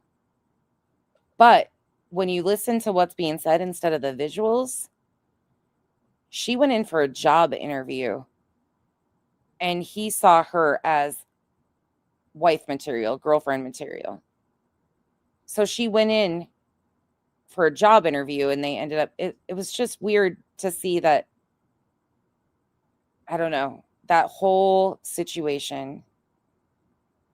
And they were so like giddy about the whole fact of that is how they got together. I missed it though. I missed it in the first watch through until Jim pointed it out. And then I'm like, holy shit, wait a second. Janice in accounting will do that to me. I'll be like, oh, okay, you know, I get the point on that. And then she's like, no, go look at this. And I'm like, oh shit. Because she always like, she'll send me a shit ton of information. When I say that, when she catches up, she'll be like, uh-huh, I do. And it's so helpful. But a lot of times I will miss like pieces of it like that. And I'm like, oh shit. Oh shit. You know, because you get used to watching. I'm a very visual person too. Oh my God, Lindsay, I freaking love them. Yeah. Right. Like, that just seemed so weird. Yeah. I'm not going to hire you. You're going to date me. And yeah. But it was Jim that pointed that out. That was what you guys point out so much shit to me that is problematic. Sorry to interrupt this again. Who have grown up in underprivileged environments. Therefore, they're not able to realize their full potential. DEI essentially says, if you are smart, qualified, talented, then we want to make sure you are in the right places to meet your full potential. Right. It's not that hard. It doesn't just elevate people to the full potential level. It broadens the pool of applicants to make sure that systemic bias doesn't stop people. So, sorry, I didn't mean to like rant. It's basically trying to give them equal opportunities in the job space. They're qualified. Everything's the same. But Charlie Kirk is doing something very slippery here. Again, either he doesn't understand what DEI is, or he understands it, which I think he does, and he's misrepresenting it on purpose to achieve a racist prejudicial end, which is disgusting. Oh no, Kimmel's on for anybody that wants to watch, or turn your TV on. And that's why Jasmine Crockett said this. Oh, their ratings go up. On CNN this morning. Talking about a resolution that came before the House this past week honoring Charlie Kirk. And there were 58 Democrats who voted against it. You were one. Yeah, why? Absolutely. You know what? One of the things I do want to point out that's not been laid out that honestly hurts my heart is when I saw the no votes, there were only 2 Caucasians.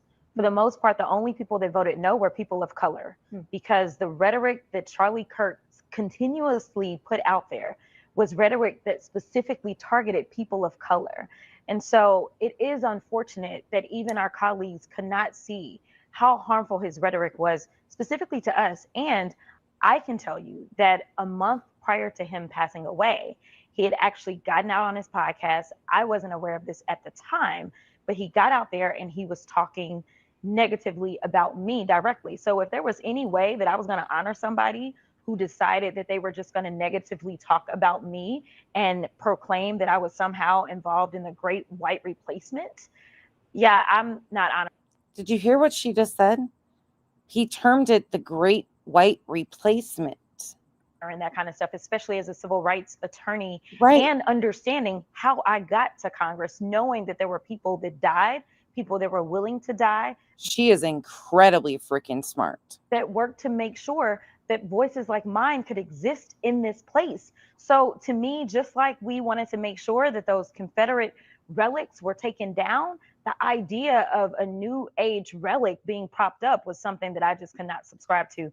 And it is unfortunate that more of my colleagues, even on my side of the aisle, could not see the amount of harm that this man was attempting to inflict upon our communities. Very powerful from Representative Jasmine Crockett, as always. And there are a few key points that really stuck out to me there. I mean, everything she said stuck out to me. But first of all, when she said that only 2 white Democrats voted against this, it's just a perfect example of what happens when you don't have the lived experience to be talking about these issues. I don't have the lived experience to be talking about these issues. Same. That's why I let Representative Jasmine Crockett make the argument and explain how she feels for me.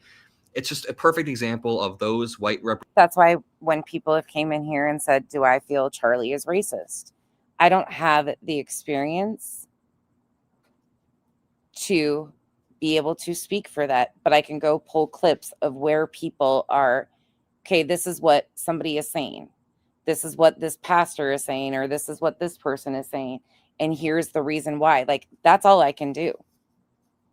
Do I think his phrases and words hurt people of color? Absolutely. Do I think a lot of it had racial undertones and was racist? Absolutely. How do you say the great white replacement isn't racist? It is. Like, I don't know how you argue with that. But as to why, they have the lived experience. And when I say they, I'm talking about Jasmine Crockett, Michelle Obama, the ones he directly cut down. They have every right to feel the way they do. Representatives thinking that they can step into the shoes of the Black Americans who were actually harmed by Charlie Kirk. But Representative Jasmine Crockett also makes this point at the end where she says, we've done so much work to, get rid of these Confederate relics thus far. We've done so much work to get rid of that toxic ideology. Why would we want to create a new relic, a new Remembrance Day or statue or whatever the hell they're trying to do next for somebody who spread that exact same type of hatred, but in a more insidious way? Here's the thing with Charlie Kirk. There aren't going to be videos out there of him acting like a Confederate soldier, screaming racial slurs and yelling at like Black people. 2025 racism is coded in stuff like this, saying the Civil Rights Act should never have been passed. And he says it in a bit more palatable way for the mainstream audiences, but it still needs to be called out with the same level of vigor as the old type Confederate racism. I'm going to leave it there. If you appreciate these videos, drop a like, subscribe. I love you all, and peace out. I thought that was such an exceptional video by him. I really thought that was such an incredible video by Adam. The way he chose to speak about that, he's very good. Very good in this space. Okay. Kyle just found something, but it's not on YouTube yet. So let me go over here. Oh my gosh, you guys aren't going to believe this. So we started off with Stephen Miller. Give me a second while I pull this up. I swear this only gets worse. DJ's live. Why? Because I said, hold on. Let me pull this up.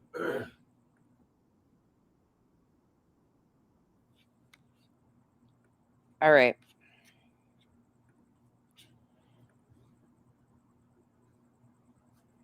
This says, we will prevail over the. This speech was copied from the Holocaust architect, Forces of Wickedness. We will prevail over the forces of wickedness and evil. They cannot imagine what they have awakened. That's Stephen Miller, the White House Deputy Chief of Staff, speaking at Charlie Kirk's memorial. His words closely mirror a 1932 speech by chief propagandist for the Nazi Party, Joseph Goebbels, called "The Storm is Coming." We are the storm. Goebbels was a key architect of the Holocaust and Hitler's close confidant. He used the stark dichotomy of good. People were pointing this out in the comment section earlier, but here's the video with it. It's so much easier. Versus evil to justify Nazi superiority, galvanizing the base for revenge against perceived enemies through a religious moral framework. Stephen Miller rallied supporters using the same language. watch. That fire burns with a righteous fury. We are on the side of God. Goebbels also demeaned critics, portraying them as subhuman and dangerous, just like Miller. Those trying to foment hatred against us, you are nothing. You are wickedness, you are jealousy, you are envy, you are nothing. Miller, Vance, Trump, RFK Jr., and Hegseth all used Kirk's death as a basis for building a movement and permission structure to crack down on the left in the US. And they did it by framing Kirk's killing as not the responsibility of just the shooter, but anyone who criticized Kirk or the Christian nationalist movement. That is so fucking true. Oh, I hate this. I hate where we are. I really hate this because we took a look into who Miller was. Ugh. They painted him as a martyr in a spiritual war between good and evil. Vance, RFK Jr., and Tucker Carlson even compared Kirk to Jesus Christ, using divine framing to cast retaliation against entire groups as righteous. And all of it echoes what Nazis called a holy war against Jewish people, queer people, black people with disabilities, and political dissidents, as they used Nazis' death as martyrs to elevate their cause. And their movement thrived under poor economic conditions as Germans looked for an enemy to blame their problems on and someone to save them. We're in dangerous territory, and we need to keep our eyes open. Yeah, I can't even listen to Steve Miller anymore. I hate this. Fucker. Truly. It's scary. I've said that over and over again. Like again, when I say like I've created a unique little space for myself here in this sector. I created it. We talk about things I enjoy, and thankfully some of you guys enjoy, or not so much, but we need to have the conversation. Did you talk about Acre Trader yet? Oh God, no, not tonight. Okay. We gotta watch Jimmy Kimmel. Well, we've also got to watch RTP. I keep promising them RTP, but I have not played RTP, and he's my favorite. But before that, I'm going to play you The Troll when the president went to the UK, for those of you that haven't seen it. I don't blame people for not talking about this. I get it. But this is happening, and we're all just like, Let's do it, Jim. that right, CK? We've got to. Well, and that's why it's so hard for me in this one with that. Right. It's so much different, Chico, because I don't have the experience. I don't have, even with Charlie Kirk, I can only say, like, these are the things I've heard people discuss. These are their feelings on it. It's not going to have the same impact on me than it does others. And to invalidate that is so weird to me. But people are so quick to be like, oh, nope, he wasn't racist. Those words were not racist. Well, screaming about the same things being said in a different fashion of being racist. Do you see what I'm saying? It's so confusing in this space for me with that. All right, here you go. This is what happened the other day. This is Windsor Castle, home of the British royal family, where Donald Trump is staying during his state visit. And this is a film about Trump's relationship with the world's most famous pedophile, Jeffrey Epstein. This is a slideshow that they did while he was there visiting. And wasn't it his hotel windows or something were facing this? I don't know. Something, I don't remember where it was, but It's just the biggest display they could find. it's the biggest. Yeah, it's Windsor. I don't remember where he was in location to this, but it was still like amazing. The ship goes back to at least 1992, when the two of them are filmed laughing together. Oh, what's happening? Why is it pausing? Did our internet just go down?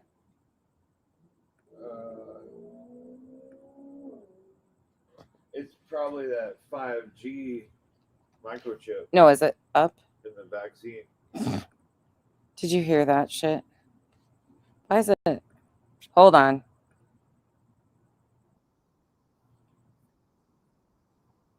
Let's see if I can switch to another video. Going anywhere. Let's see if I can get it to play. They're watching you. They shut you down. They It's are. censorship. This one won't play. Why won't it play? This is Windsor Castle, home of the British royal family, where Donald Trump is staying during his state visit. And this is a film about Trump's relationship with the world's most famous pedophile, Jeffrey Epstein. Their friendship goes back to at least 1992, when the two of them are filmed laughing together. Trump can be seen making friendly conversation with Epstein in between clips of Trump smiling and dancing with a group of young women at his Mar-a-Lago resort in Florida. The following year, they attend a cafe opening together. And a month after that, Trump invites Epstein to his wedding. That's why that statue on the mall lawn, you got to look that up. I saw it. Okay. Kenzie sent Oh, I sent it to you too. Oh, Kenzie sent it to you? In 1995, a young woman called Maria Farmer is working for Epstein in Manhattan.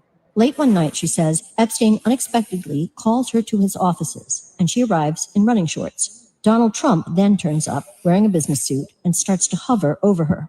Ms. Farmer feels scared as Trump stares at her bare legs. Then Epstein enters the room, and she recalls him saying to Trump, "No, she's not here for you."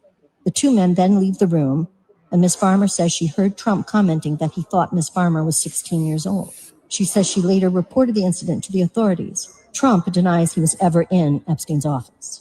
1993 to 1997, Trump takes at least 8 flights on Epstein's private jet, according to flight logs released by the U.S. Department of Justice. The plane is later dubbed the Lolita Express, a reference to the character in the Nabokov novel by the same name, a 12-year-old child who is sexually abused by an older man. 1997, Trump and Epstein are seen together at 2 Victoria's Secret parties and are photographed together at Mar-a-Lago.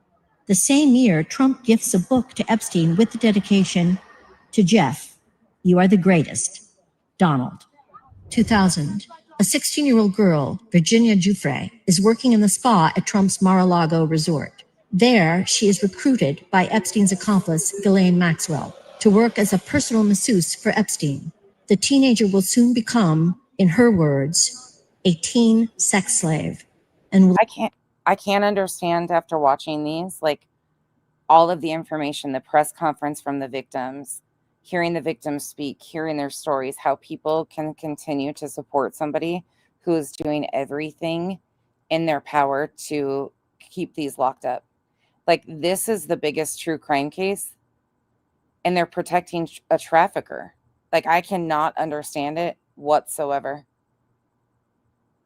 Truly, I just don't understand it. How can people be supporting someone who is doing everything they can to cover up horrific crimes against children? endure years of sexual abuse. I was recruited at a very young age from Mar-a-Lago and entrapped in a world that Yeah, the original video is led by Donkeys. You can find their YouTube channel. This is from Arizona Central. I didn't understand. 25 years later, Trump will acknowledge he was aware that young women were being recruited from Mar-a-Lago by Epstein. Some of them young women. Well, I don't want to say, but everyone knows the people that were taken. And it was the concept of taking people that work for me is bad. But that story's been pretty well out there. And the answer is yes, they were. Trump is then asked if one of them was Virginia Giuffre. I think she worked at the spa. I think so. I think that was one of the people. Yeah. He stole her. 2 years later, after he stole her, Giuffre was recruited from his club by Epstein and Maxwell. Trump tells New York Magazine he thinks that Epstein is a, quote, terrific guy, and that they have known each other for 15 years. He's a lot of fun to be with, Trump says. It is even said that he likes beautiful women as much as I do, and many of them are on the younger side. 2003, Trump draws a message in a book made for Epstein's 50th birthday. The drawing depicts a woman's breasts and is accompanied by text written by Trump to Epstein that includes... This is what's on that statue at the mall. The Best Friends Friendship Month. This is the quote. Includes the line, quote, "We have certain things in common, Jeffrey," end quote. Trump signs off by saying, quote, "Happy birthday, and may every day be another wonderful secret." A Donald signature is written in the place of pubic hair. 22 years later, Trump will begin legal action against the Wall Street Journal over their reporting of the drawing, claiming it doesn't exist. Epstein's estate then releases the drawing to Congress. Another entry in the birthday book contains a photo of Epstein holding a novelty check bearing Donald Trump's signature, along with a note suggesting Epstein, quote unquote, sold Trump a woman for $22,500. Release the Epstein files. It's not that hard. Like, how exactly? How are we in this spot to begin with, Sweet and Sleuthy? Like, how did we get here? It's unclear if the photo and accompanying note is a joke or not. 2004, the two men fall out and their close relationship ends. The reason for their estrangement? They both tried to buy the same Palm Beach mansion. 2005, police in Palm Beach begin investigating. And these are court documents. Like, they're not just saying this stuff. They're showing you the documents that back this up. How do we argue with this? How do you argue with this? I don't understand how people can be like, yep, keep them private. It's not protecting the victims. Investigating Epstein after a 14-year-old child reports he molested her at his mansion.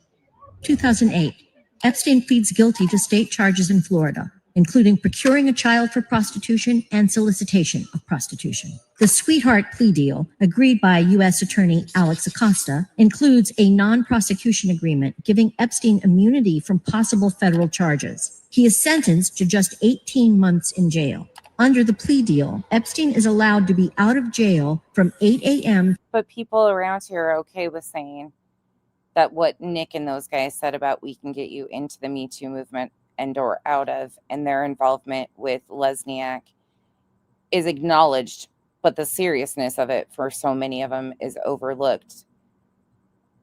The Cosby situation is problematic, and then you hear similar things. It just makes you question.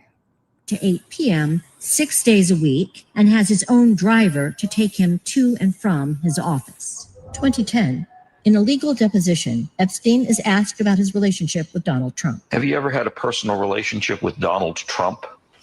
What do you mean by personal relationships? Have you socialized with him? Yes, sir. Yes? Yes, sir. Have you ever socialized with Donald Trump in the presence of females under the age of 18? Though I'd like to answer that question, at least today, I'm going to have to assert my 5th, 6th, and 14th Amendment rights, sir. By the way, this was around about the time that Prince Andrew was photographed walking with Epstein in Central Park. 2016, according to award-winning CBS News producer Ira Rosen, Maxwell confirms to him that Epstein secretly taped his famous friends, including Trump and Bill Clinton. February 2017, Donald Trump, now President of the United States, nominates Alex Acosta, the man behind Epstein's sweetheart plea deal, to be his Secretary of Labor.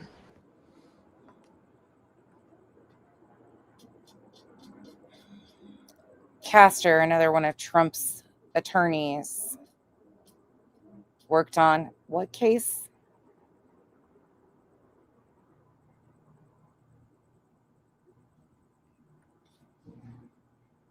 August 2017. Epstein conducts a series of taped interviews with the journalist Michael Wolff, research for a potential book Wolff hopes to write. In the interviews, Epstein claims Trump first slept with Melania on the Lolita Express and also says he was Trump's closest friend for a decade. So how do you know this? That was close to straight. July 29. This was so well put together in a short and condensed form and then perfectly fit on Windsor Castle.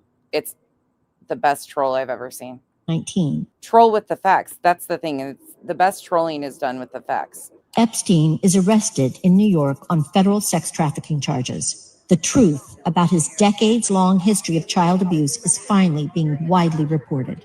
A month later, he's found dead in his jail cell. The authority. I missed it. Janice in accounting. Sorry. A large percentage of true crime content watchers are Republicans, and that is because they are often law and order. Absolutely. Where progressives see the problems with justice in prisons and the fact that prisoners are commodities. Right. That is usually the party of law and order and protect the children. That's a huge thing. That is old school conservative values. But the new school are telling you what their focus is. And that's, I think, what people are having a hard time with it too, because it's shifted. And people are not willing to like see, no, this is what this is now. This is what it used to be. And Beddy and those guys still try to say, you know, we're the party of law and order, when she diminishes and takes every chance to bitch about law enforcement. Like, she tells people openly how much they should just listen to her and shit. Yeah, that's crazy. Thank you, Janice in accounting. It's crazy. Oh my gosh. This is the best troll. Please declare his death a suicide. 2020. Maxwell is charged with federal crimes for helping recruit underage girls for Epstein and participating in the abuse herself. Trump is asked about the charges and replies, I just wish her well, frankly. I've met her numerous times over the years, especially since I lived in Palm Beach, and I guess they lived in Palm Beach. But I wish her well. 2024. Everybody, I wish her well. Asked about whether he would release the so-called Epstein files, information about Epstein's crimes, and potentially his famous accomplices, Trump seems unsure. Would you declassify the 9/11 files? Yeah. Would you declassify JFK files? Yeah. Would you, I did a lot of it. Would you declassify the Epstein files? Yeah, I would. All right. I guess I would. I think that less so because, you know, you don't know. You don't want to affect people's lives if it's phony stuff in there, because there's a lot of phony stuff with that whole world. 2025. Trump is now president again, and his administration blocks release of the Epstein files. It is soon revealed that his attorney general, Pam Bondi, told Trump in May that his name is in the files before authorizing the release of a handful of transcripts only. Trump's one-time personal lawyer, now Deputy Attorney General Todd Blanche, then meets Ghislaine Maxwell in prison for 9 hours. Amid speculation of a quid pro quo to protect Trump, days later, Maxwell is moved to a low-security prison famous for its comfortable conditions and known as Club Fed. This is what we know. The President of the United States was a longtime close friend of America's most notorious child sex trafficker. He's alleged to be mentioned numerous times in the files arising from the investigation into that child sex trafficker. And now he is back in office. The U.S. federal government appears to be doing all it can to prevent the American public from learning fully about the president's relationship with the country's most notorious child sex trafficker. Now that president, Donald Trump, is sleeping here in Windsor Castle. Isn't that amazing? That's led by donkeys. Maybe we'll do Rogan tomorrow, because Rogan actually spoke out. I want to share this, though, before I get out of here tonight. So this is RTP. This is Jay from RTP. Oh, my gosh.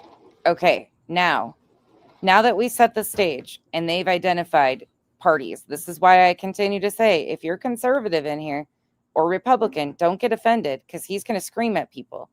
But he's screaming at the Crowders, the Bettys. If you don't have their same view, if it don't apply, let it fly, because he screams at Republicans. Okay, let's go. There aren't any. Cope. You're asking me to cope? Bitch, your guy's covering up the Epstein files. This isn't cope. What are you talking? This is a great introduction to Jay, because he is a live streamer and he cuts like his videos down into shorts, but it's hysterical because he reminds me of more like, he's very like reactive about certain shit. Like when people come in here and say stuff, I'm like, no, that's just fucking stupid. That's not the facts. Like, stop.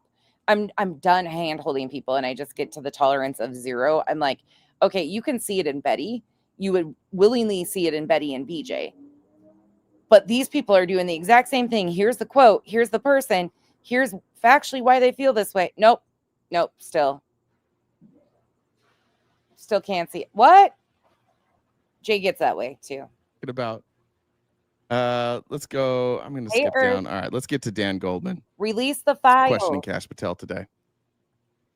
Cash Patel lost his mind. If you want a channel to listen to, highly recommend RTP. Absolutely recommend RTP. But now it's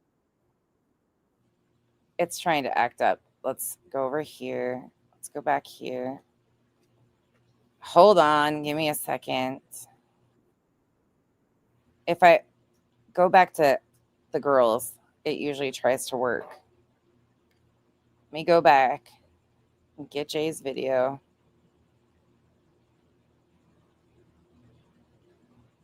I freaking laughed so damn hard at this, though.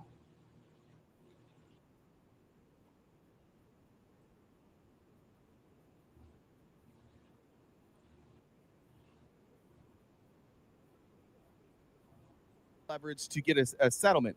Never wins the case. Hasn't won a single one used not to tell the truth. Here we go. What are you talking about? Let's go. I'm going to skip down. All right, let's get to Dan Goldman questioning Kash Patel today. Kash Patel lost his mind. Kash Patel was screaming over witnesses, and Jim. Okay, now Kash Patel should be a nonpartisan issue, but unfortunately, people are supporting him because he's so willing to lie, and you're going to see that. Jordan, who, by the way, like, besides being Donald Trump's lapdog in Congress, the thing that he's second most famous for is covering up sexual abuse at not Penn State, Ohio State. So the person chairing this committee that's listening to Kash Patel covering up Earth. I don't even know if that's the place for her. For sexual abuse, himself covered up sexual abuse and then tried to get the people who were sexually abused not to tell the truth about it. That's who's running this committee today. I just want to make sure. And he's going to let Kash Patel do whatever the fuck you want. Fossil and Weekend at Bernie's impersonator Chuck Grassley was running the Senate hearing. I think he was asleep half the time. He was just like, Kash Patel at one point screamed for like 2 straight minutes. He was the witness. He was talking to Adam Schiff and nothing from Chuck Grassley. Not a gavel. I think he coughed at one point. And then after like 3 minutes, he's like, Jay also debates a lot with younger, like his target demographic is like the opposite. Well, it's like the Charlie Kirk guys, the ones that were like pro Charlie Kirk. Yeah, he always won the debates. That's who Jay ends up debating. Well, and older guys too, I guess. Like, guys, Kimmel's going off. It's great. Kimmel's losing it. Stop. That was it. It's out of control. Donald Trump is in the in a good way. Epstein files. So now all of a sudden, the Republicans who were so aggressively intent on releasing the Epstein files because they were going to be a huge explosive story about Democrats involved with Jeffrey Epstein are quiet. So the irony of these Republicans. And one thing I respect the shit out of with Jay is Jay knows so much about these guys, like each independent state. He does his freaking homework. He's been doing this for a long time. He's the one that worked for the Mitt Romney campaign, was a Mormon in Utah.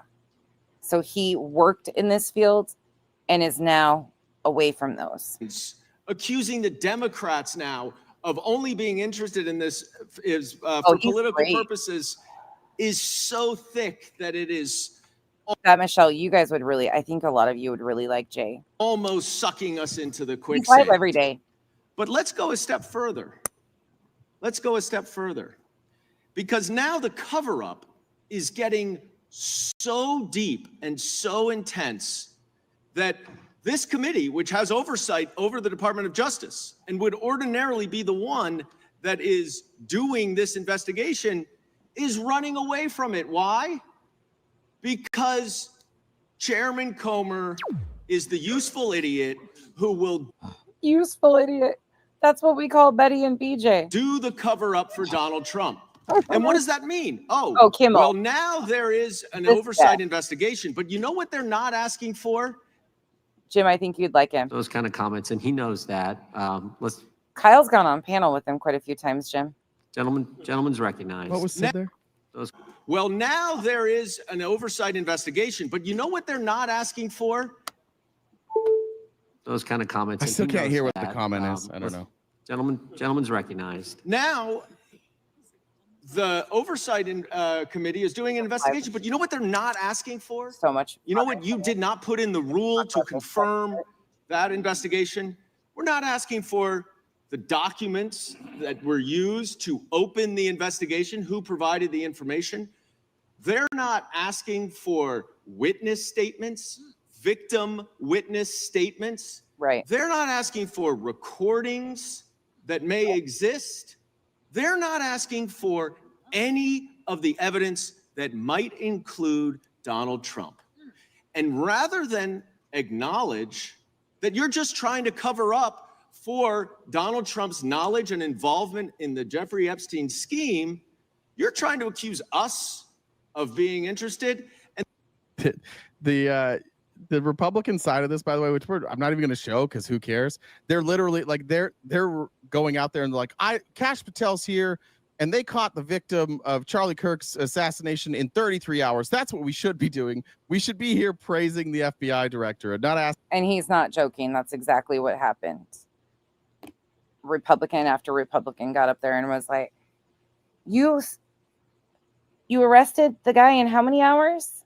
It's not even a joke. I was watching and I was losing my mind during this. Asking him tough questions. And ironically, most Republicans are not asking tough questions. Here was Dick Durbin yesterday in the Senate hearing. Dick Durbin, like his resting heart rate is 1. It's got to be. He is the most calm person I've ever seen in my entire life. Does a great job here with Kash. And Kash just can't, Kash can't handle it. There's a New York Times story this morning about Chris Meyer. As I understand it, he was your personal pilot, at least for some period of time. Mr. Meyer has quite a record himself. Flew over 350 hours as an Air Force pilot on 3 aircraft types in Afghanistan.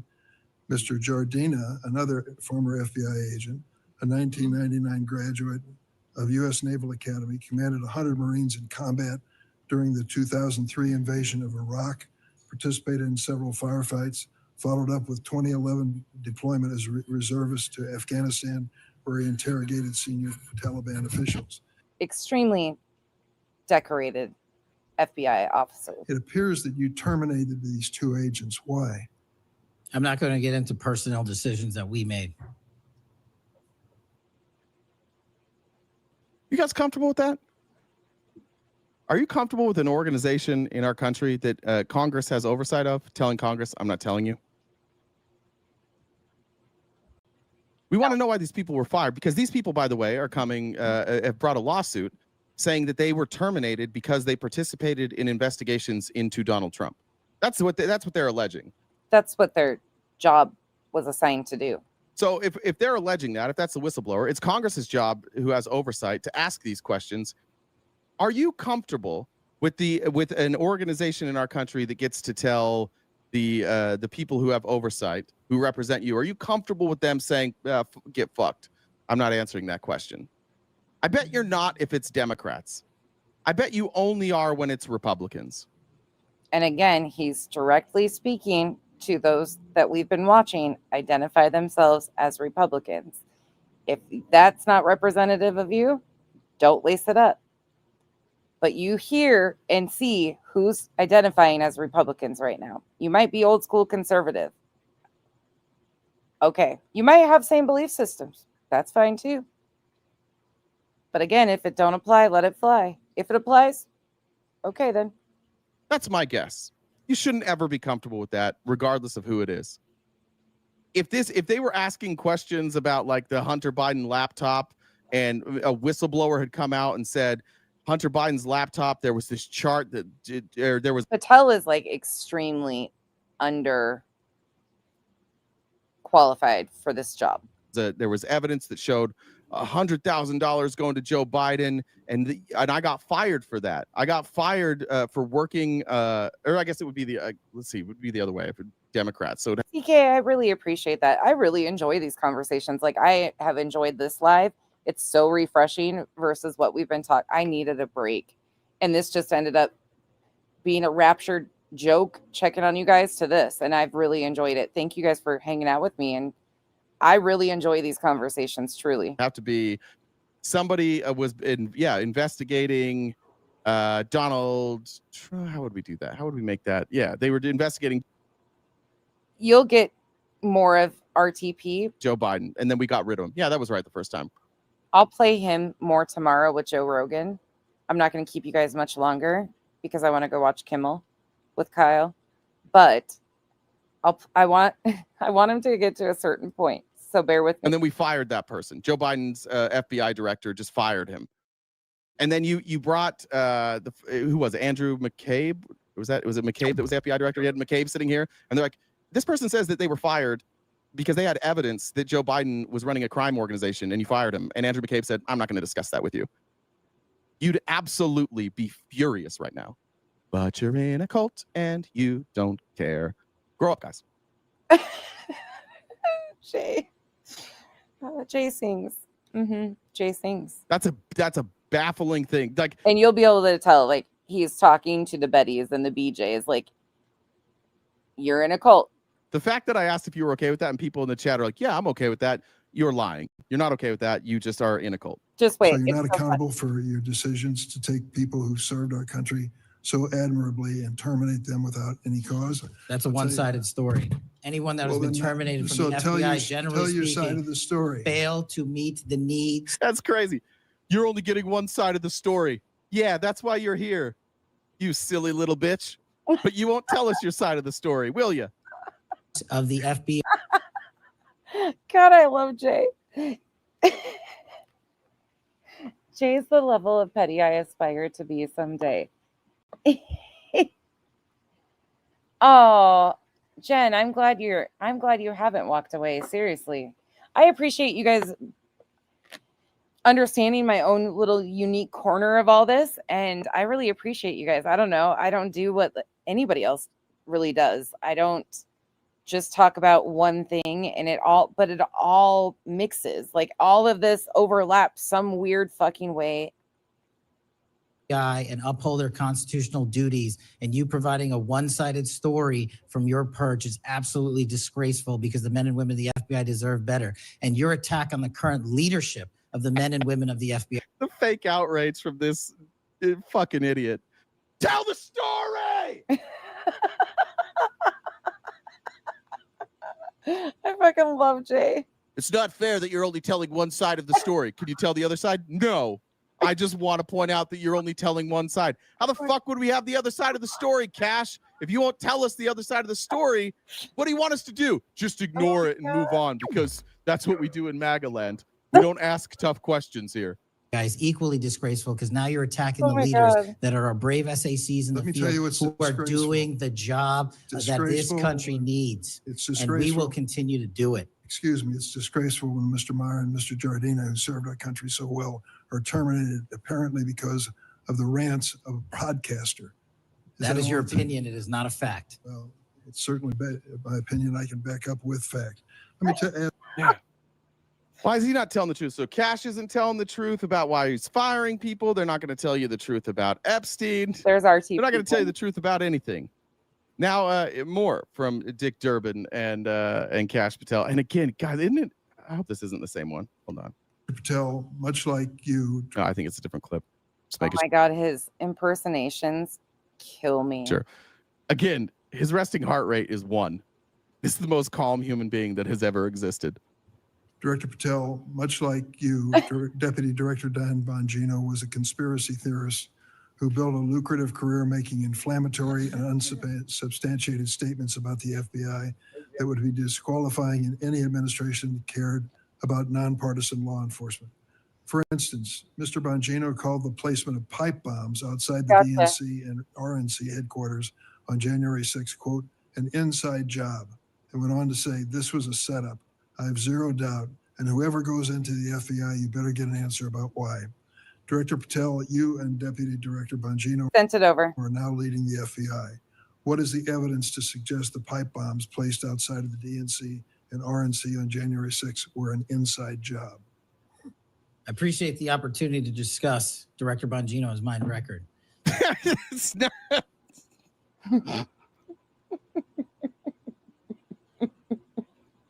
This is what happens when I listen to Jay, though. I can't. This is not a human interaction. This is not a human conversation. Can you address these specific concerns? Thank you for giving me the opportunity to to now rattle off some stats about our record. So many on this committee. This is that word salad we see from all of these motherfuckers when they're asked simple fucking questions. The fucking word salad, the semantics, and the fucking games they play, circling their fucking wagons. And we wonder why we're tolerant of some of these motherfuckers around us, because they do this shit to us. And here's the FBI director doing the same shit. Media jettison our 31 years of public service. Can you answer the question, sir? I'm answering the. Shut up. Shut the fuck up, Kash Patel. Shut the fuck up and answer the question. He's going to lose his job. This guy is so far over his skis, which ironically it appears that he just got back from skiing. Shut Fucking Jay, you can't. Oh my God, he's a blast, but he's extremely smart. Extremely smart. When you get him talking like stuff in Utah, oh my gosh. Shut the fuck up. Answer a question. He's Jesus so Christ. Could you give us specifics? Oh my God. I'm going to now rattle off some statistics because I don't answer questions. This is where you can find me hanging out sometimes during the day, is RTP's chats. He's live every day. It's fucking hysterical. He debates and shit. Kyle's over there a lot. I just usually listen in the bushes. He's got a really cool chat though too. But it's like open season on Troll. What is it called? Friendly Friday? Friendlies, meaning people that are not opposition, can come up on Fridays, and then most of the time he debates the opposing side. I go, yeah, don't answer his question. Yeah. Get it together, folks. You guys you're an embarrassment to the world. You're making the United States look like a bunch of cucked out bitches, and I'm tired of it. All 4'3" of Kash Patel can't find it in him to answer a fucking question, and you guys are celebrating it. Oompa loompa doompity, answer the fucking question. I'm telling you, this is why I think more people would watch. Okay. Thank you, Earth. I will definitely look. Question. You're questioning the integrity of the deputy director of the FBI and mine. And I'm going to answer the question. The pipe bomb investigation is ongoing, and I'm not going to discuss the details. How much longer are we going to do this pipe bomb investigation, by the way? How much longer do we need? The pipe bomber is most like, now I got to be careful what I say, because fuck the Republicans are on the speech patrol. There's significant evidence that a man named Ivan Rakelin was the pipe bomber.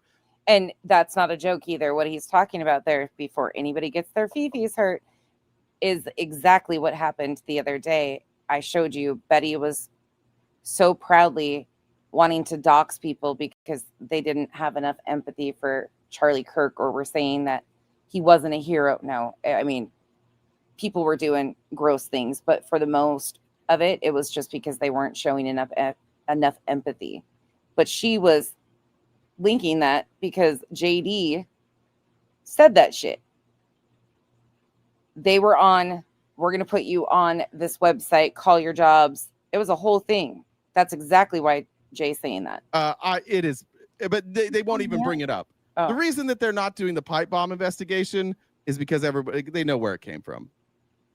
They know it was an attempt to try and smear the Democrats, which is weird because they put it at the DNC and then they claim they did it at the RNC. I just saw that, Jamison Accounting. Thank you. And then they're like, it's a radical leftist. It's not Marge, guys. Look up the name Ivan Rakelin. You can see him. He's a psycho.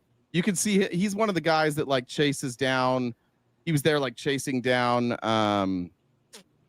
Who's that? Who's the officer that's really outspoken that was attacked on January 6th? This is Ivan Rakelin. Just to let you know, whoever the pipe bomber was used a Metro card that night. They tracked the person.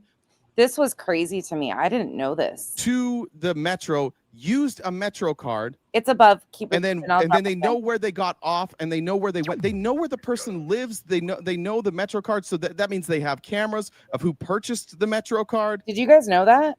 We know who the pipe bomber is. They're fucking lying to you. Fanone, thank you guys. Fanone. He chased down Fanone like calling him a coward. We absolutely know who the pipe bomber is. They just won't tell us. Oh, I posted the wrong one. Of the pipe bomb investigation. Mr. Bongino was a Secret Service agent for 15 years, a police officer for 5. I served this country in multiple administrations for 16 years. Wrong one. Yeah, not the FBI, though. Zero experience in the FBI. You should run the FBI.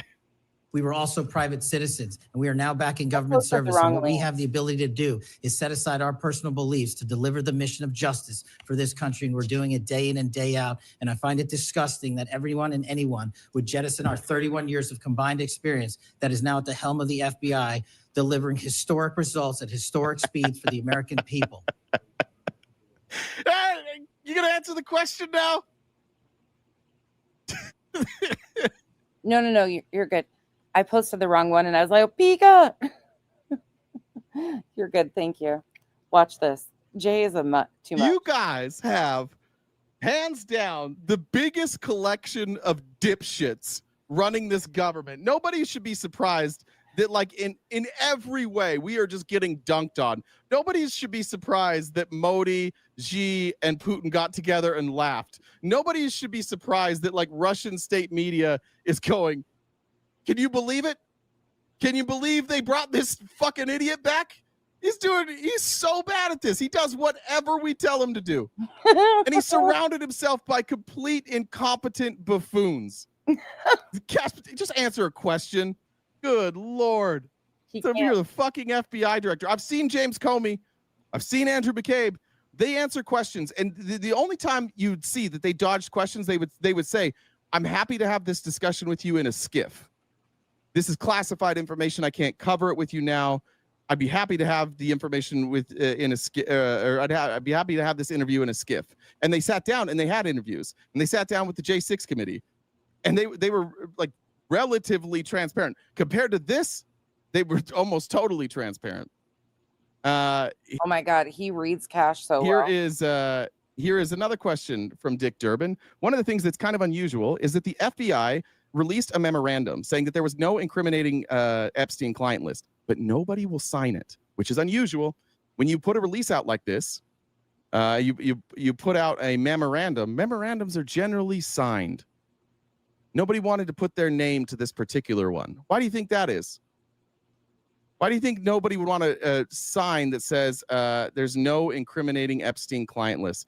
And Because they can't confirm that as fact. I watched the hearings with Kash Patel. One thing Kash is doing over and over again is saying, that's this department. I don't involve myself with the day-to-day.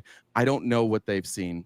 I don't know what they're doing. That's something they do. I let them have autonomy. I let them do their jobs.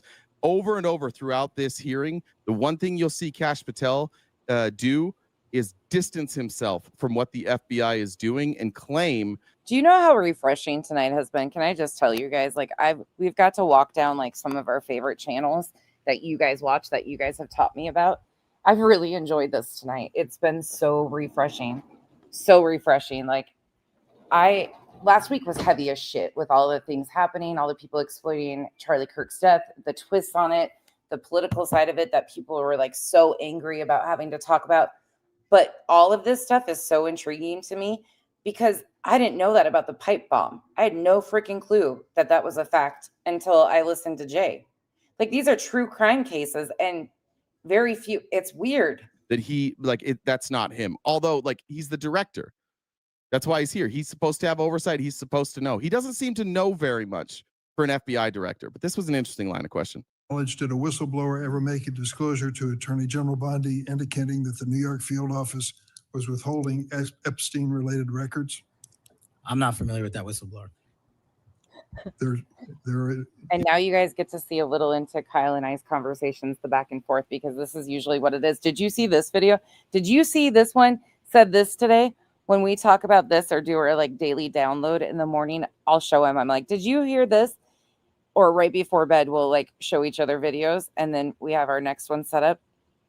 Because this is what we listen to during the day when we're like dinging around. He listens to a lot of this shit at work. You know that there was such a whistleblower? I'm not familiar with that whistleblower.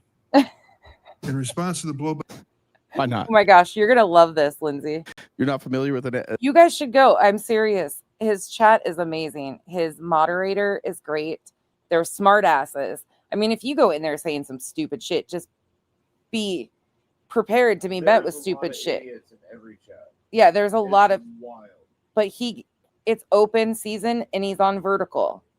So he's on TikTok and here. Isn't he streaming on both though at the same time? And Twitch and Discord. Yeah, Twitch, Discord, TikTok, and here. So he's in like vertical format, but not. But his chat gets freaking wild. And it's like it's like the Crowder guys that come in there to like challenge RTP and he reads them for filth. An FBI whistleblower that like the general public knows, like we know about it Anymore. Somehow there's an FBI whistle. Kyle said it's not as bad as it used to be. They have to go on Discord to talk. Previous to the election was wild. Blower that the public knows about that's been reported on the news, but the director doesn't know about it. I find that hard to believe. Or he's just not doing his job. Maybe somebody emailed it to him, he didn't read it. How the fuck does he not know that there is a very public whistleblower in the FBI? Jay single too. He knows where the club is. Oh, I do want to correct one thing. He's also single, ladies. I had said that he was at a restaurant/nightclub. I looked that up today. I don't think it's a nightclub. It's called Rouse, R-A-O. I think that's how you say it. I don't think it was a nightclub. So I do want to correct that from yesterday. I think it was just a nice restaurant. She received, Attorney General Bondi also pushed the FBI to review approximately 100,000 Epstein-related records on an arbitrarily short deadline in March. And the FBI was directed to flag any documents that mentioned President Trump. Lisa. Right. Nothing came of that review until July, when DOJ and FBI released an unsigned memorandum stating there is no incriminating client list. Why was this July 7th memorandum? A lot of you are similar to me, though, too. Like Kyle and I talk about it amongst ourselves. There's a few people that we talk to about with our friends and stuff, our family, his mom a little bit. But for the most part, like this is just our back and forth or our friends. So to like be able to talk with all of you guys about this stuff is really beneficial for me because, as I said, I grew up in this and I'm still like, holy shit, I can't believe how did I believe that shit? How? And then you realize indoctrination's a bitch. Random unsigned.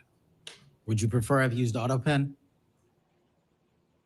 You know what Cash might be worse at than being FBI director? Jokes. Joke. That. Yeah, I would have preferred that you used AutoPen, honestly, because then it would be signed and then your name would be attached to it. And with AutoPen, it counts as a signature. You can use AutoPen. There's nothing wrong with AutoPen. This is like a new right-wing conspiracy theory. It's fine. You could sign every document with AutoPen. It doesn't mean a goddamn thing. Yes, I would have preferred that you used AutoPen because expose them all. Then your name would be attached to it, and we wouldn't be left thinking like it seems like nobody wants to say. Jim, can I give you a proud mom moment right quick since we're talking about this?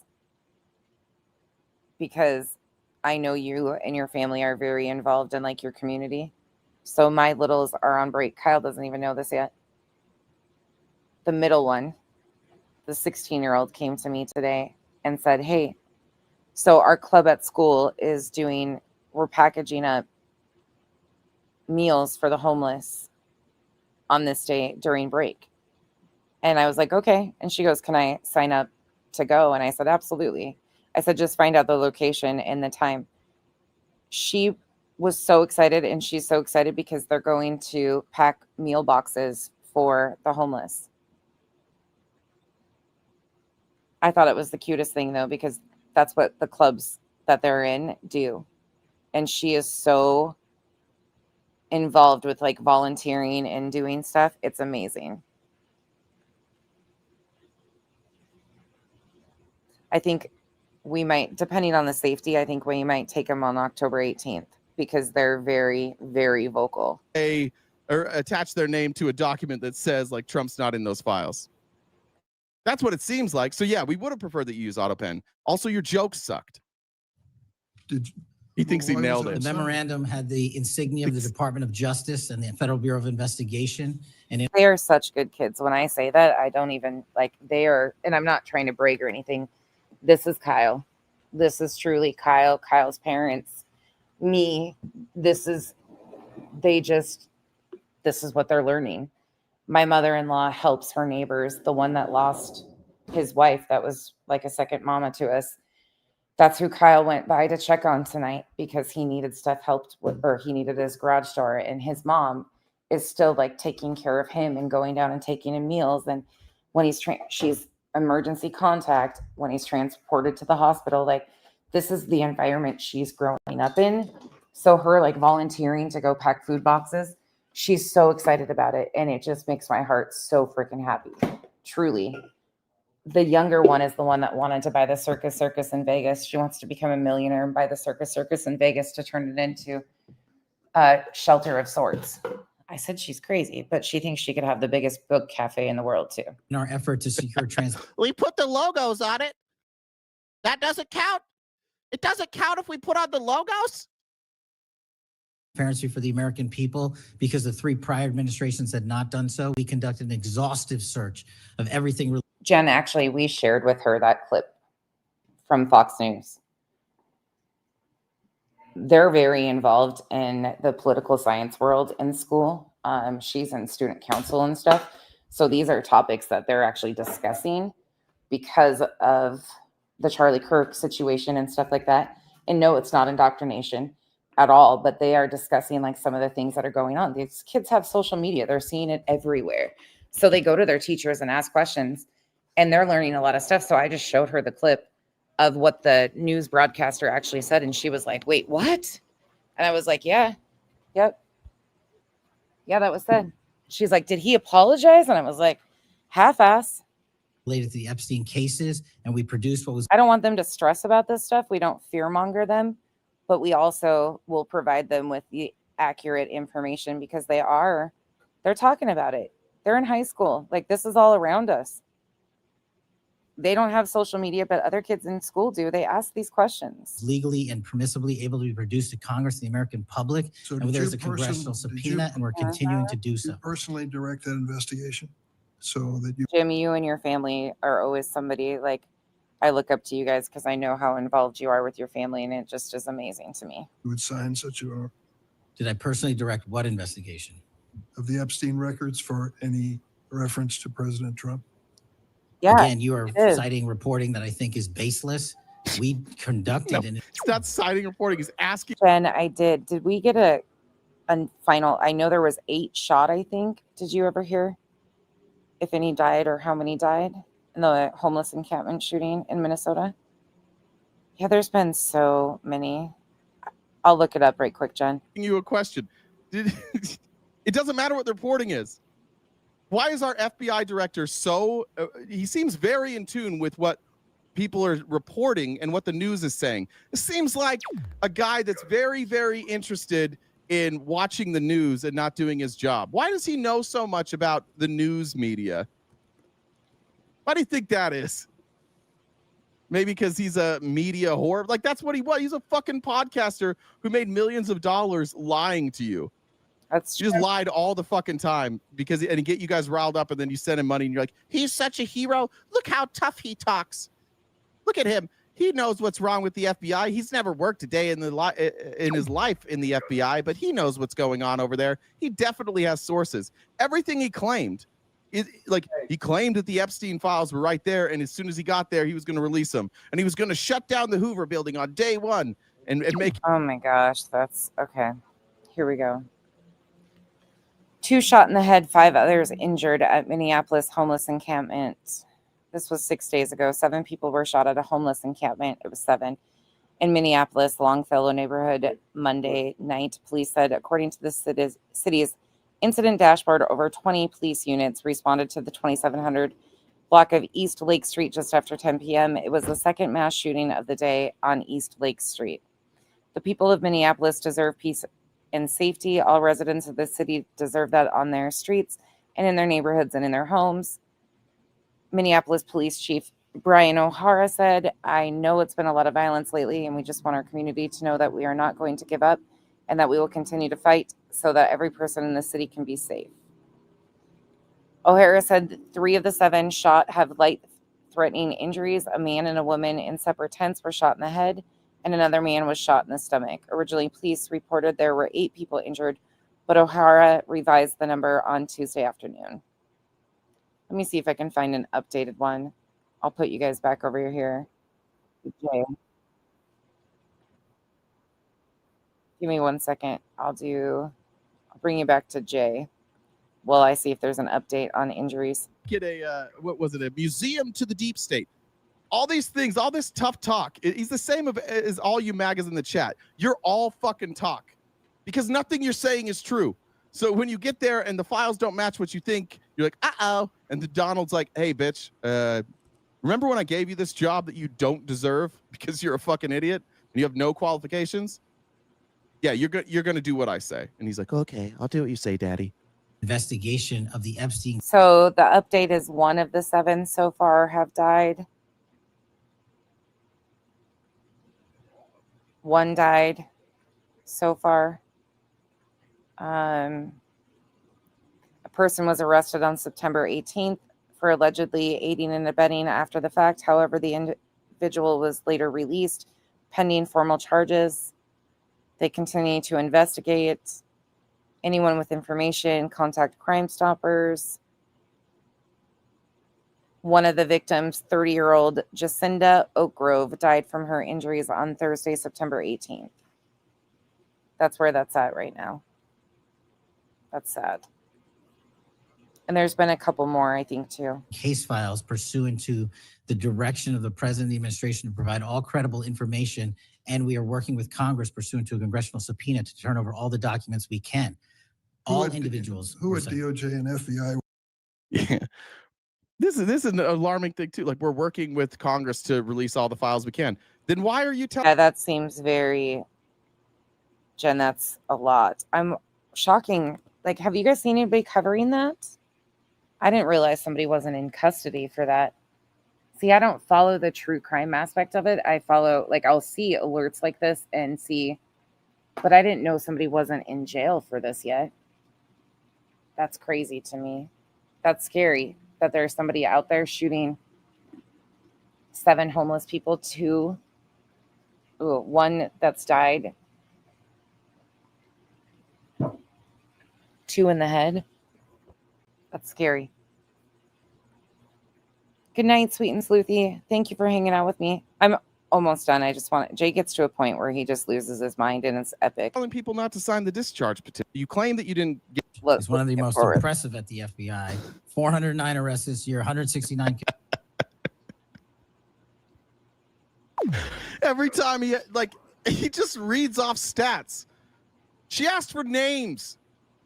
So he's either just an arrogant, pompous prick, or he's functionally illiterate. What the fuck? Bro, we didn't ask for stats, dude. Convictions. That's a 42% increase from the same. I'll come back to this, but I'm going to skip forward to see if I can find this one part, and then we'll watch it tomorrow. We still, like, you still have it. Republicans. Employee will be held to the absolute same standard, and no one. All about looking like the incredibly obvious that the person who shot Charlie Kirk was apolitical. All of his friends are saying he's apolitical. The evidence that he's on the left is that, like, he's gay. And that's it. That's the entirety of the evidence that he's on the. It's the reason that you guys exist in every aspect. Rescuing hostages, saving kids from predators, dismantling drug cartels, and their allegations, their civil allegations, are a searing indictment of your tenure as FBI director. But we love it. Rory said, I'm just here so I don't get fined. Thank you, Rory Iverson. Tanya said, what day creates the most alternative energy? Wednesday. I like that one. Happy hump day. Tony said it was Marjorie Taylor Greene to the pipe bomber. I don't remember if I read that. Lisa said, for having the testicular fortitude to tell the truth.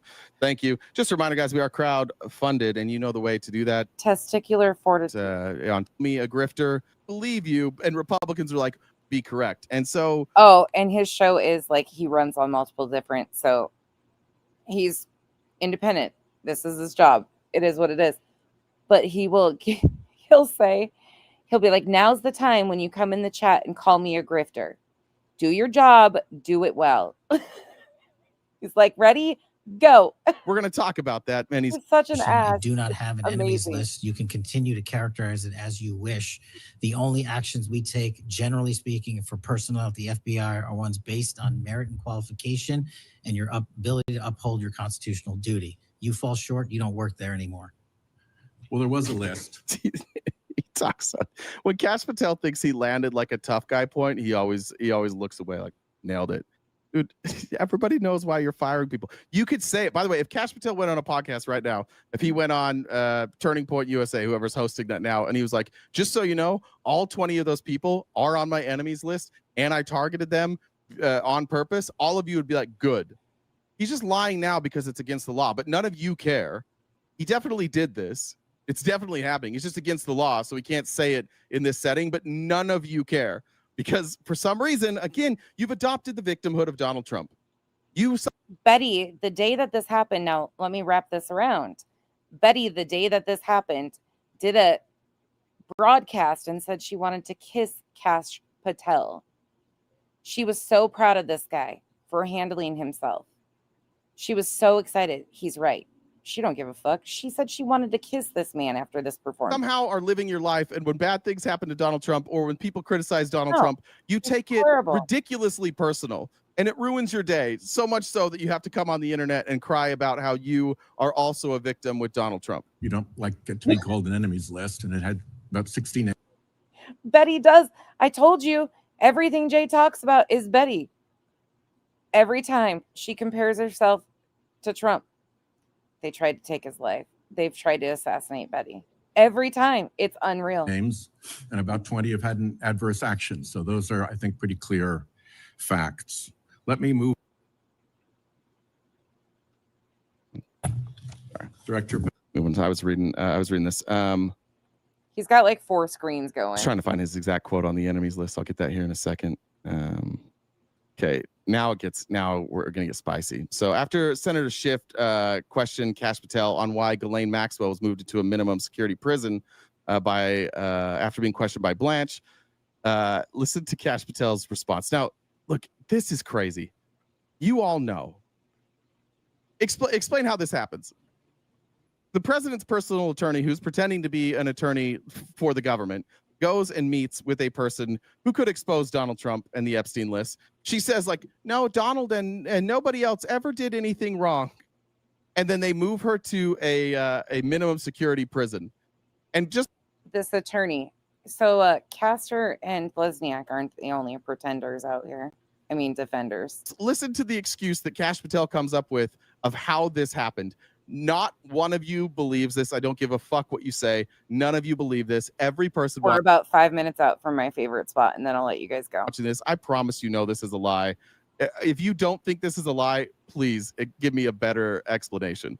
You clearly won't tell us the cabinet members associated with Mr. Epstein. Let me ask you one last question.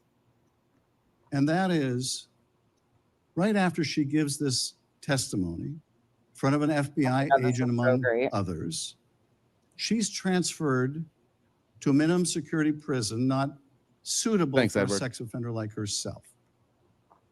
Who made that decision and why? The Bureau of Prisons. The Bureau of Decisions made it in prisons. The Bureau of Prisons decided on their own, without any consultation with Blanche or anyone else, that they were going to suddenly, after this interview, completely unrelated to this interview, completely unrelated to anything she said, move her to a prison not suitable for a sex offender. You want the American people to believe that? Do you think they're stupid? Yeah, well, he does. He does think that. They're not. This is why Jake could never be in there, because he can't keep a straight face. Why didn't she get moved before? What did she do to deserve being moved to a minimum security prison? This is why I think everybody should have to watch this. These freaking hearings were fucking wild. And he's only checking on like a few of them. They were wild. MAGA. No, you all know this is a lie. Any person, you cannot be taken seriously if you don't think that the Attorney General and the FBI put pressure on the bureaus of prison. They're just like, you know what I was thinking today?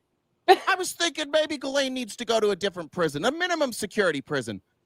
We ought to do that. And then they did it. And then the press came out. They're like, holy shit, we didn't even know that she was interviewed. Epstein files. That's a big story in this country right now. The Epstein files. This is totally unrelated. We just thought to ourselves, she should move to a minimum security prison. This actual sex abuser who trafficked children. How many of you are buying this or even knew this was going on? I couldn't believe my eyes and ears watching Patel and listening to him the other day. The Bureau, why didn't they fire whoever it is that's leading the Bureau of Prisons? Who's in charge of the Bureau of Prisons? Who is that? Let's see. Who's GM? I didn't even know that was a bureau, to be honest. So many fucking bureaus. William K. Marshall, the third. Yeah. All right, guys. We got to talk to William K. Marshall. I got a problem. What's his I want to bet he's like a private prison person. Began law enforcement career with the West Virginia State Police in Huntington, where he's honored as a police officer of the year. Transferred to interstate drug interdiction, tie that you need to bury. I'm not in the weeds on this. I don't. Hold on. You want the American people to believe that? Do you think they're stupid? No, I think the American people believe the truth, that I'm not in the weeds on the everyday movements of you're inmates. not in the weeds? What I They believe the truth. It wasn't me. I'm not in the weeds on this. I don't Rightfully so. They should be pissed. know what's going on. Nobody tells me anything. And they know that. The American people know that nobody tells me shit. Oh, yeah. I don't know about any of the stuff that's going on right now. I have no idea. And the American people know that. And what's he about to do now? Is he about to answer the question, or is he about to go after Schiff? He's going to go after Schiff, who, ironically, on his enemies list. am doing is protecting this country, providing historic reform, and combating the weaponization of intelligence by the likes of you. And we have countlessly proven you to be a liar in Russiagate, in January 6th. He was right about Russiagate. He was right about January 6th. Yeah, the American people that can read know that Kash Patel is lying. The American people who refuse to read, MAGA, they think Kash Patel right now is telling the truth. Kash Patel will do anything not to answer a question, including now go back to Russia, Russia, Russia. I don't want to talk about what's going on under my direction. I want to talk about Russia, Russia, Russia. You are the biggest fraud to ever sit in the United States Senate. You are a disgrace to this institution and an utter coward. I'm not surprised. This is the FBI director. The director of the FBI, you guys. And people are like, why isn't the FBI working? What? Because they fucking changed like 20% of their agents to different tasks. I'm not surprised that you continue to lie from your perch and put on a show. By the way, what the fuck, Jim Jordan? Can we get it together? So you can go raise money for your charade. You are a political buffoon at best. Well, you can take an intro. Why does he keep looking at Jim Jordan when he's done? Was that good? Did I do a good, Jimmy? You gonna throw me some cheese, Jimmy? Take it to the bank that the It just gets better from this point. FBI is protecting this country and the state and citizens of the California. We are bringing historic reform. Point of order. But all you care about is a child sex predator that was prosecuted by a prior administration, and the Obama Justice Department and the Biden Justice Department did squat. And what did President Trump do? Bring new charges courageously. And what have we done? Chairman, you said I'm the most control of this transparent situation. FBI director in history. He brought new charges courageously? You wouldn't even think this is Lisa. What? Like, how are we like this is normalized now? Oh, just wait, NorCal. It gets better. Oh, yeah. No, there's just one. It's I'd never sat through a hearing like that. I was obsessed. You couldn't talk to me hardly at all. Like, people can tell you lately, I've just been in my own little, I've been watching all this shit though, to try and keep up, and my brain's about to explode on top of BJ and Beddy. Yeah, it's too much. But then you link them all together and you're like, holy fuck. I don't like this world. I really don't. What are these new charges? that were courageously brought by Donald Trump. I don't even know what the fuck he's talking about. Let me look. This crash out is unbelievable. That's the FBI director. He's really good under pressure, guys. He's really good under pressure. Lick my balls, Fishhead. Honestly, lick my balls. I don't care. This is a child. I thought it was a grown man. I know he's the size of a child, but it's crazy. Like he has the size and the personality of a child. This is a screaming toddler. This is the guy that's in charge of the Federal Bureau of Investigations. He needs to be level-headed. He needs to be nonpartisan. He needs to be dedicated to the work. He needs to be in the weeds. The FBI director is supposed to be nonpartisan. That's what people don't. This is why this is so like, what the fuck? And all he's saying here is like, I'm not involved in the weeds. I don't know what anybody's doing, but let me tell you about another news story I read while I scream at you. He's a pathetic, whiny little bitch. He's a disgrace to the FBI, which is already disgraced. It's like it already is a shitty institution. Imagine being a disgrace to the FBI. Do you know how fucking pathetic you have to be a disgrace? That's what I'm saying. Like on here, like he's one of us. He's a podcaster. Kash Patel. Yes, he's got more education. Don't let me take that away. Like he does. He's got some qualifications and some education, but he was a podcaster. That's what he was doing. He was podcasting. He's behaving the way we can, like how Jay's told somebody to lick his balls. Like he's doing that in a government position. There's a time he's not on YouTube anymore, and he doesn't know how to make the switch to the FBI. It's not even about corruption. The FBI is always corrupt. They've always been. These are elected officials, and he's just like, nope, I'm going to throw my fit and call you all the names in the world. There's decorum. There's supposed to be respect and dignity in these positions. And they're so fucking corrupt now that everybody's like, fuck you. They always do corrupt things under every administration. But what we didn't have before is a whining toddler bitch. Right. Like now we've got a little bitch here. This cry some more. I'm mad at you, Schiff. Don't ask me questions. That's what we've got now in America. We got a fucking podcast host with no credentials crying on the floor of Congress, screaming at members of Congress. And we're supposed to be like, yeah, if a crime comes through, this guy, he's definitely got it. He's going to get to the bottom of it. This is why I'm shocked all the true crime community isn't talking about those hearings, because they point out like there's faults in our FBI and crimes are not getting solved and trafficking and missing children and so on. But this is the guy that's reallocating resources within the FBI to positions of like ICE. He's a child. He's a pathetic child. I don't give a fuck. Like I'm not even trying to defend the FBI or anybody. I'm not trying to defend Andrew McCabe, but at least he was an adult. Yeah. At least he would answer questions when they sat. Yeah. Go watch Andrew McCabe's testimony. Go watch. What was the guy that? Yeah, there is like. There used to be. That's why I hate. There's such a old school values that at some point, yeah, there was corruption. We're not going to overlook that. There's been corruption on all sides for years.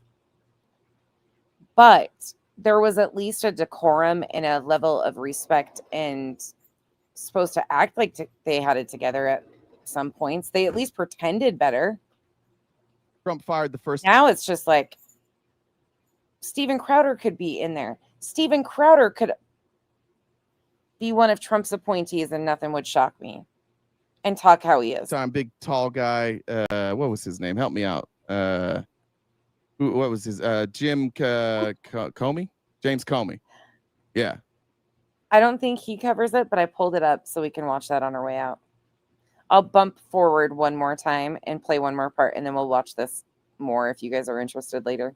The entirety of the Epstein files and the we'll mix this in as we go through all the other crap we cover. Reviews conducted by our team. Did you tell the Attorney General that Donald Trump's name is in the Epstein files? And we have released where President Trump's name is in It's the a simple attorney's question. file. Did you tell the Attorney General that the president's name is in the Epstein files?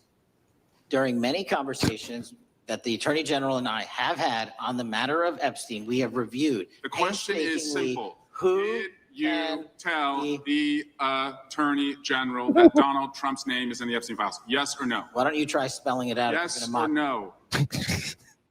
He sucks. He's a terrible trash talker. Why don't you try spelling it out? If you're gonna mock me, answer the fucking question, dipshit. That's why he has to ask it like that, because you're not answering his question. Why don't you spell it? Good, Cash.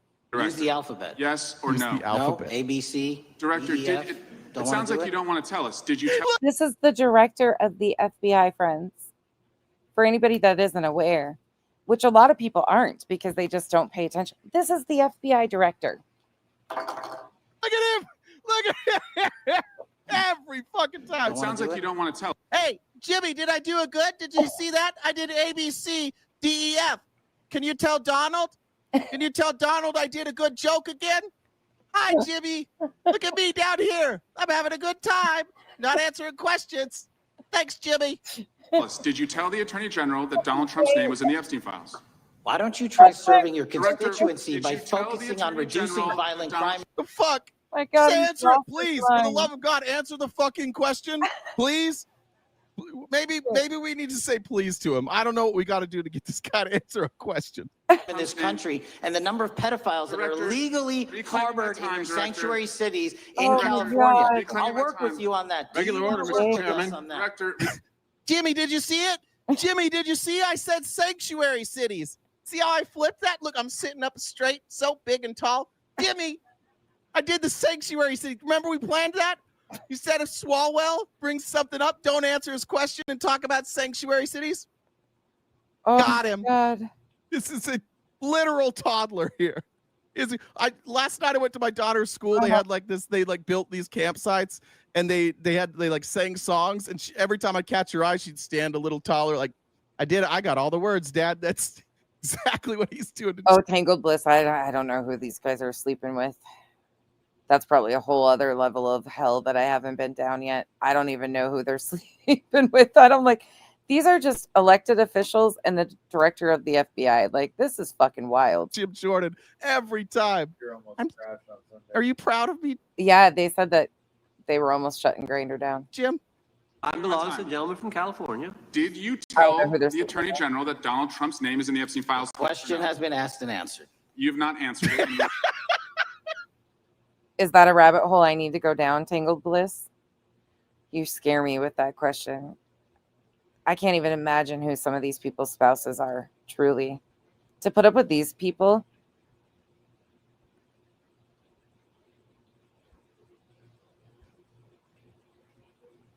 It has not been answered. Asked and answered. But what is this? What the fuck are we even watching here? It has not been answered. He asked you if you guys talked about Trump being in the Epstein files, and you said, I'd like to work with you with your sanctuary cities. Right. It was asked. It was not answered. Will take your evasiveness as a consciousness of guilt. Director, Older story. I don't know anything about it. He's so stupid. Right. I mean, I don't know. We have to laugh. Here he is. Now here Wow. comes another meltdown from Cash Patel with Swalwell. You're going to get a lot of looks to Jimmy Jordan here. Yeah, that's usually. Is that another like QAnon, Pizzagate, Lizard Eyes? Where am I ending up with the people they sleep with? Have you heard that rumor? That's an old one, but I don't know much about it. Okay. Director, did Donald Trump ever say to you, just find and release the entire truth? Don't Thanks, Mamarola. And Destiny said for the mothball joke. worry if I'm in it. The instructions from the administration were to release all credible information, and we have done that. Did Donald Trump ever provide information about Jeffrey Epstein as an informant? Donald Trump has not been, and I can only speak for the FBI, an informant of the FBI. No, he said it was an older one. So, like in that time frame during those, how long ago did the story come out? Lindsay, is what time frame? Because that all kind of happened, boom, boom, boom, like a few years I ago. think it was a couple years ago. If I remember. Is that what we're talking about? Yeah. Was this guy? Yeah. I don't know shit about this guy. But you see how he did it?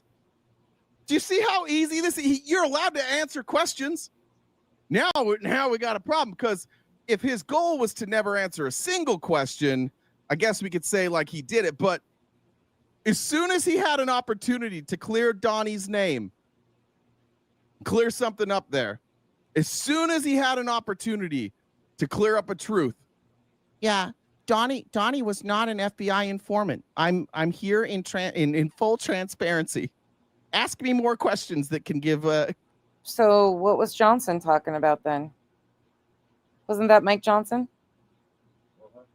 that gave that speech about him being an FBI informant? Speaker of the House. Yeah. Speaker of the House is who said that Trump was an FBI informant.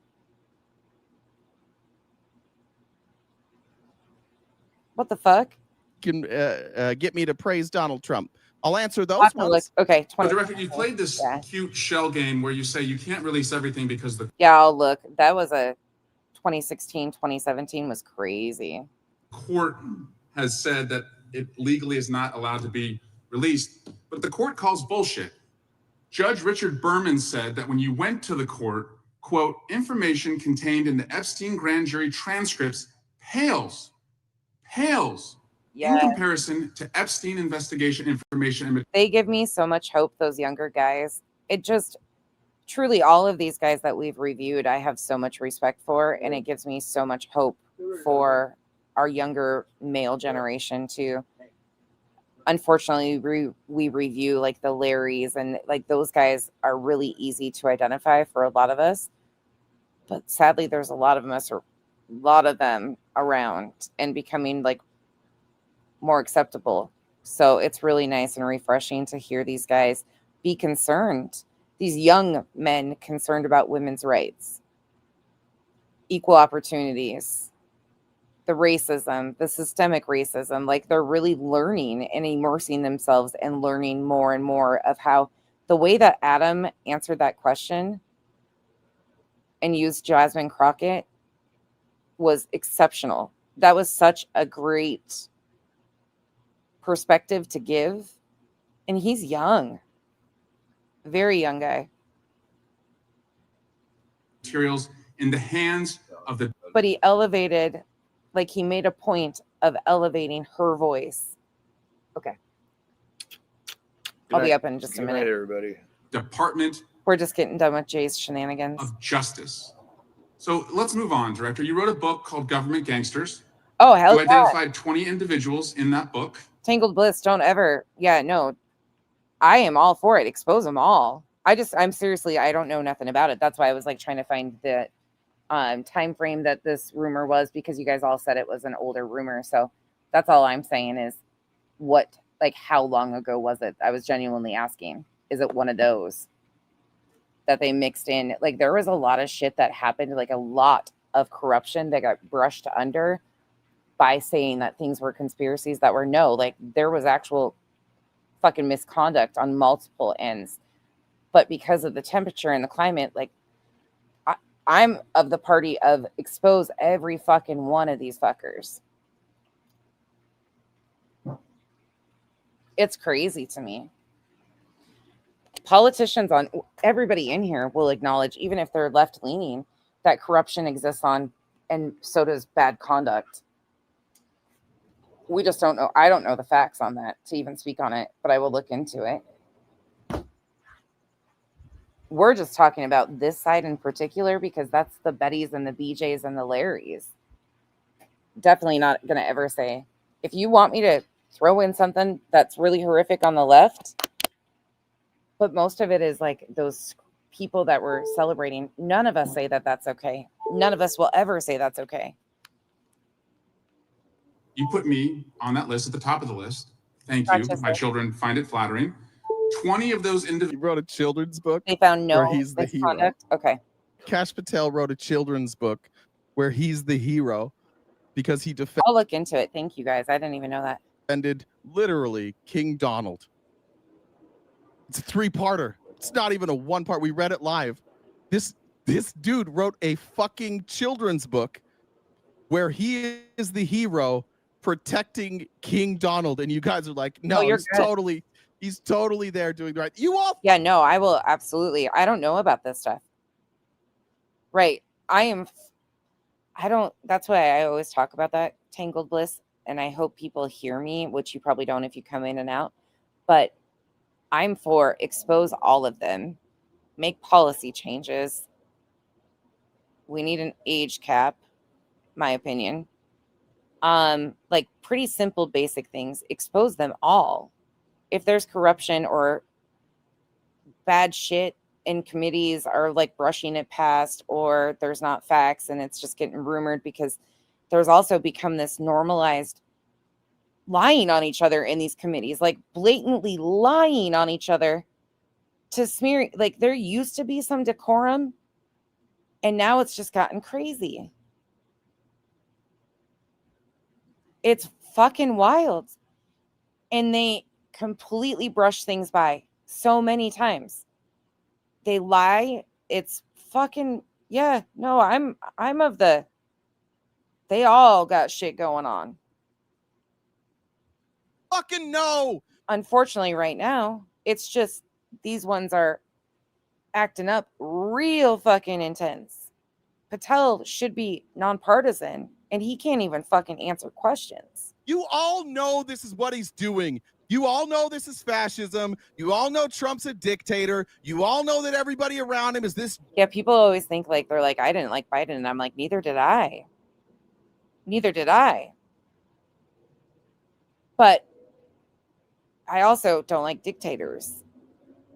Just there to lick his balls and run cover for. And there's just, the records are we're not supposed to like these people on a personal level. As far as record comparison, yeah, he might have fell asleep more often. I don't even know if that's possible now, or looked like he was sleeping more often. I get you. Sleepy Joe is what you guys called him. I get it. It doesn't offend me at all. I think they're all weird. But the other guy paints his face orange, dyes his hair orangish blonde.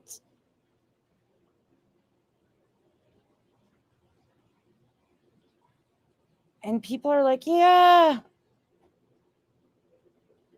that's my guy. Huh?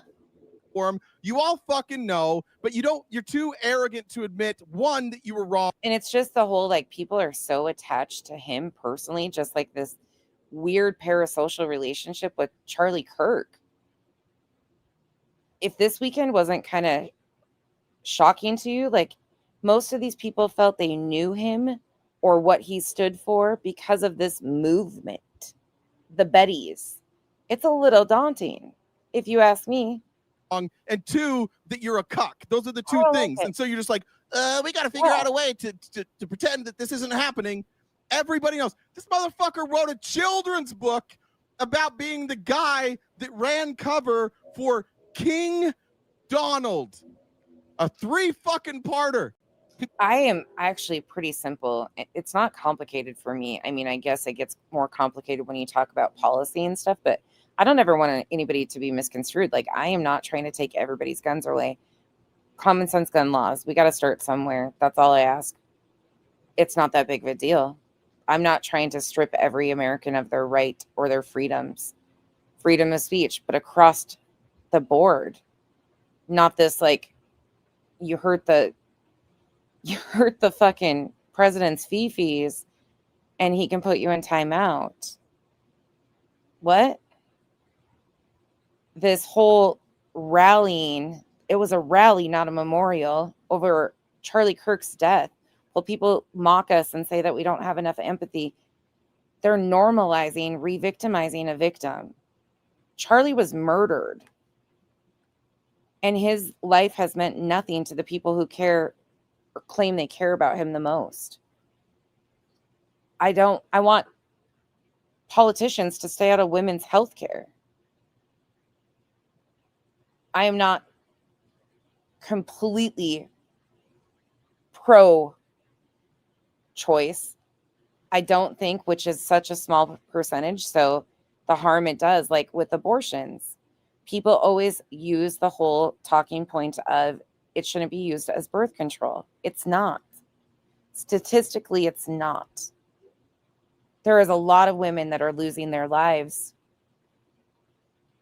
because they needed medical intervention to save their lives, and that included, unfortunately, abortions. Do you think the doctors want to have to make those choices either? Oftentimes, it's hard on everybody. But I don't want the government involved in women's health care and putting their lives at risk because all they value from the woman is that she can bear children. That's a fucked up world that I don't want to be a part of. It doesn't mean I think that it could just or should be, but it's not. It's not used for those methods like a lot of people believe.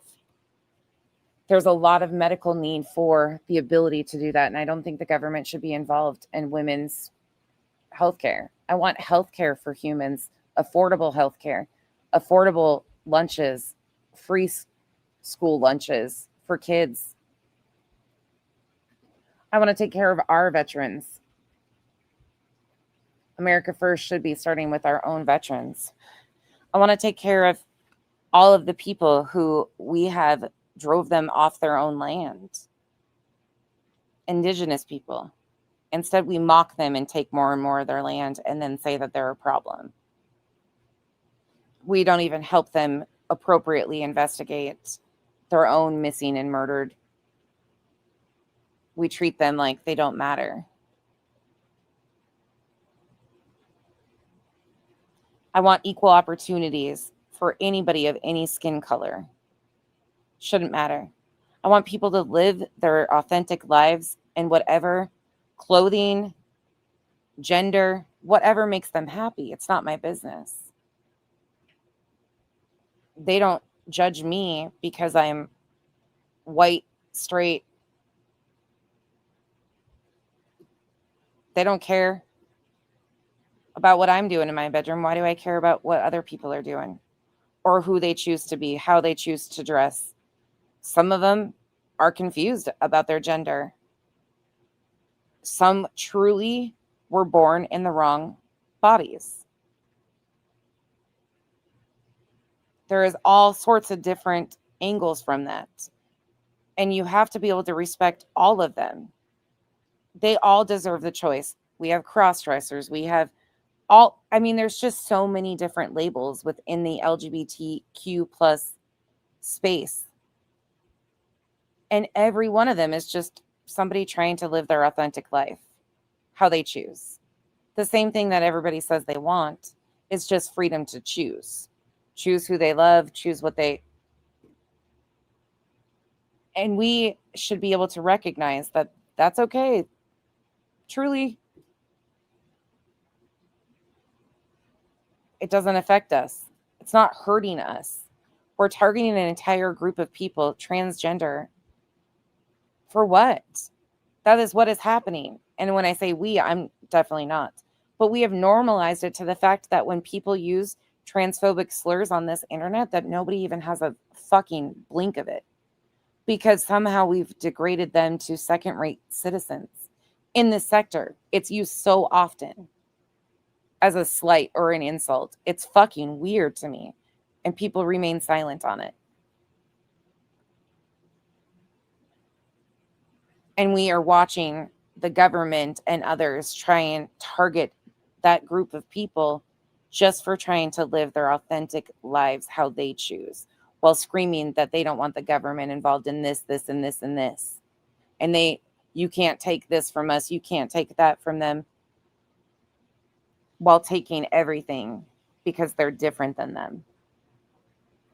And they're not. All they're doing is choosing to live their authentic lives just like others.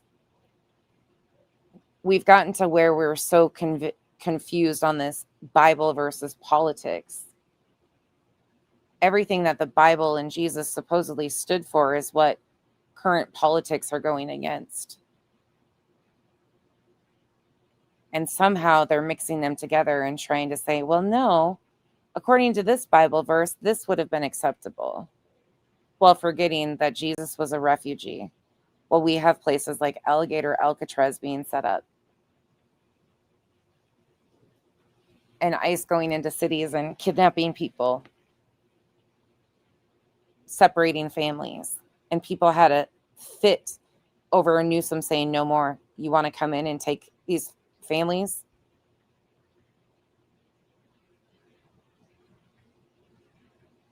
It's really not that complicated. I want our government to have to be transparent about one of the biggest sex trafficking stories that involved children of our lifetime. while they sit there and say that they're the party of law and crime and protecting the children, they're actively helping cover up one of the most horrific crimes with so many victims that will never see justice because of us being willing to accept that they're covering it up.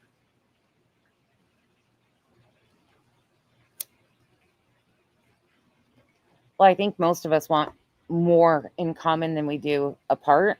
I think when you start talking about it, and especially in a space like this, people feel the need to like identify as something or to be offended over something. If we genuinely want better for humanity, these are just things that we should stand against. And these are facts of what is happening right in front of our faces. I'm an equal opportunity hater, and I have hated what's gone on politically for years, but really a lot right now because there's so much being disguised in and under the umbrella of politics or religion with At Night, their involvement, the shady dealings with the SA, you heard so many things that you could tie back to At Night. Trump's ex-attorney, Castor, look what they did. They tried to fearmonger 2 women. And I want to put that into perspective. We're not talking just 2 people. We're talking about 2 single mothers that this group of men that have made statements such as we can get you into Me Too and out of Me Too targeted on basis of fabricated information. And they had other women signing up with them to go along with doing this type of stuff. And we're talking one man that was in prison for fraud. The attorneys that signed on to this were a part of the Crosby shit, or not both of them, but there was connections to the Crosby story. One has written a pamphlet for sexual assaulters of how to get off.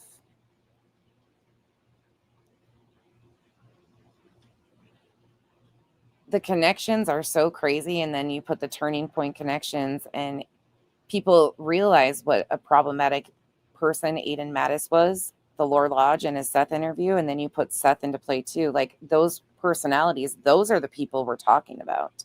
I don't think any of us want to be a part of this. Unfortunately, as the videos I've been playing show, the old school conservative values have now been replaced with this. These are the loudest people in your, like if you claim you're Republican or conservative, these are the people that are speaking for your party. That's what I hope people start understanding is I'm not trying to get you to change party.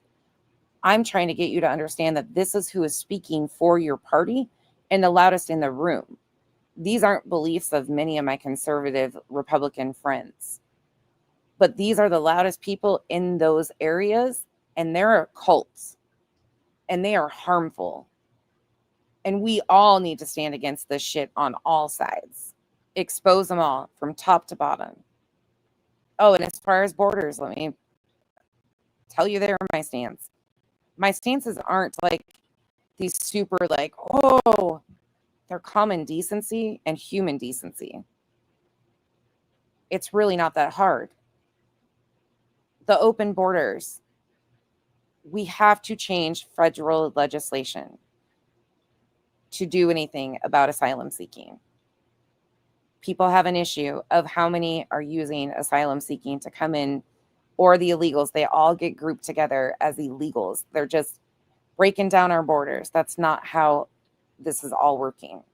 There's a lot that are coming through on asylum seeking, but we have to change legislation to be able to make those adjustments.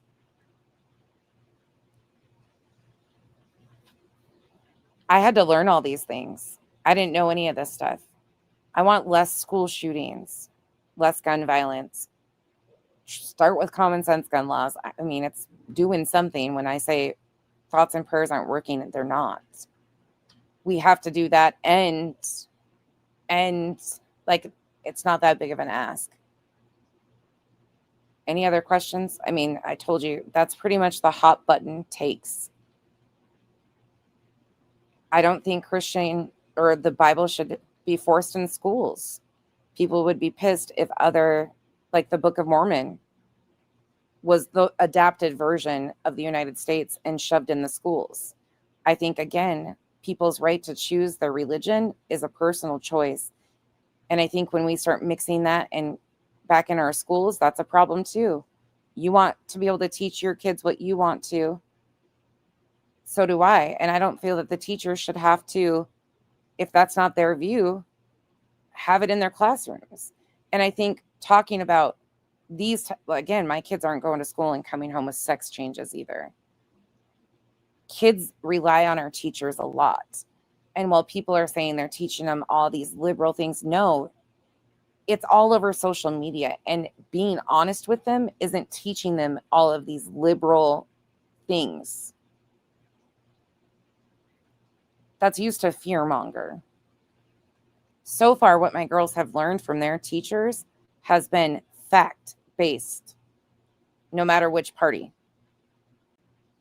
And our educators deserve more respect because we entrust and expect a lot out of them for what we pay them. I wouldn't be shit without the girls' teachers and what they have and continue to push my girls to recognize their potential is.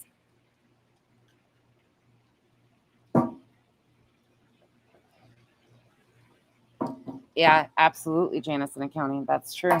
There's just so many things. I don't want these, like, Kyle and I are very traditional at the core, like in our values. But when I say I want better for victims, I want better for humanity, I want better for, like, we've got to fix these things. I mean it. I don't just speak it. And putting a lot of that stuff in what's happening and the extreme bullshit and then trying to mask it under religion is so harmful to Christians, old school conservatives or conservatives. These are the radicals, but they just exist. They're not happy with the right or the left, truthfully. The right isn't right enough for them, but they've taken your guys' identifiers and ran with them, as you've heard. I'm not trying to put their words or put words in their mouth. This is what they've all identified as. That's why I try to get people to, like, not do that. Absolutely, Lindsay, I agree with that. Yep. And there's always going to be bad apples mixed in with everything. There's always going to be bad apples. NorCal Gym, Janice in Accounting sent my girls 2 of the most amazing books, an activity book and then a book about history. Amazing. The one is almost finished reading the entire first book, and they've started doing some of the activities.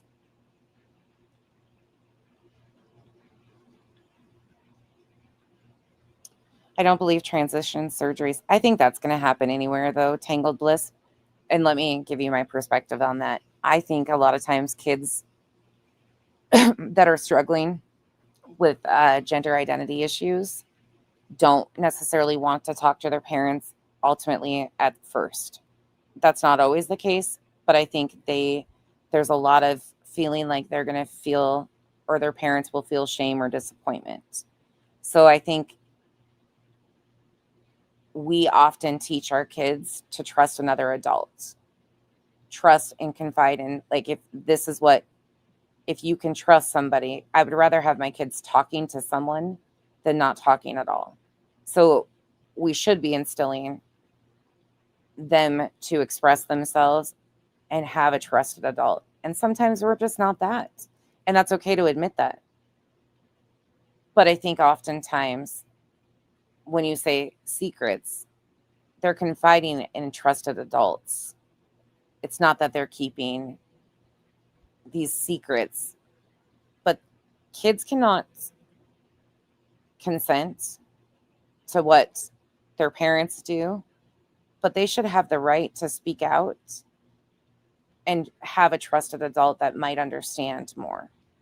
We rely heavily on our teachers to teach our kids, to teach them the basics, math, all that other stuff. But with that comes a trust that forms.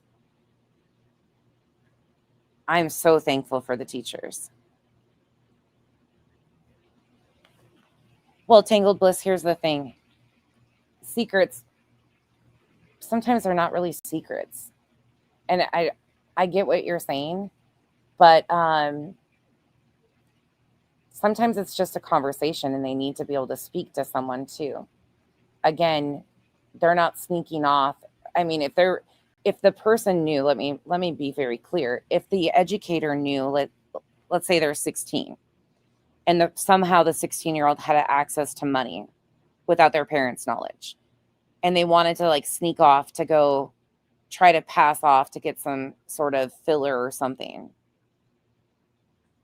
At that point in time, I'm sure the educator would escalate that concern, or if it was something that would do damage to their body or, you know, some sort of illegal surgery or process, which I doubt ever happens. But if it did, there are protocol and policies in place for educators to escalate any type of concerns that they might have about a child harming themselves in any way, shape, or form, whether it be drugs or, you know, I'm just giving you a way out there possibility, but I'm trying to take everything off the table. But they escalate that to a social worker or a psychologist who then advises and will either talk to the child. If there is something that is needed or they feel that my child is in danger, they reach out to me. And if they feel that the parents are the issue, that's why schools have social workers, psychologists. If they feel that the parent is the issue, like if their child's being abused or anything, those social workers are a huge front line for identifying abuse and all sorts of things. Like they are trusted. At some point in time, we want to respect these professionals to teach our kids, but we also have to start entrusting that there are good humans out there that aren't keeping secrets. They're just trying to help some of these kids survive the environment they're in. I don't know how to make that make sense. They might not be able to safely tell their parent or their guardian. Not everybody's as accepting. And unfortunately, there's bad apples in every sector of life. So I get that side of it too. There are coaches and youth pastors and all sorts of different educators, everything that take advantage of kids. Bad exists everywhere. So it's such a two-edged thing, but kids aren't, you know, going off to school and getting sex changes. And these teachers don't want to, in my opinion, in my experience, I can speak to, they don't want to try to influence these kids to make any decisions except healthy and safe decisions. That's what educators usually, all of my experience, and I've had a lot, and I'm so thankful for the educators. All they care about is as long as the kid is healthy, safe, and that's it. Hold on. All right, you guys, I'm going to get off here. Yeah, absolutely, Lindsay. They have like protocol and policy and procedure, and I can't think of any stories even, but I'm trying to put the worst case scenario, like what could be the worst thing possible. And that is like an underage kid going and saying like, I've got this money and I'm going to go try to have, you know, because unfortunately there are clinics and stuff that aren't medically licensed in certain places. And so who knows? Great podcast on this very thing called Grapevine based in Grapevine, Texas. It's the second series after Southlake, based in Southlake, Texas, follows the rise in school board, BS, racism, LGBTQ. I'll have to listen to that. Yeah, I was going to say the overall number has to be pretty low with surgeries as is. Well, and a lot of them, there's just a lot of different, I don't know. It's such a weird situation to me that people are really targeting a group of people and acting like transgender individuals. It's like a new concept all of a sudden, it seems like. when it's not, it's been around. Like, I don't understand why it became so concerning right now. I don't understand it. And while people claim they're so open-minded, they're so closed-minded. I don't know. It's truly freeing, though, to be able to say, like, all I genuinely want for others and humanity is the best life that they can live. That's all I really want. Besides some people. Some people, I hope they stub their fucking toe every day of their week. That's it. That's all. Okay. Thank you guys for hanging out with me. I'm going to bed.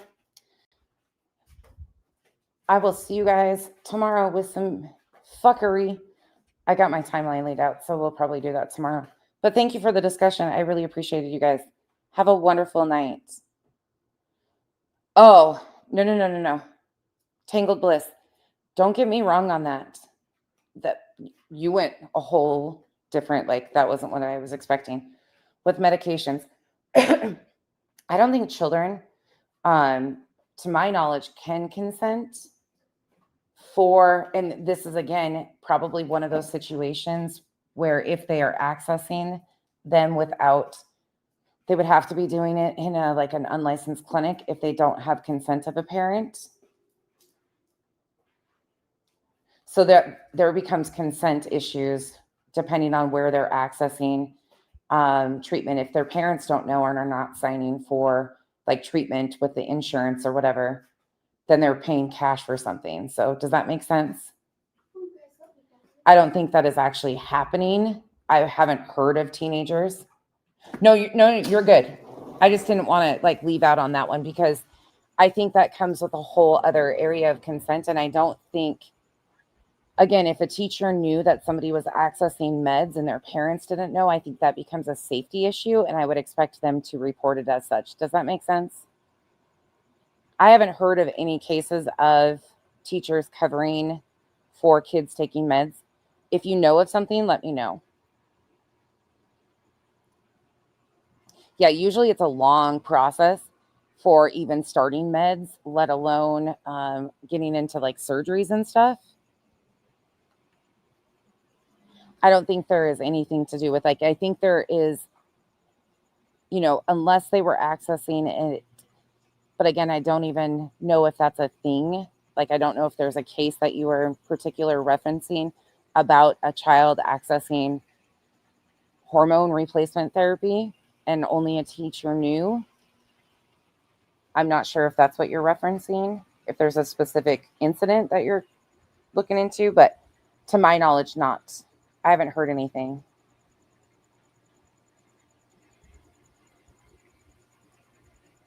Yeah, I didn't think so.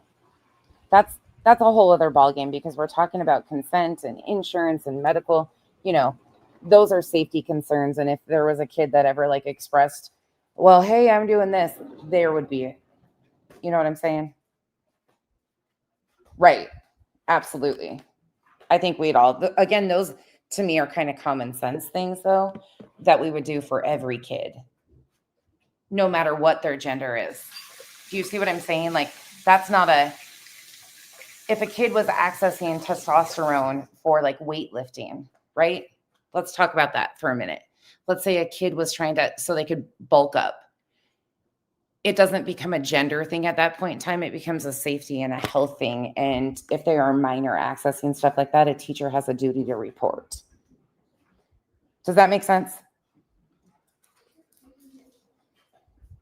Right. Yeah.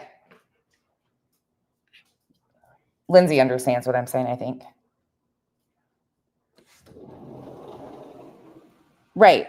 Janice and accounting, that's what we're talking about, though, is, like, those aren't things unless that's why we were asking, like, does she have something she's in particular talking about? Was there something is there one of these stories that is rumored to have gone around and this happened? That's what I'm asking for. I know the other side of it, that this isn't happening, but I'm trying to understand if there's a direct.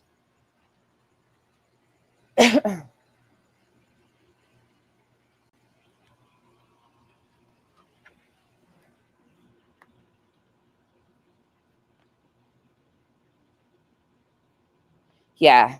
And we were talking about in the schools, you guys, too, not just overall. We were talking in particular to schools and educators and keeping secrets. That's how we got here. So just not to throw it off where we were in this conversation. It's a whole other arena when you're talking out of that.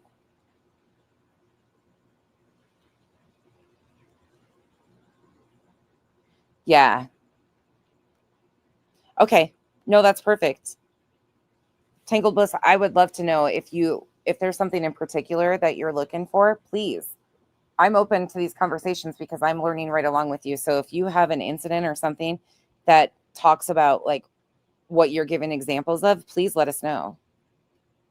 No, you didn't derail. I just didn't want to end without addressing this. And because I've never heard of these incidents or anything like you're asking about.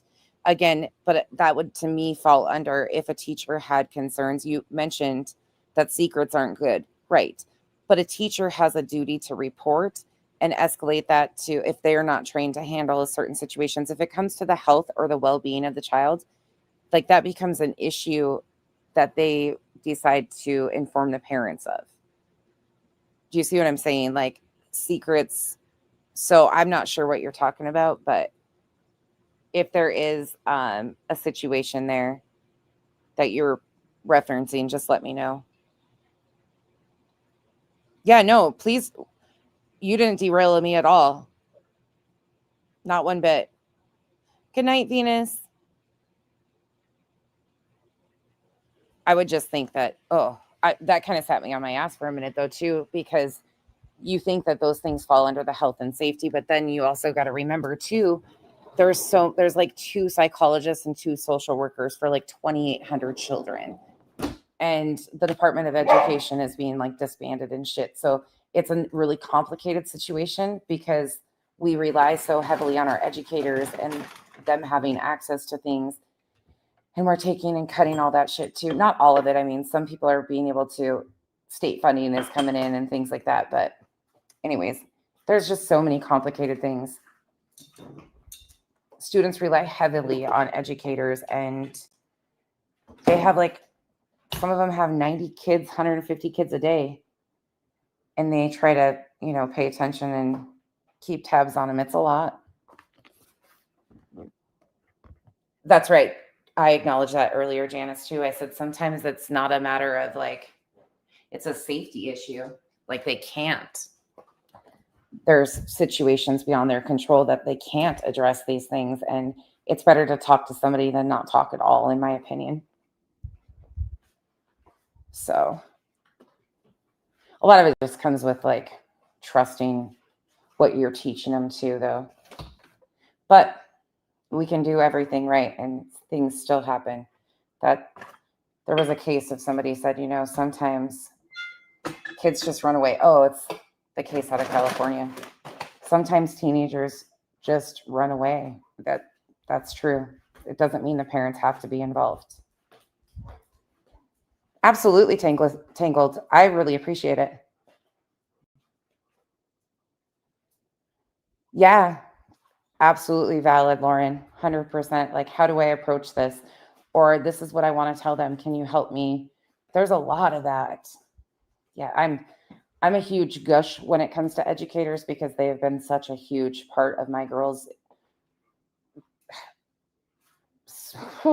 success. Like it makes me tear up thinking about it, truly. They have been such a huge part of how good the girls are doing, especially here in Arizona, that I couldn't be more grateful.